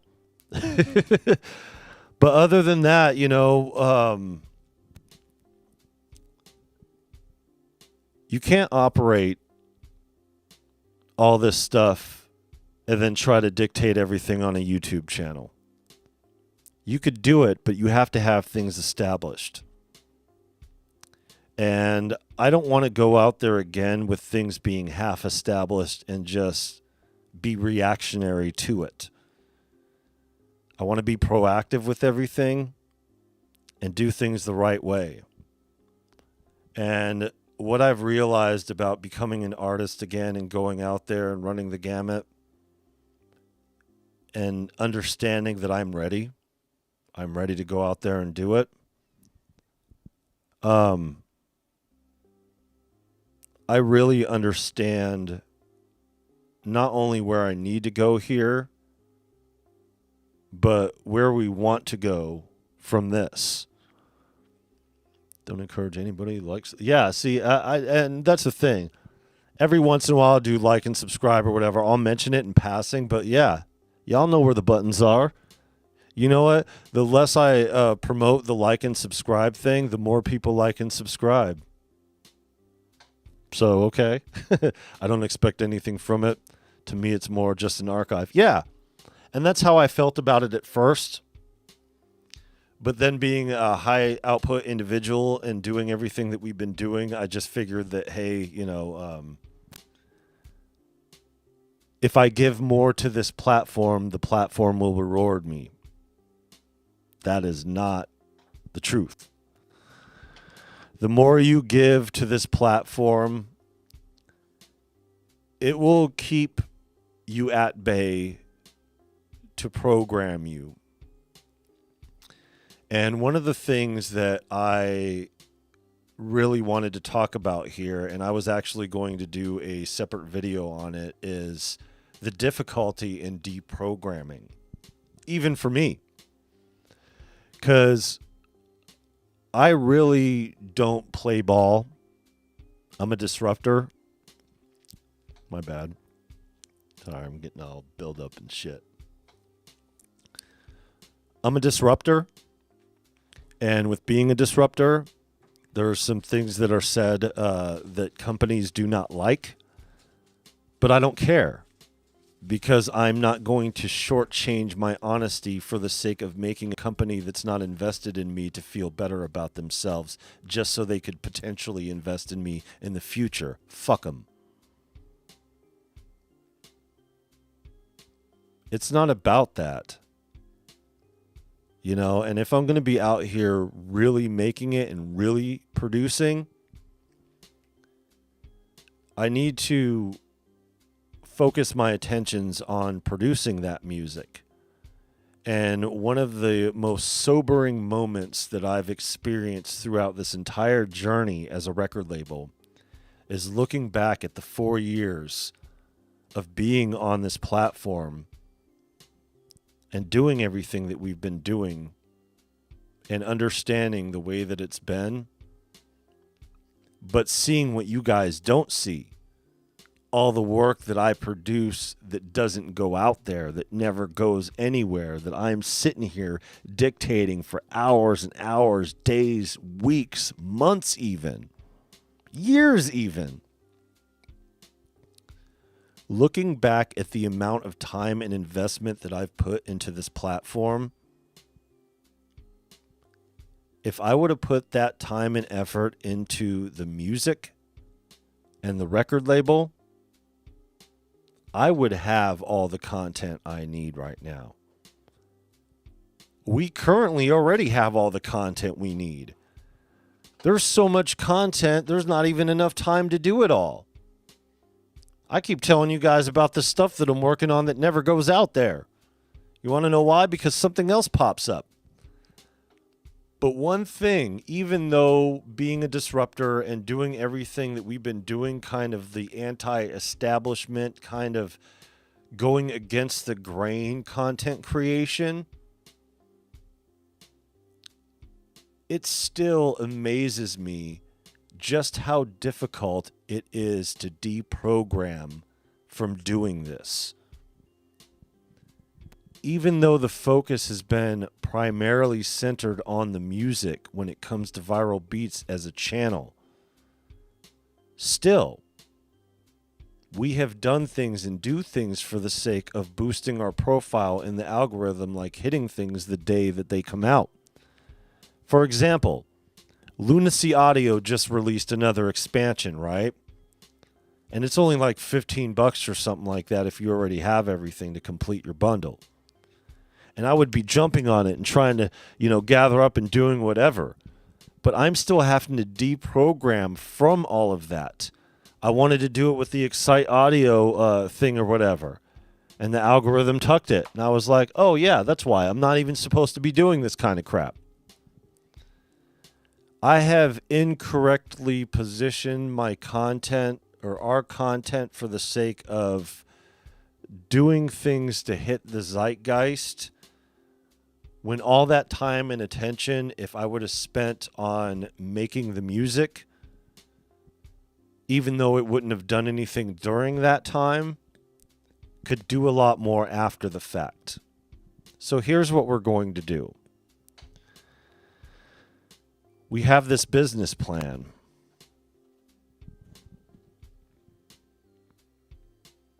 Let me show you guys here. Let me see if I can find it in the early American business plan. This is also something that has been in the works since before establishing on YouTube. You see the first? You see that very familiar logo on the top of the business plan? I don't know what version this is of it. There are several versions of it. But this is just the first one that I grabbed. So, company history. Viral Beats. Stuff associated with this. The Virus Music, or the M Graphics, which covers all the t-shirt pressing shirt designs, all that other stuff, and the actual graphic design of the thing. You know, YouTube is a huge factor of that, especially now that we're actually established. These are all physical retail or physical locations that we're talking about as far as the phases of it. Phase 1, you know, smaller investment, smaller space. The second sample layout for the second location here. Phase 2 location and what that's going to look like and the space that it's going to take for that. These are all workstations here. This is a production lab, like the electronic music lab that I used to work in Glendale Community College. You know, the stuff back here for production, podcasting, for video production. Phase 3 is the campus where everything's set up. You know, the investment in here and what it's going to take. The budget for this, $2 million. But that's because it's the Phase 3 location. It's the end game location. It's the campus location. You know, I have all the stuff here, demographics and all that stuff to add to this business plan, throwing to it. There is also the stuff about it that really has changed just this within the summer. And the way that it's changed this summer is the 4-year anniversary, you know, so that's a big deal, you know. Alas, the more blood you give, the more it sucks. Yeah, word. So we got this business plan that I've obviously, you know, I did some streams about it. We spoke about it before. Virus Music as a record label is going to officially establish. And when I say officially establish, I mean with a budget to back what we're going to be doing and taking all our accumulated skill and knowledge and actually running a record label. Not running a label with running this and doing... Yeah, yes, there are going to be other elements that we're going to be running and doing other things. That's going to be that. But the label is going to be prioritized. The music is going to be prioritized. This business plan, and I was just loosely talking about this before, bringing hip-hop and synthesis to the Pacific Northwest. It still exists to a capacity, but most of it is in Portland. We don't live in Portland. We live 15 minutes away. You know, the Art and Music Festival, the locations where they're running these live events, you know, in this area here, there are 4 auditoriums to perform in. There is also an event space up north here in the town just north of us. The town just north of that is a huge auditorium that's in a casino that also has a smaller venue space, like a medium-sized venue, like 13 or 1,500 capacity. But every element is represented in this town. And while this town struggles to find their identity, they don't understand that they already have it. And what I mean by that is that the Arts and Music Festival is mostly promoting and considering the fine arts. And I've talked about this too. And it is run by the city of Vancouver. Fine, there's nothing wrong with that. The problem is that they are aging out their demographics to only be considerate of the older art forms of making music. So there's not really any hard rock other than classic rock acts. There's not really anything in the way of synthesis or hip hop. And the demographics here are millennials and Gen Xers, the ones who are involved in producing this type of music. The biggest demographic here. There are a lot of musicians here. And there are a lot of space for these musicians to perform at. there's just no real established community. All the music community that's established here, most of them are from across the bridge over in Portland. So how do we bridge that gap, so to speak? No pun intended. You know? How do we bring the local community to the local spaces that they just got done building a couple years ago? And they're filling them up now with these acts. But they are not booking locally. It's not that they don't want to book locally, though. It's that they don't understand the community of their demographics because they're not plugged in to that world. We are. And after looking around here and the things that are going on, this business plan that I've been working on over here only works in a town like this. As much as I hate to say it, this town really is in that stage of development where it is the best time to invest. It's the best time to invest in housing. It's the best time to invest in anything that the community here is prompting or propping up and putting out there. And one thing that they are really trying to do is bring the music community here. Not understanding that the music community is already here. They just need to wrangle the people together. And while there are some locals and they have some place to go here and there, shout out to Ronald's Records because they've been getting some of this local community going. But it's kind of like the same way that we did with the Possibilities Are Endless distribution. That was before social media. You know what I mean? That was before this big thing. It was just connecting with the community, word to mouth, and some online. Yeah, the internet was a thing then, you know, but still, you know, there are different elements in place to allow this path. And right now, this town is booming. It's developing. It's at the baby stages of development to where they're still deforesting like crazy. And as much as I hate that and can't stand the shit, and some of the crowds, you know, that are here with the increase in crime and stuff like that, there are a lot of commercial spaces that would be adequate for what we're trying to do. Building community is a great thing. Yeah, and that's the thing about it. I have no problem sharing the details of my business plan in a public space because no matter how much I share with you guys, nobody's in my head. Nobody understands it the way that I have understood it with the things that we have done, with the successes and failures. Because as much as I talk about the failures of the record label, you know, the successes get swept under the rug.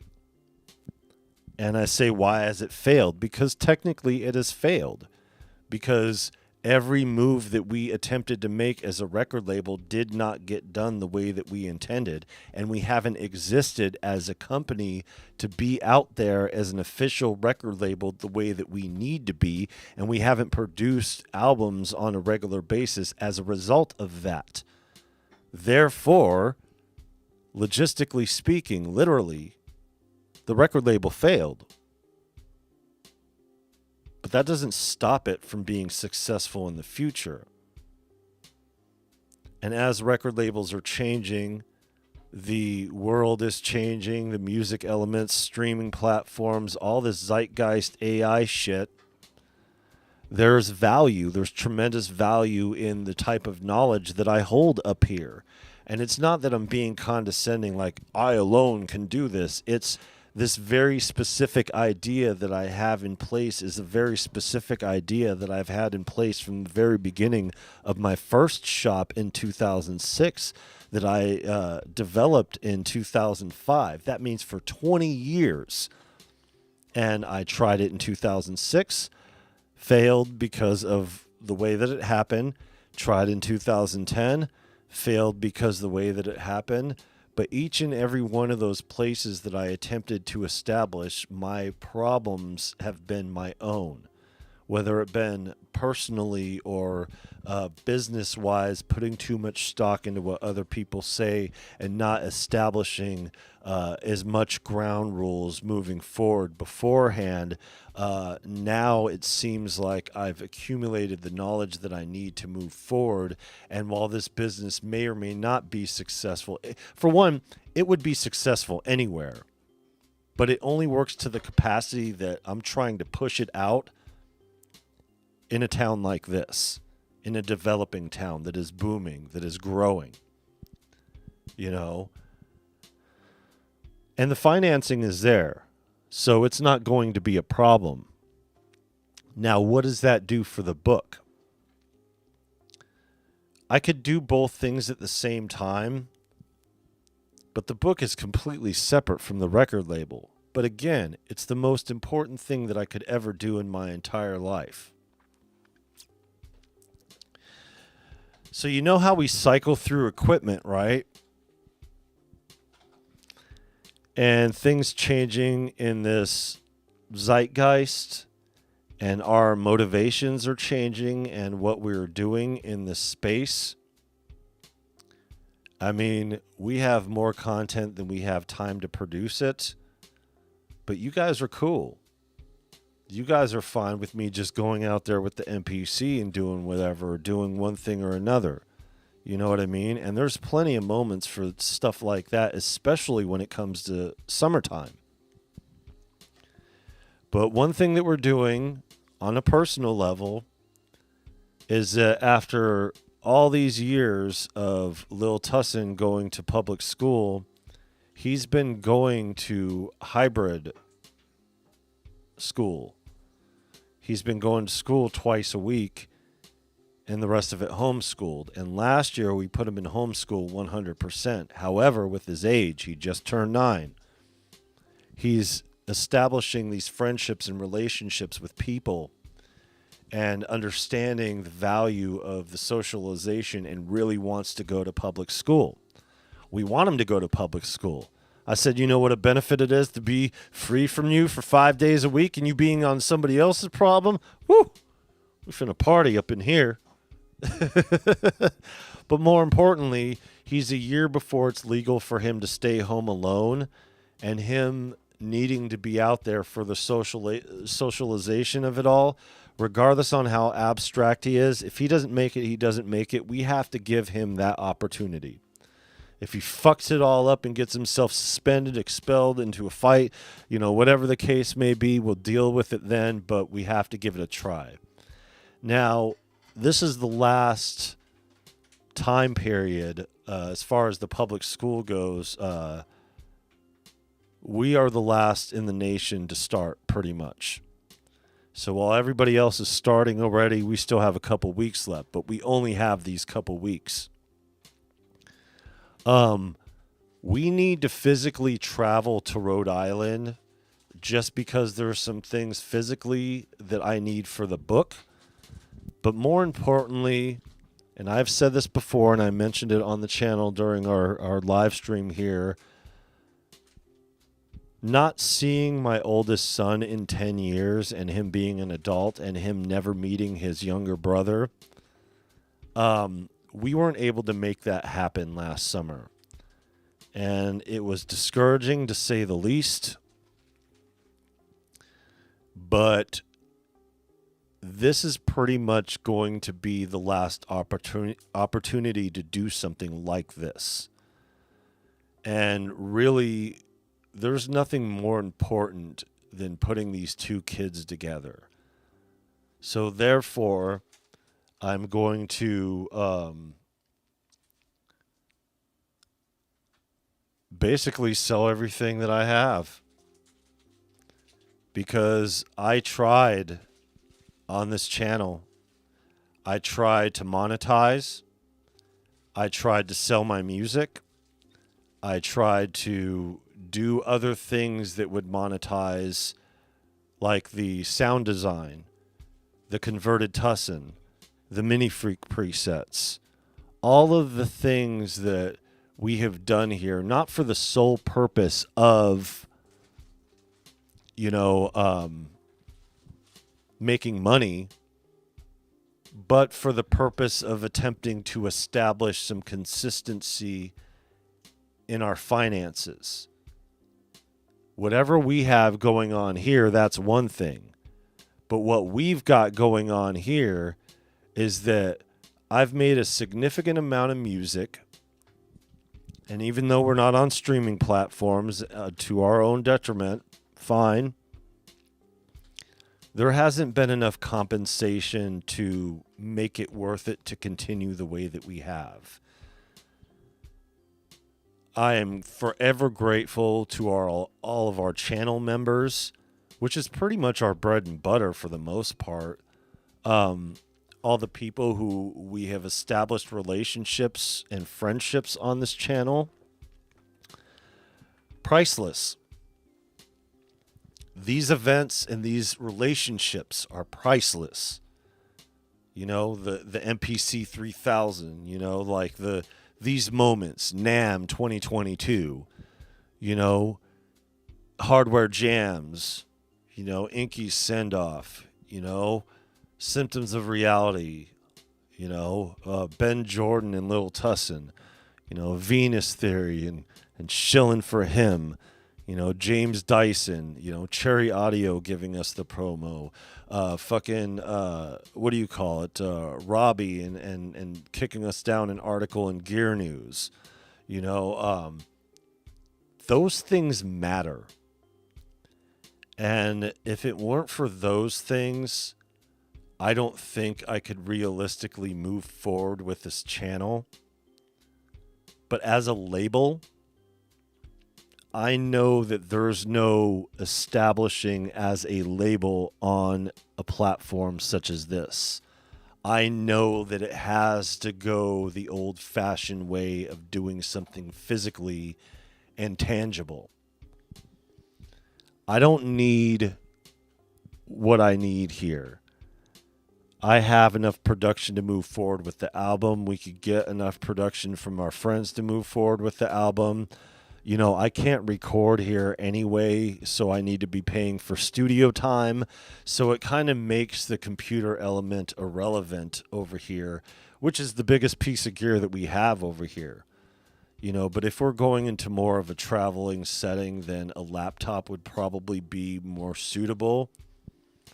But I'm just not utilizing this thing for the capacity that it needs to be. But most importantly is that everything that we've done to attempt to establish here on this platform to gain monetarily hasn't been enough to move the needle forward. So we're nowhere closer to doing anything meaningful financially. And more often than not, we're paying for everything that we have as far as the plugins go and the stuff that we're establishing over here. Like beefing up the MPC, getting it ready for shipping, which Air just did they extended their sale until the 15th, so we still have the opportunity to get fabric on it and everything like that. But we've got business to handle musically. We've got business to handle as a label, and we have to establish here locally. And really, when it comes to touching grass and greasing palms here, when everything's ran through the city, I have to hit it with the business plan. And as much as it was at question beforehand, now they have streamlined their process to where they are very clear on what the fees are. They have just this year posted them on their website. So there's a very specific tier in what it will cost to perform at any one of these established auditoriums that they have built. So we have the opportunity to not only showcase our talent and our label's talent, but act as promoter to create any event locally. We just need the money to do it promotion-wise. And while that money exists within the city and grants and all that other stuff, the important thing about establishing here as a record label versus doing what we had planned beforehand is that we need to get more into the weeds of the local detail of doing it over here and really bridging the gap and connecting this community the way that it needs to be. So, we're going to find the people who are here locally and bring the synthesizers out. We're going to bring the hip hop, the real hip hop, and do what we can to run the events and stuff like that. And like I said, nobody could dig into my head to dictate what I'm trying to do here. But it's a collaborative effort. It's going to take a lot of hands in the pot, and it's going to take a lot of community organizing, and it's where the benefits of being on the executive board of SCIU Local 49, got me. It's where the benefits of being a, lead custodian in some of the schools here, where that experience actually matters. So already understanding and knowing some of the local community here as far as things go, because we've been here for 10 years now. It's really been that long. So with that said, with how long that we've been here for and doing things, we really know the community here locally, and I really know the community musically that would flourish here. So what I'm doing is, for the content moving forward, we're going to go to each and every one of these spaces individually and talk about them and showcase them. And then we are going to interweave that with the video that we've already accumulated from going to these events as they've been packed up and filled up with the event spaces, and really sell this town to the community.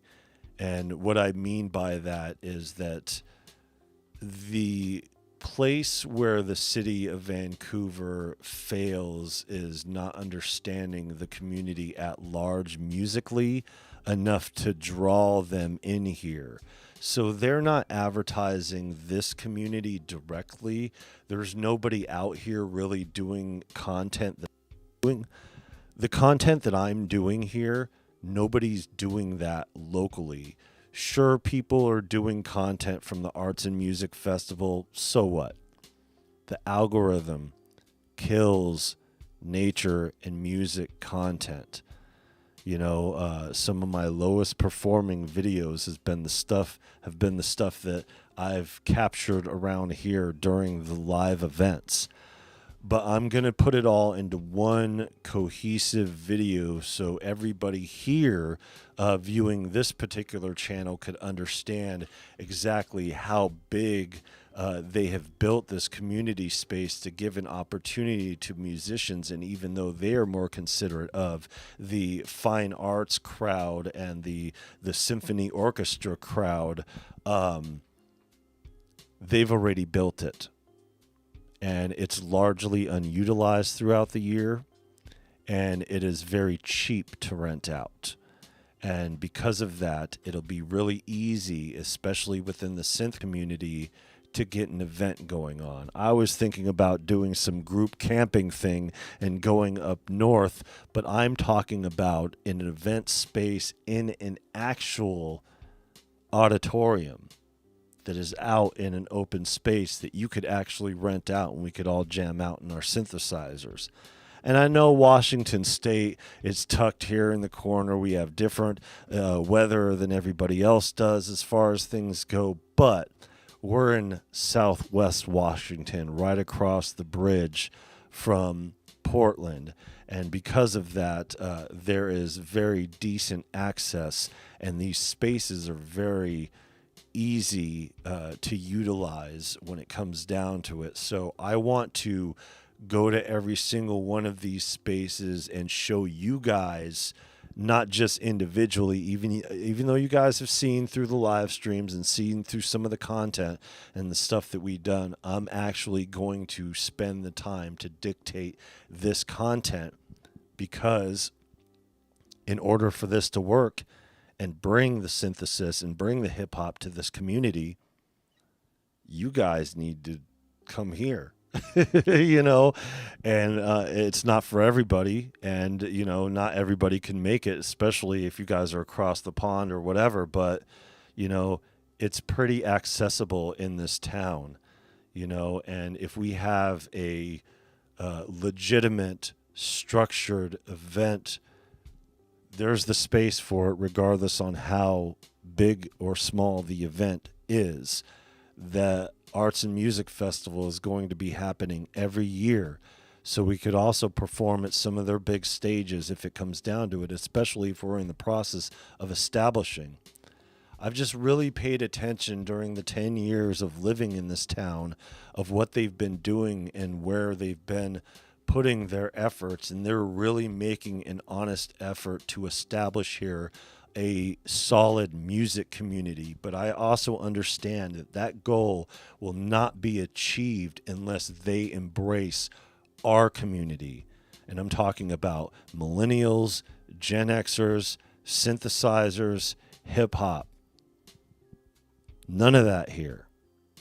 You have Afro beats shows up every now and again. You got some funk, you got some soul. We'll take it. Even from Portland, we'll take it. But there are people that live here locally, including myself, that are into this knobby twisty shit. Yo, I got calluses on my thumb from how many times, how long I was twisting this knob over here. My thumb was all red and throbbing yesterday. I was like, oh shit, that's just from one little moment. That ain't pain. That's pleasure. And when it comes down to it, this town is really in the need for it, and they've really set things up to be inviting to the music community. They just don't know where to look. Meanwhile, us in the music community are looking for places to perform at and looking for spaces and towns to get their music off. There is not a better space than here.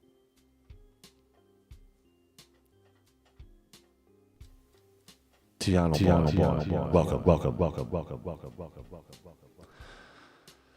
So to gain a lot from this record business, you got to give everything and anything for as long as it takes. And that's it. I attempt not to stress out about the failures and the way things go, and really see the forest through the trees and understand that it's all a stepping stone. And especially doing hip hop, especially, you know, being of the age that I'm in right now, which in my 40s, you know, I'm understanding more than ever that you get better with age. You know, accumulated skill and knowledge means something in this business when it comes down to making music. And if you've been producing your entire life, there's something to be said about that. And there is a place to function successfully in, and you will be pivoted to that space your entire life until you actually make it there. And that was one of the biggest lessons that I've learned throughout this whole creative time period, and doing everything that we have done, and all the failures, you know. As excited as I was to open up another shop and do everything the way that, you know, needed to do, and as much as my life would have improved had it been successful, I wouldn't, you know, never live down the fact that I wasn't there for my father. Because I was there for him to the very end. Regardless on how things happen, they happen for a reason. And understanding where my lumps have been taken from, and what I need to do with this accumulated skill There's a reason why I'm here in this very specific town that my family has a very direct connection to with this accumulated skill. 30 years, to the year since I put pen to paper, and 20 years in producing, on a professional level.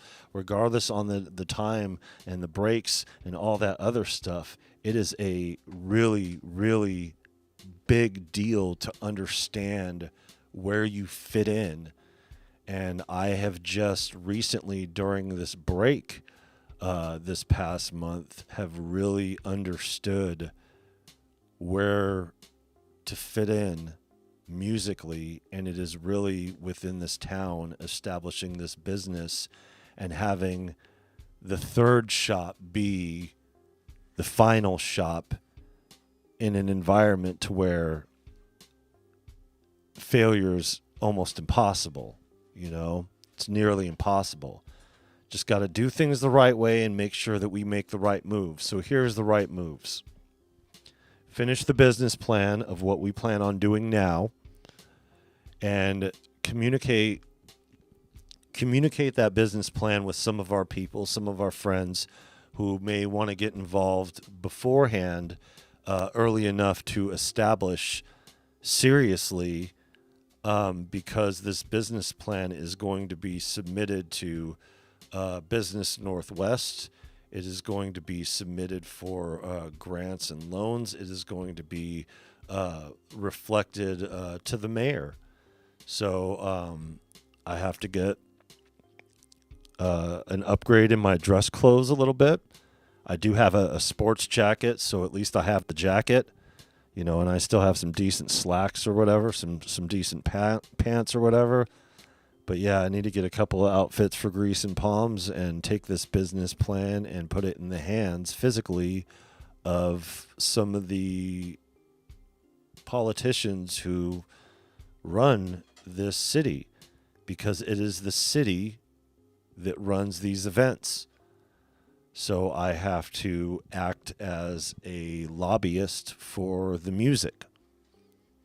And the only way to really do that effectively is not only garner the interest from the people who actually want to get involved in the music here in this community, whether or not they live here close by or just want a place to perform at as they're passing through, which is also something that has been lacking here in the Pacific Northwest. And really,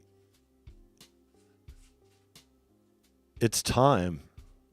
This town needs it. And people in this town have been hurting for a place to get out there musically, and there just hasn't been a proper space for hip-hop or the synth community.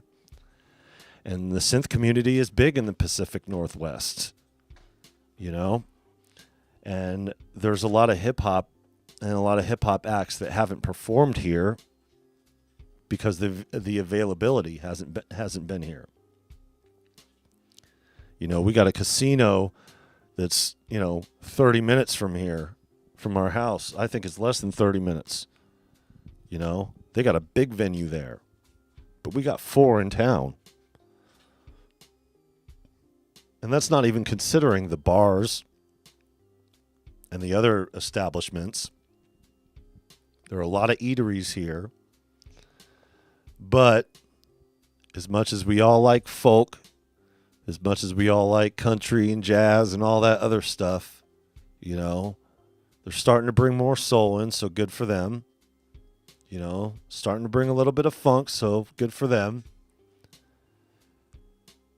Yo, that Arts and Music Festival, they brought some hip-hop in. They imported an artist from Portland, and I was all excited about it. But they did not perform well. It was like a hyping your hype track. So they at least had the hype track to where they weren't just hyping over their words, but if they would have had the words in the track, it would have been a lot better. Because he forgot his words, and it was a small crowd. And I was saddened, for the culture, but it also made me realize that, this is not going to be what it needs to be without me doing something to make it what it needs to be, because I am understanding of what these spaces need.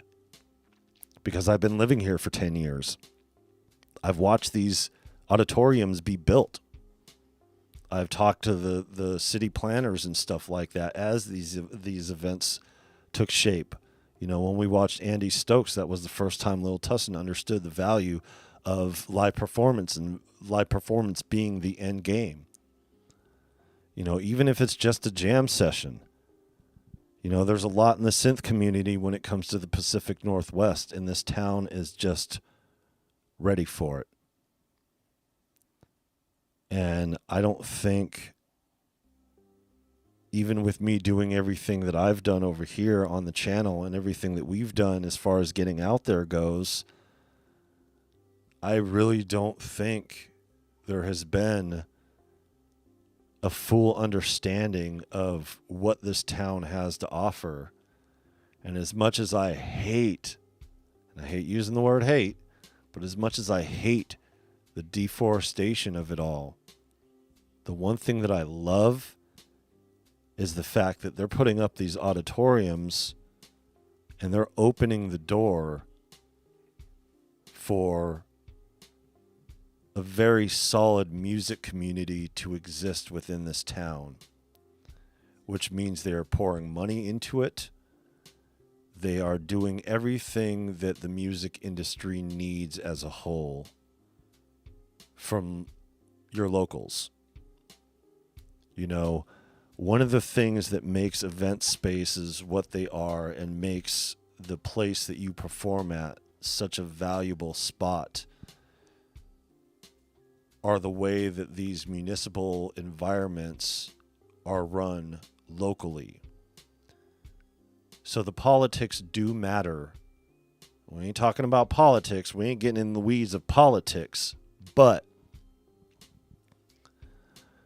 when there's money for the arts, when there's politicians that are making their work in promoting the arts, in bringing the music here,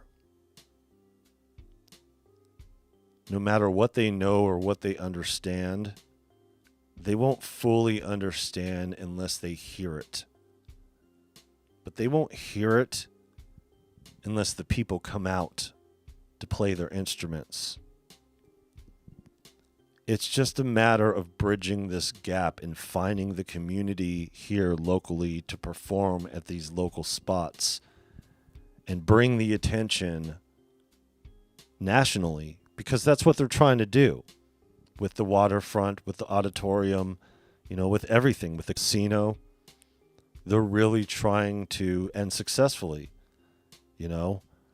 these condos here at the waterfront are multi-million dollars. I think the cheapest one starts at $2 million,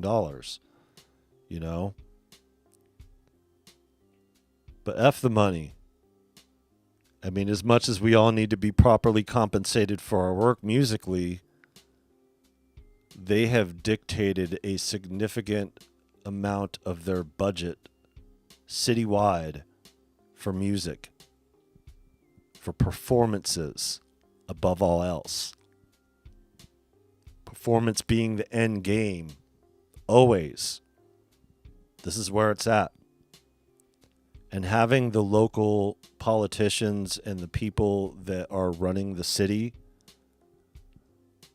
being a part of this and really getting things moving with it,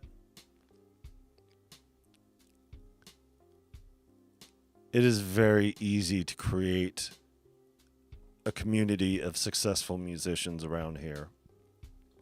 Bring people out of their homes, which is what they've been successfully doing so far. But a lot of these people coming out of their homes are disappointed when there's no knobs to twist or beeps to boop. They're like, yeah, I'm cool with the guitar. The guitar sounds good and all, but there's not very much of it. There's not very much guitar even. You know, they just need to modernize their music profile. And I think we are right now in the very position to do so with everything that we're doing. So I'm going to go around to these event spaces. I'm going to create some content and all that other stuff. But quickly here, and then we'll get going. It's already been 4 hours almost. Goddamn. More than 4 hours. Shit. I value this experience that we've shared here on this channel. But I apologize if I'm not going to be a go-to for like no talking presets and, you know, really going through some of this hardware or software here. We will have a lot of content and we will continue jamming. I did a hardware jam this week. We're not going to be able to participate in the chat because we're going to be driving, because I got another surprise for you guys that you guys are going to really trip out on, and that is happening tomorrow. So fun for that. But this is the most important thing here. Moving forward with things, I tried to make it work to where we have a regular financial situation to be able to take care of some of these things, not only to help offset with, you know, playing some of these instruments or getting some of these things, like the plugins and stuff like that and equipment and stuff like that, but it's just not enough to sustain this type of environment. And we have really been going broke on this YouTube channel. And it's amazing that we've been able to produce the content that we've been able to produce. But like, seriously, like, I'm 2 months behind on my Zounds payment.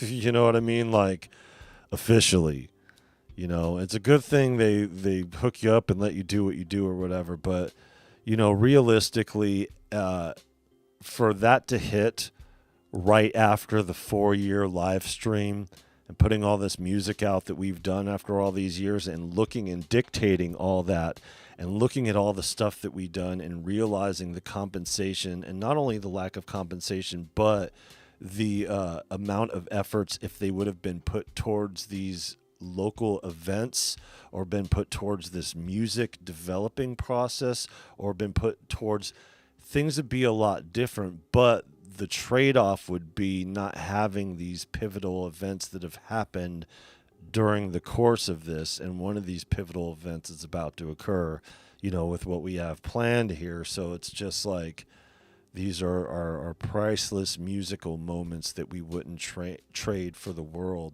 But understanding the way that things are moving forward, it's been 10 years since the last time I saw my son. He's never met his little brother. It's in Ohio, and it's shit. Just the gas alone's like $1,500, you know, and you're talking still got to get hotels in between there. Like, it's expensive. You know, if I gather up everything over here, you know, I think I got about $2,000 worth of stuff that I could get rid of. You know, it's just unfortunate. I would rather not do it that way, but also there's nothing more important than having these two kids meet at this point in time. The book being the most important thing that I would ever need to do with my life, and Ohio just being right close to Rhode Island. You know, we could just extend that trip for another day and go to Rhode Island, but this is the most important part of it. As much as I've had the time to try to establish something financially in order to raise funds to be doing a trip like this, it would have been easier from Indiana or from South Dakota when we were there last year. But I tried then too. It just didn't work out. You know, but we got about 2 weeks before little Tussinn starts school. Once he starts school, especially if he's doing better in public school and, you know, he's hitting that preteen age, you know, so he's going to be even less available. There's not going to be another opportunity to get these two kids together.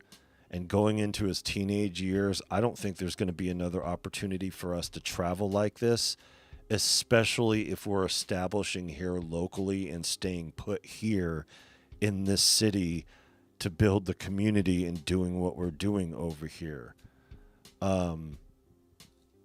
But chances are I'm going to have to sell my computer to make it happen. But, you know, like 6,000 plus. Yeah, the OBX are extremely expensive. Yeah. Just got the Behringer. Yeah, for sure. Yeah, that's definitely a great difference. For sure. You got to take it the way you could take it, you know.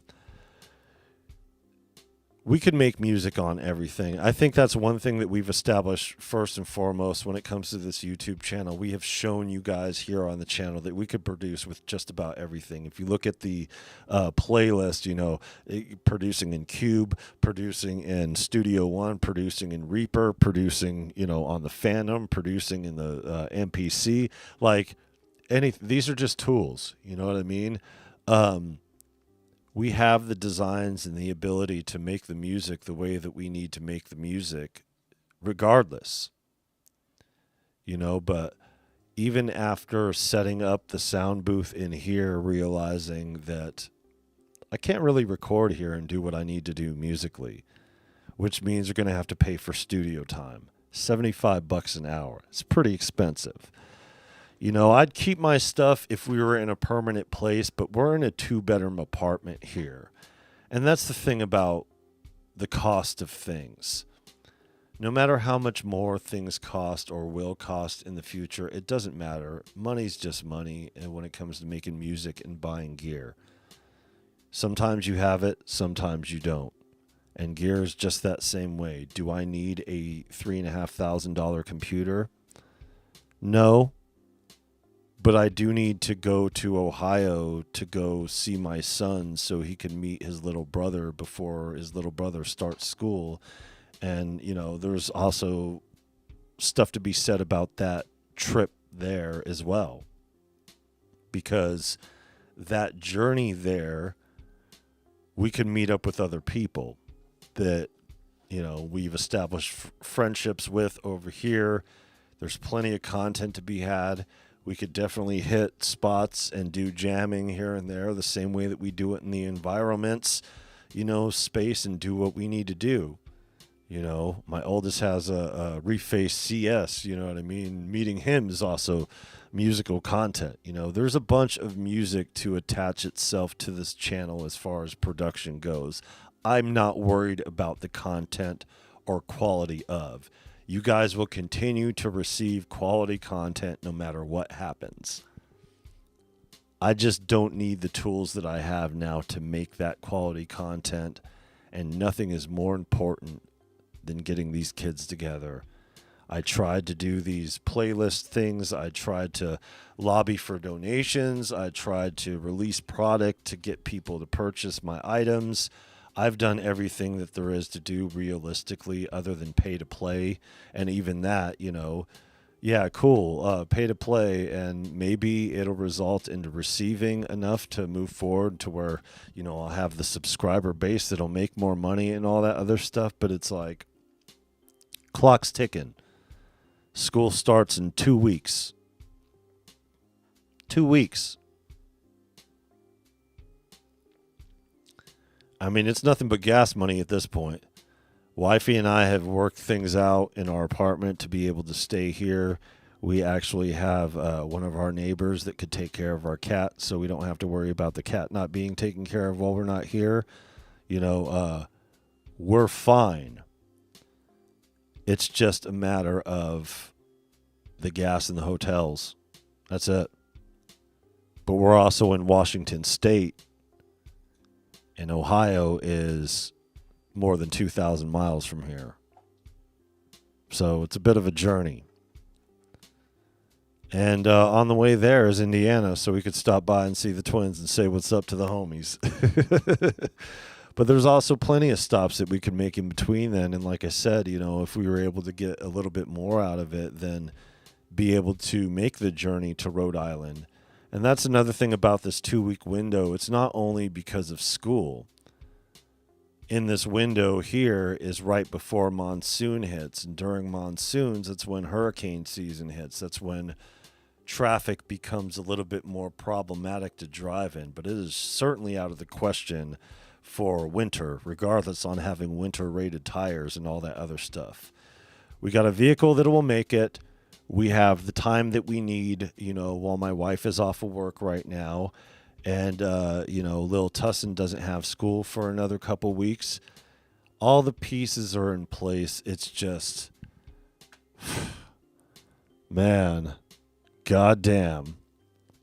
It's like $500 each way just in the gas, and that's just going to Ohio. It's a far journey, but guess how much content I'm going to pull? You know what I mean? And if I get a laptop to replace, what's going on over here, then that'll work out too, because then I could dictate the content while we're out and about doing what we need to do. Go live when we need to and just, jam while we need to. So personally speaking, that's what I'm doing. I'm doing everything I can. I'm not getting rid of my stuff because being broke, it's just... as financially problematic as things have been being on this platform and putting all of our money into the viral beats thing without the, compensation or return on investment, when it comes to the big deal of things, musically speaking, there's always a way to make it. But the way that we're trying to make it, we need a lot more than what we have. And what we need to do is put out this business plan and connect locally and do the things that we need to locally. But before we do all of that, we need to travel. It's not just the timing of it all. This is a trip that is long overdue. It is a trip that I've been trying to make happen for the past 3 years after, multiple plane tickets and trying to get him over here. And, Lil Tussinn, really emotionally, it would be great for him to meet his brother before school starts. Because, regardless on how things work, that confidence boost and understanding the way that things are is the perfect thing to, enter into a school year, into going into public school for the first time in 4th grade. Most of his friends his age were holdovers, so he actually started school earlier than most kids. So he's 9 years old, just turned 9 years old, He's just turned 9 years old, going into the 4th grade in the 99th percentile of, kids that were surveyed out of his age range in his standardized testing. So scholastically speaking, we're hoping that he proceeds with that, upper echelon of education. We'll see how being in a public school environment will affect him. But we've got 2 weeks. And it takes 2 days. 2 days of traveling. It's a day and a half of on the road. So if you're talking realistically and how much time that it takes to get from one place to another, that means after we get done driving all day long, 1 hotel, 2 hotel, 3 hotels, the 2 days that we stay there, that's, 6, and then the way back, another 3. So 9 hotels. Summer rates on hotels are around $100, but we could get away with somewhere in between $50 and $100 a piece. But you're talking 9 hotels we have to get on top of $500 for gas each way. So that right there is $1,900, and that's leaving no room for error, no margin for anything going wrong or needing any extra money to do anything else. That was a weird noise. That was a weird noise coming out of me. Either way. 5 hours of live streaming. I still don't know that I'm going to be able to clip this up, and do what I need to do with it. We'll see. So realistically speaking, no matter how many times you see the logo of Virus Music, no matter how many times it's been marketed and promoted and put out there and done up the way that it has, we haven't really officially gone out there as a record label, really. And we need to. But first, we got to get the music together because we have to have a product to be out there. Not just what we've done, what we're doing as well. So we got to finish up the Fun album. We got to do the Hip Hop and Dead album. And really lock down the details of how we're going to establish as a record label. And what I've learned is that you could do these things as far as other business ventures go and still run a record label at the same time. You just have to make sure that you have the finances in place to be able to do that. Because otherwise, it's going to be chasing one thing after the next. And the problem here has been the investment and the return of investment and the time that we took away from hitting the ground running. But I wanted to do this for a very specific set of reasons. And one of the main things out there is that after establishing in 2006, for sure, people have saw us out here hitting the ground running and doing what we were doing, not only as a business, but musically, all the performances and everything, that we've been doing going out there, all these shows on a regular basis for 3.5 years, and all of a sudden just dropped off the face of the earth. Just dropped off the face of the earth. Nobody knew what happened or how it happened until I show up on YouTube all these years later. And you guys associated with the channel have heard the story, and some of this has been a rehash of things that I've already said and things that I've already explained. But one thing unique about what is going on now and everything that is happening is that, these little moments in music taught me everything that I need to know moving forward with this move and doing what we're doing. There's a reason why I spent 5 years in post-secondary accelerated learning institutions.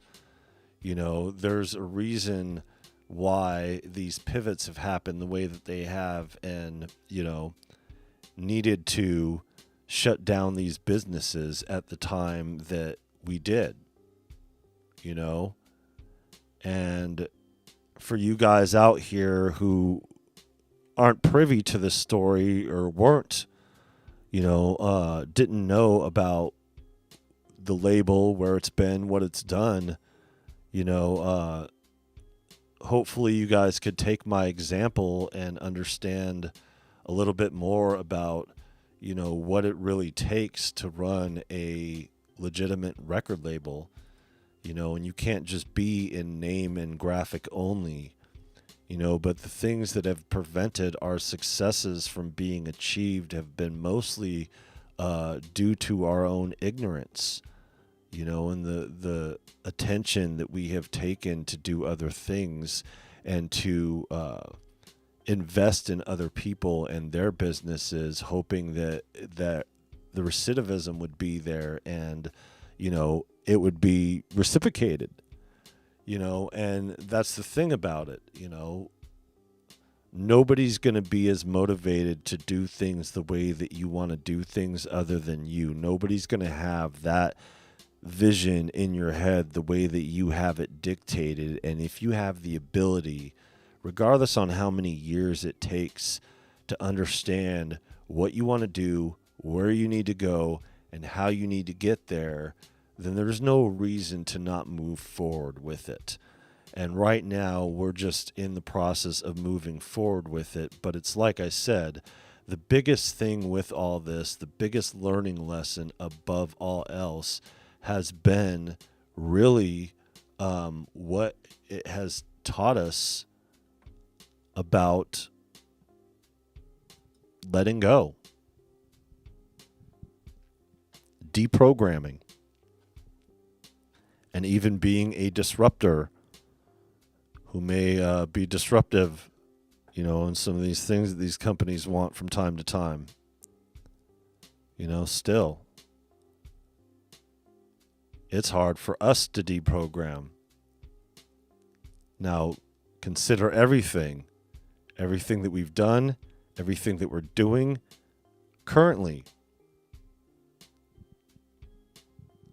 Need to officially establish this record label. Yes, it has been a failed record label. It doesn't matter how many releases we have or how successful or whatever those releases are. It has failed in achieving the goals that were meant at the time. And the reasons for those failures are very apparent. I understand them, and that's the important part. Because I understand them, I'm able to move forward in a very tangible way when it comes to doing this. It's just, before we do, we got to get these kids together. Because it's been too long, and I don't really see any other time of being able to do this. I really don't. And this town is booming. They are thirsty and hungry for a real community, not understanding that the real community already exists and it is their main demographic that they are being inconsiderate of. But they aren't doing it intentionally. It's just, it's a big undertaking, in a town that has been largely elusive musically. And I really thought moving here from the Southwest that there would be a lot more established environments for musicians. There's significantly less. And that was really the thing that tripped me out more than anything moving up to this region. So yeah, got something special planned for this week. But yeah, we're minus the portable units we have for this outdoor content, selling everything and using it towards this trip, taking this trip and coming back and starting all over again and making whatever music we can make along the way as far as working on these albums. But other than the name, the logo, and the cool little coffee mug, Virus Music as a record label only exists in name and concept right now. We have to fully establish the way that we need to do. And in order to do that, finish up the business plan to incorporate the local stuff into it and do what we need to do to get this music out there. And it's not just about the music out there. We want to make another creative hub locally, and it just seems like the best place to do it while they're hurting for this type of action, so bringing some synthesis and hip hop, is what this community needs, and these things are very tangible, And I've always been on the side of the fence of the tangible thing being the most prevalent. So, I don't care that I wasn't able to do this, or I didn't get this goal met, or I wasn't able to do that, because the alternative was being able to do other things that were just so much more tangible, so much more valuable, priceless.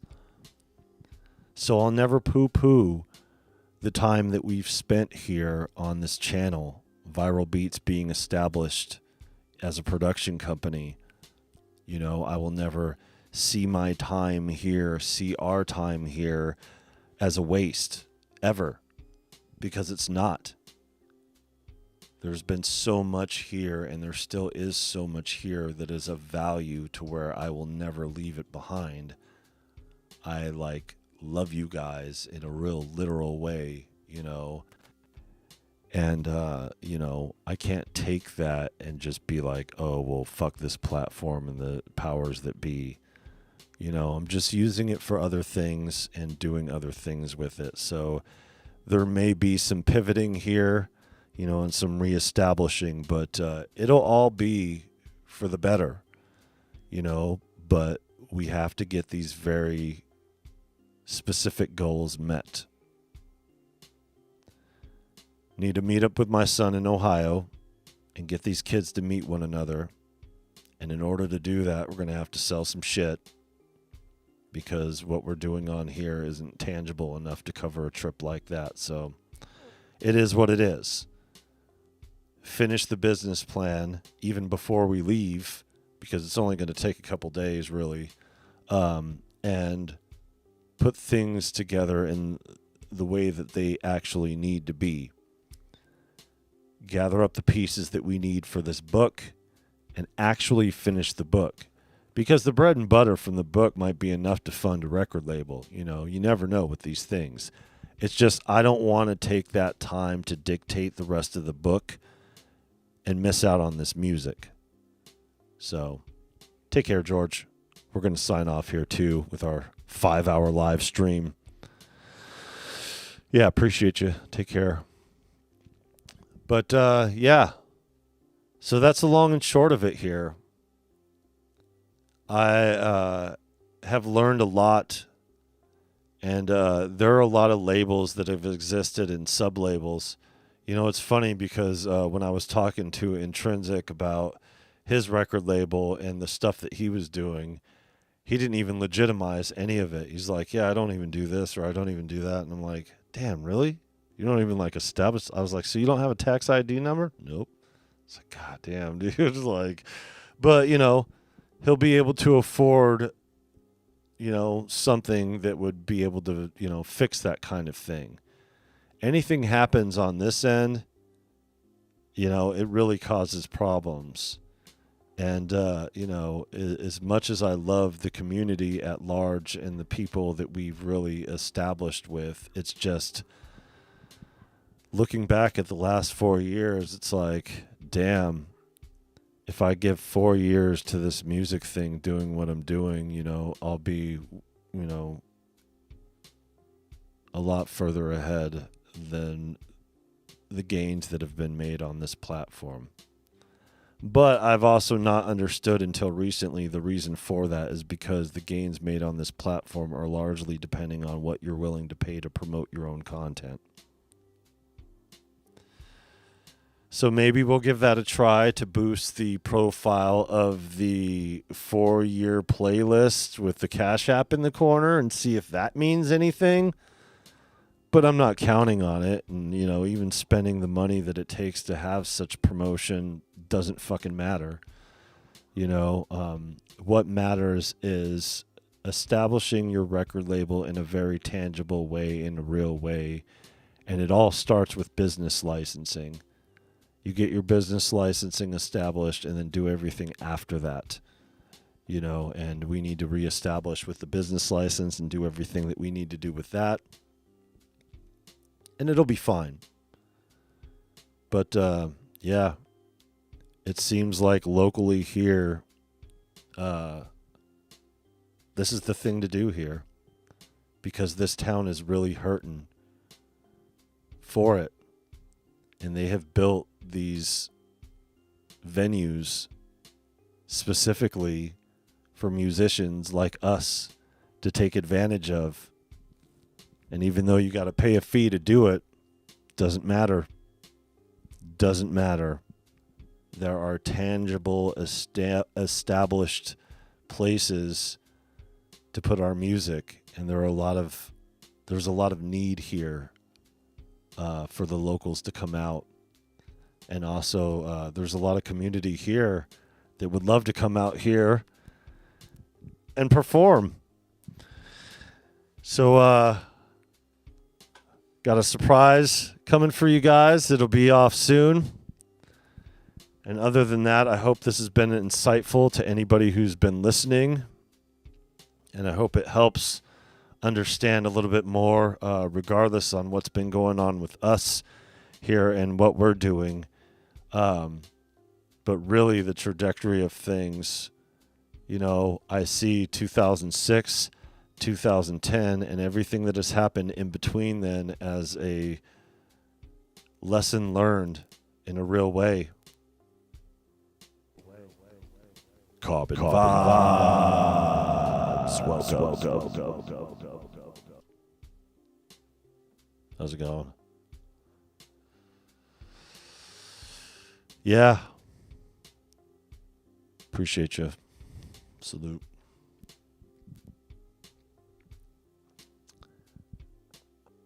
So yeah. Time to get out there. Wrapping up this business plan. I'm also rehearsing for the live set that I'm getting together now. And the schedule, the next time live streaming, if it's not going to be this event that we're going to here, it will be likely the putting together of the live set. There are things that need to be dictated. And as much as I got the songs together, I need to make a whole new beat for the introduction song. And there's things that I want to put in between there. So we may just go live and dictate the live set. Not only that, I also need to dictate a live set that doesn't have cussing in it, that's family friendly. That's one of the stipulations to a lot of these venues, is having a family friendly performance. But what's more family friendly than no talking? If it's just synthesizers, hey, let's go. It's all good. But yeah, the journey's different for everybody. It really is. And as much as I've had these thoughts and feelings in my heart and head, all these years of, establishing the shop and doing what I'm doing and the ideas and everything like that, I've trial tested it, It's been test marketed, all of it, in a real tangible way.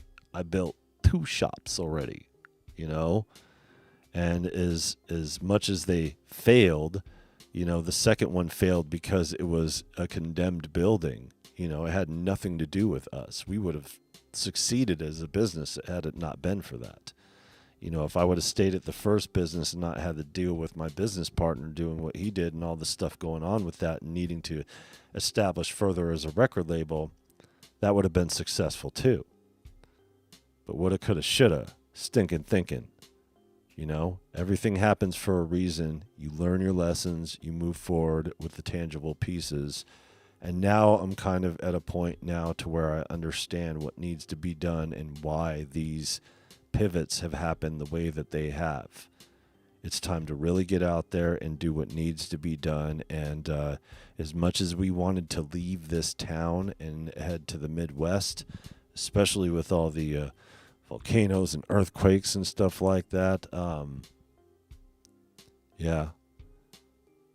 If that holds off for a little bit, we have a real solid shot of establishing here, rather than elsewhere.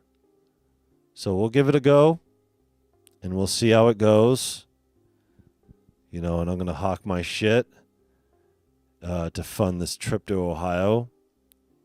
and we'll do content along the way. And we'll come back, and little Tussinn will be at school 5 days a week, which will give even more time and attention to be able to sit here and do what we were doing. And we're going to take that time and really establish business-wise and communicate with some of these local leaders and, figure out where we could fit the hip-hop into this community, and let it be accepted by the powers that be. Because remember, the Pacific Northwest, is as musically as it inclined as it is, they do not look kindly on hip-hop shows and hip-hop events in a lot of places. And I think that's just a matter of exposure and a lack of ability that they've had over the years to really create a solid foundation with the community. And like I said, we'll get some content along the way. Got something planned for tomorrow, and you guys will see. It's going to be very entertaining, and I'm excited. It's going to be hot as hell, 99 degrees over here. Woo. But yeah, I feel that after all these years and after all these pivots, we're finally getting there in a real tangible way. And I think, we really needed to understand all of this in order to move forward with it. Because realistically speaking, we've had this plan the whole time. It's just we've taken these pivots to do other things to try to establish ourselves business-wise to be able to move forward with other things, thinking that that was the move. But everything brings us to where we currently are at this very second. And with the way that things are going, all of it leads to the way that things were before we started establishing on this channel. The business plan, the trip to see my oldest, and the book about my family. Which is also about music, by the way. There's a whole music element dictating a narrative in that book about my family history. So with that, getting more into the weeds of things, we have the Hip Hop and Dead album. So there's that. We have the Fun album that we still need to finish here. And we're not in a hurry to dictate any of those and finish any of those up. We're just in a position to where we have the content to work on and have the path forward. And as much as I don't want to, sell all my shit, we tried doing it the other way and it didn't work out. Not enough to fund this trip. And getting these kids together to meet one another is the single most important thing we could do for this little Tussinn right before he starts school. And who knows what happens along the way. Every time you travel cross country, there's always a story to tell. And if we're dictating the narrative along the way and having content along the way, it's going to be a very fun journey. And you guys will see all of it. Because even though we have changed the way that we're dictating our content here and doing what we're doing, we also have more direction than we ever had before. And instead of loosely being based on a YouTube channel, it's more foundationally laid within our local community to be able to do something tangible musically in a town that's booming at a time to where it's needed, especially in the music industry, to have more established venues to be able to promote and, produce music. And our physical brick and mortar location is a part of that.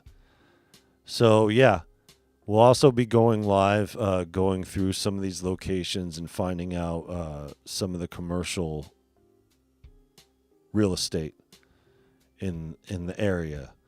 So you guys are going to see a lot more of this town. You guys are going to hear a lot more discussion about the business side, about music. And just as the channel says over here on YouTube, we are not deviating from... This channel is all about audio production, hardware and software, recording and mixing, business and education. So we're just placing an emphasis on recording, mixing, business, and education rather than the production and the tools for production. We'll still shill for Venus Theory all day long. And all of our other friends within the creative space that are doing creative things, we will support and promote everybody to the fullest capacity of what we're capable of doing. But yeah, we're on the journey here, folks. And a part of this journey is understanding where things have gone wrong in the past, musically, and where things have gone wrong in the past, business-wise. And as much as I understood exactly what needed to be done when it needed to be done, you know, life wasn't ready for it. But it is now. And after 2 shops, we're ready for a 3rd. 15 years after our last one. With a lot more understanding about where to go musically. And a perfect environment teed up for us to be able to execute this business plan. So, I hope that wasn't too much convoluted talk down the rabbit hole in this 5.5 hour live stream that we have had here.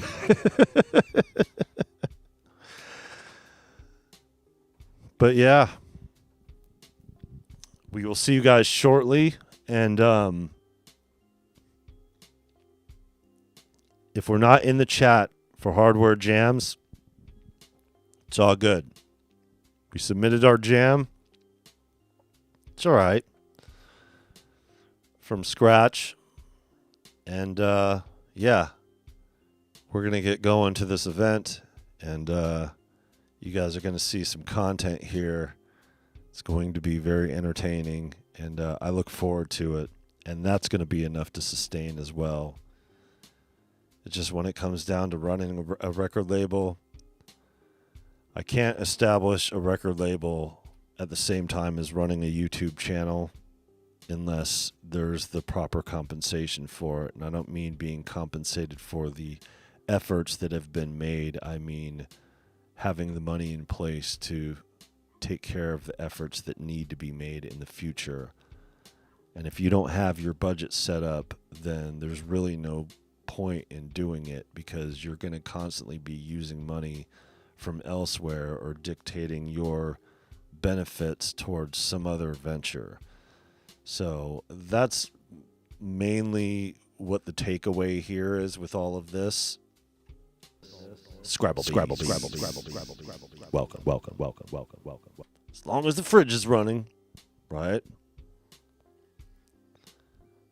Yeah, I mean, my biggest takeaway here has been really understanding how to go out there business-wise and do things in a very tangible way, and also understanding that music is timeless, and when you make timeless music, it doesn't matter when you make that music or what time you make that music.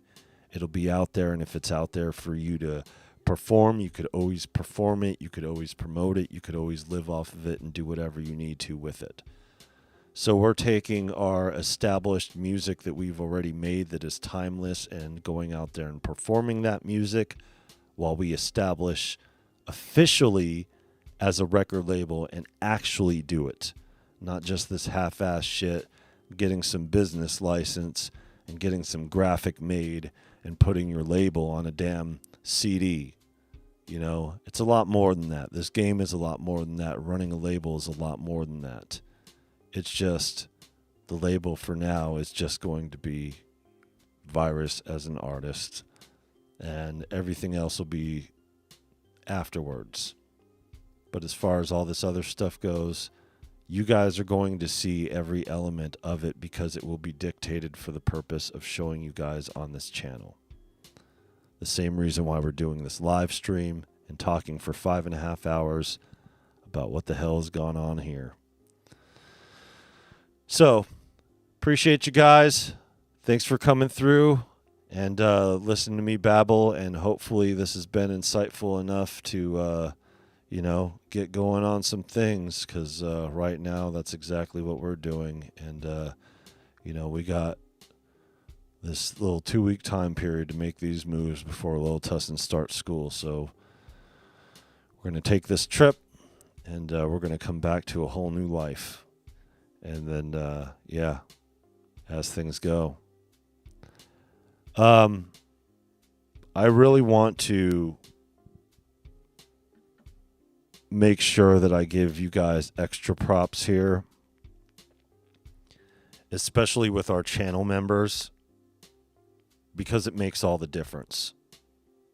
You guys have been here, you guys who have been here from the beginning to watch not only us fumbling around through this journey, but listening to the elements of where we've been up until this point. It's really these very tangible relationships that are unmatched and priceless. It's the reason why we stay on this platform, regardless on how much it is not beneficial, in certain elements, and how much it really programs you, even if you're not programmed like that. Deprogramming is very difficult.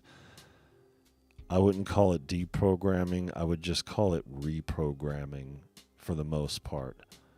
But we're going to tap in to our local representation, and we are going to find out if we can really do that here, and if we don't, we'll have a fail-safe in place, that will forever keep us going. And right now, the juice that has been going here has been you guys being a part of this. And I could only speak these words and say this and talk about even stuff that has happened in my life and, in the history of our label with you guys here. And with you guys not here, there would be none of that, which is why we go live with this and talk for so many hours, So I really appreciate every one of you guys, and keep supporting the music and do what you can to support other creators as well. We'll be on as quick as tomorrow, whether it be one or another.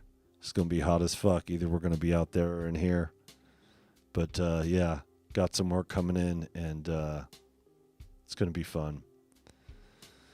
But, take care, everybody. Love y'all, and we'll be seeing you next time.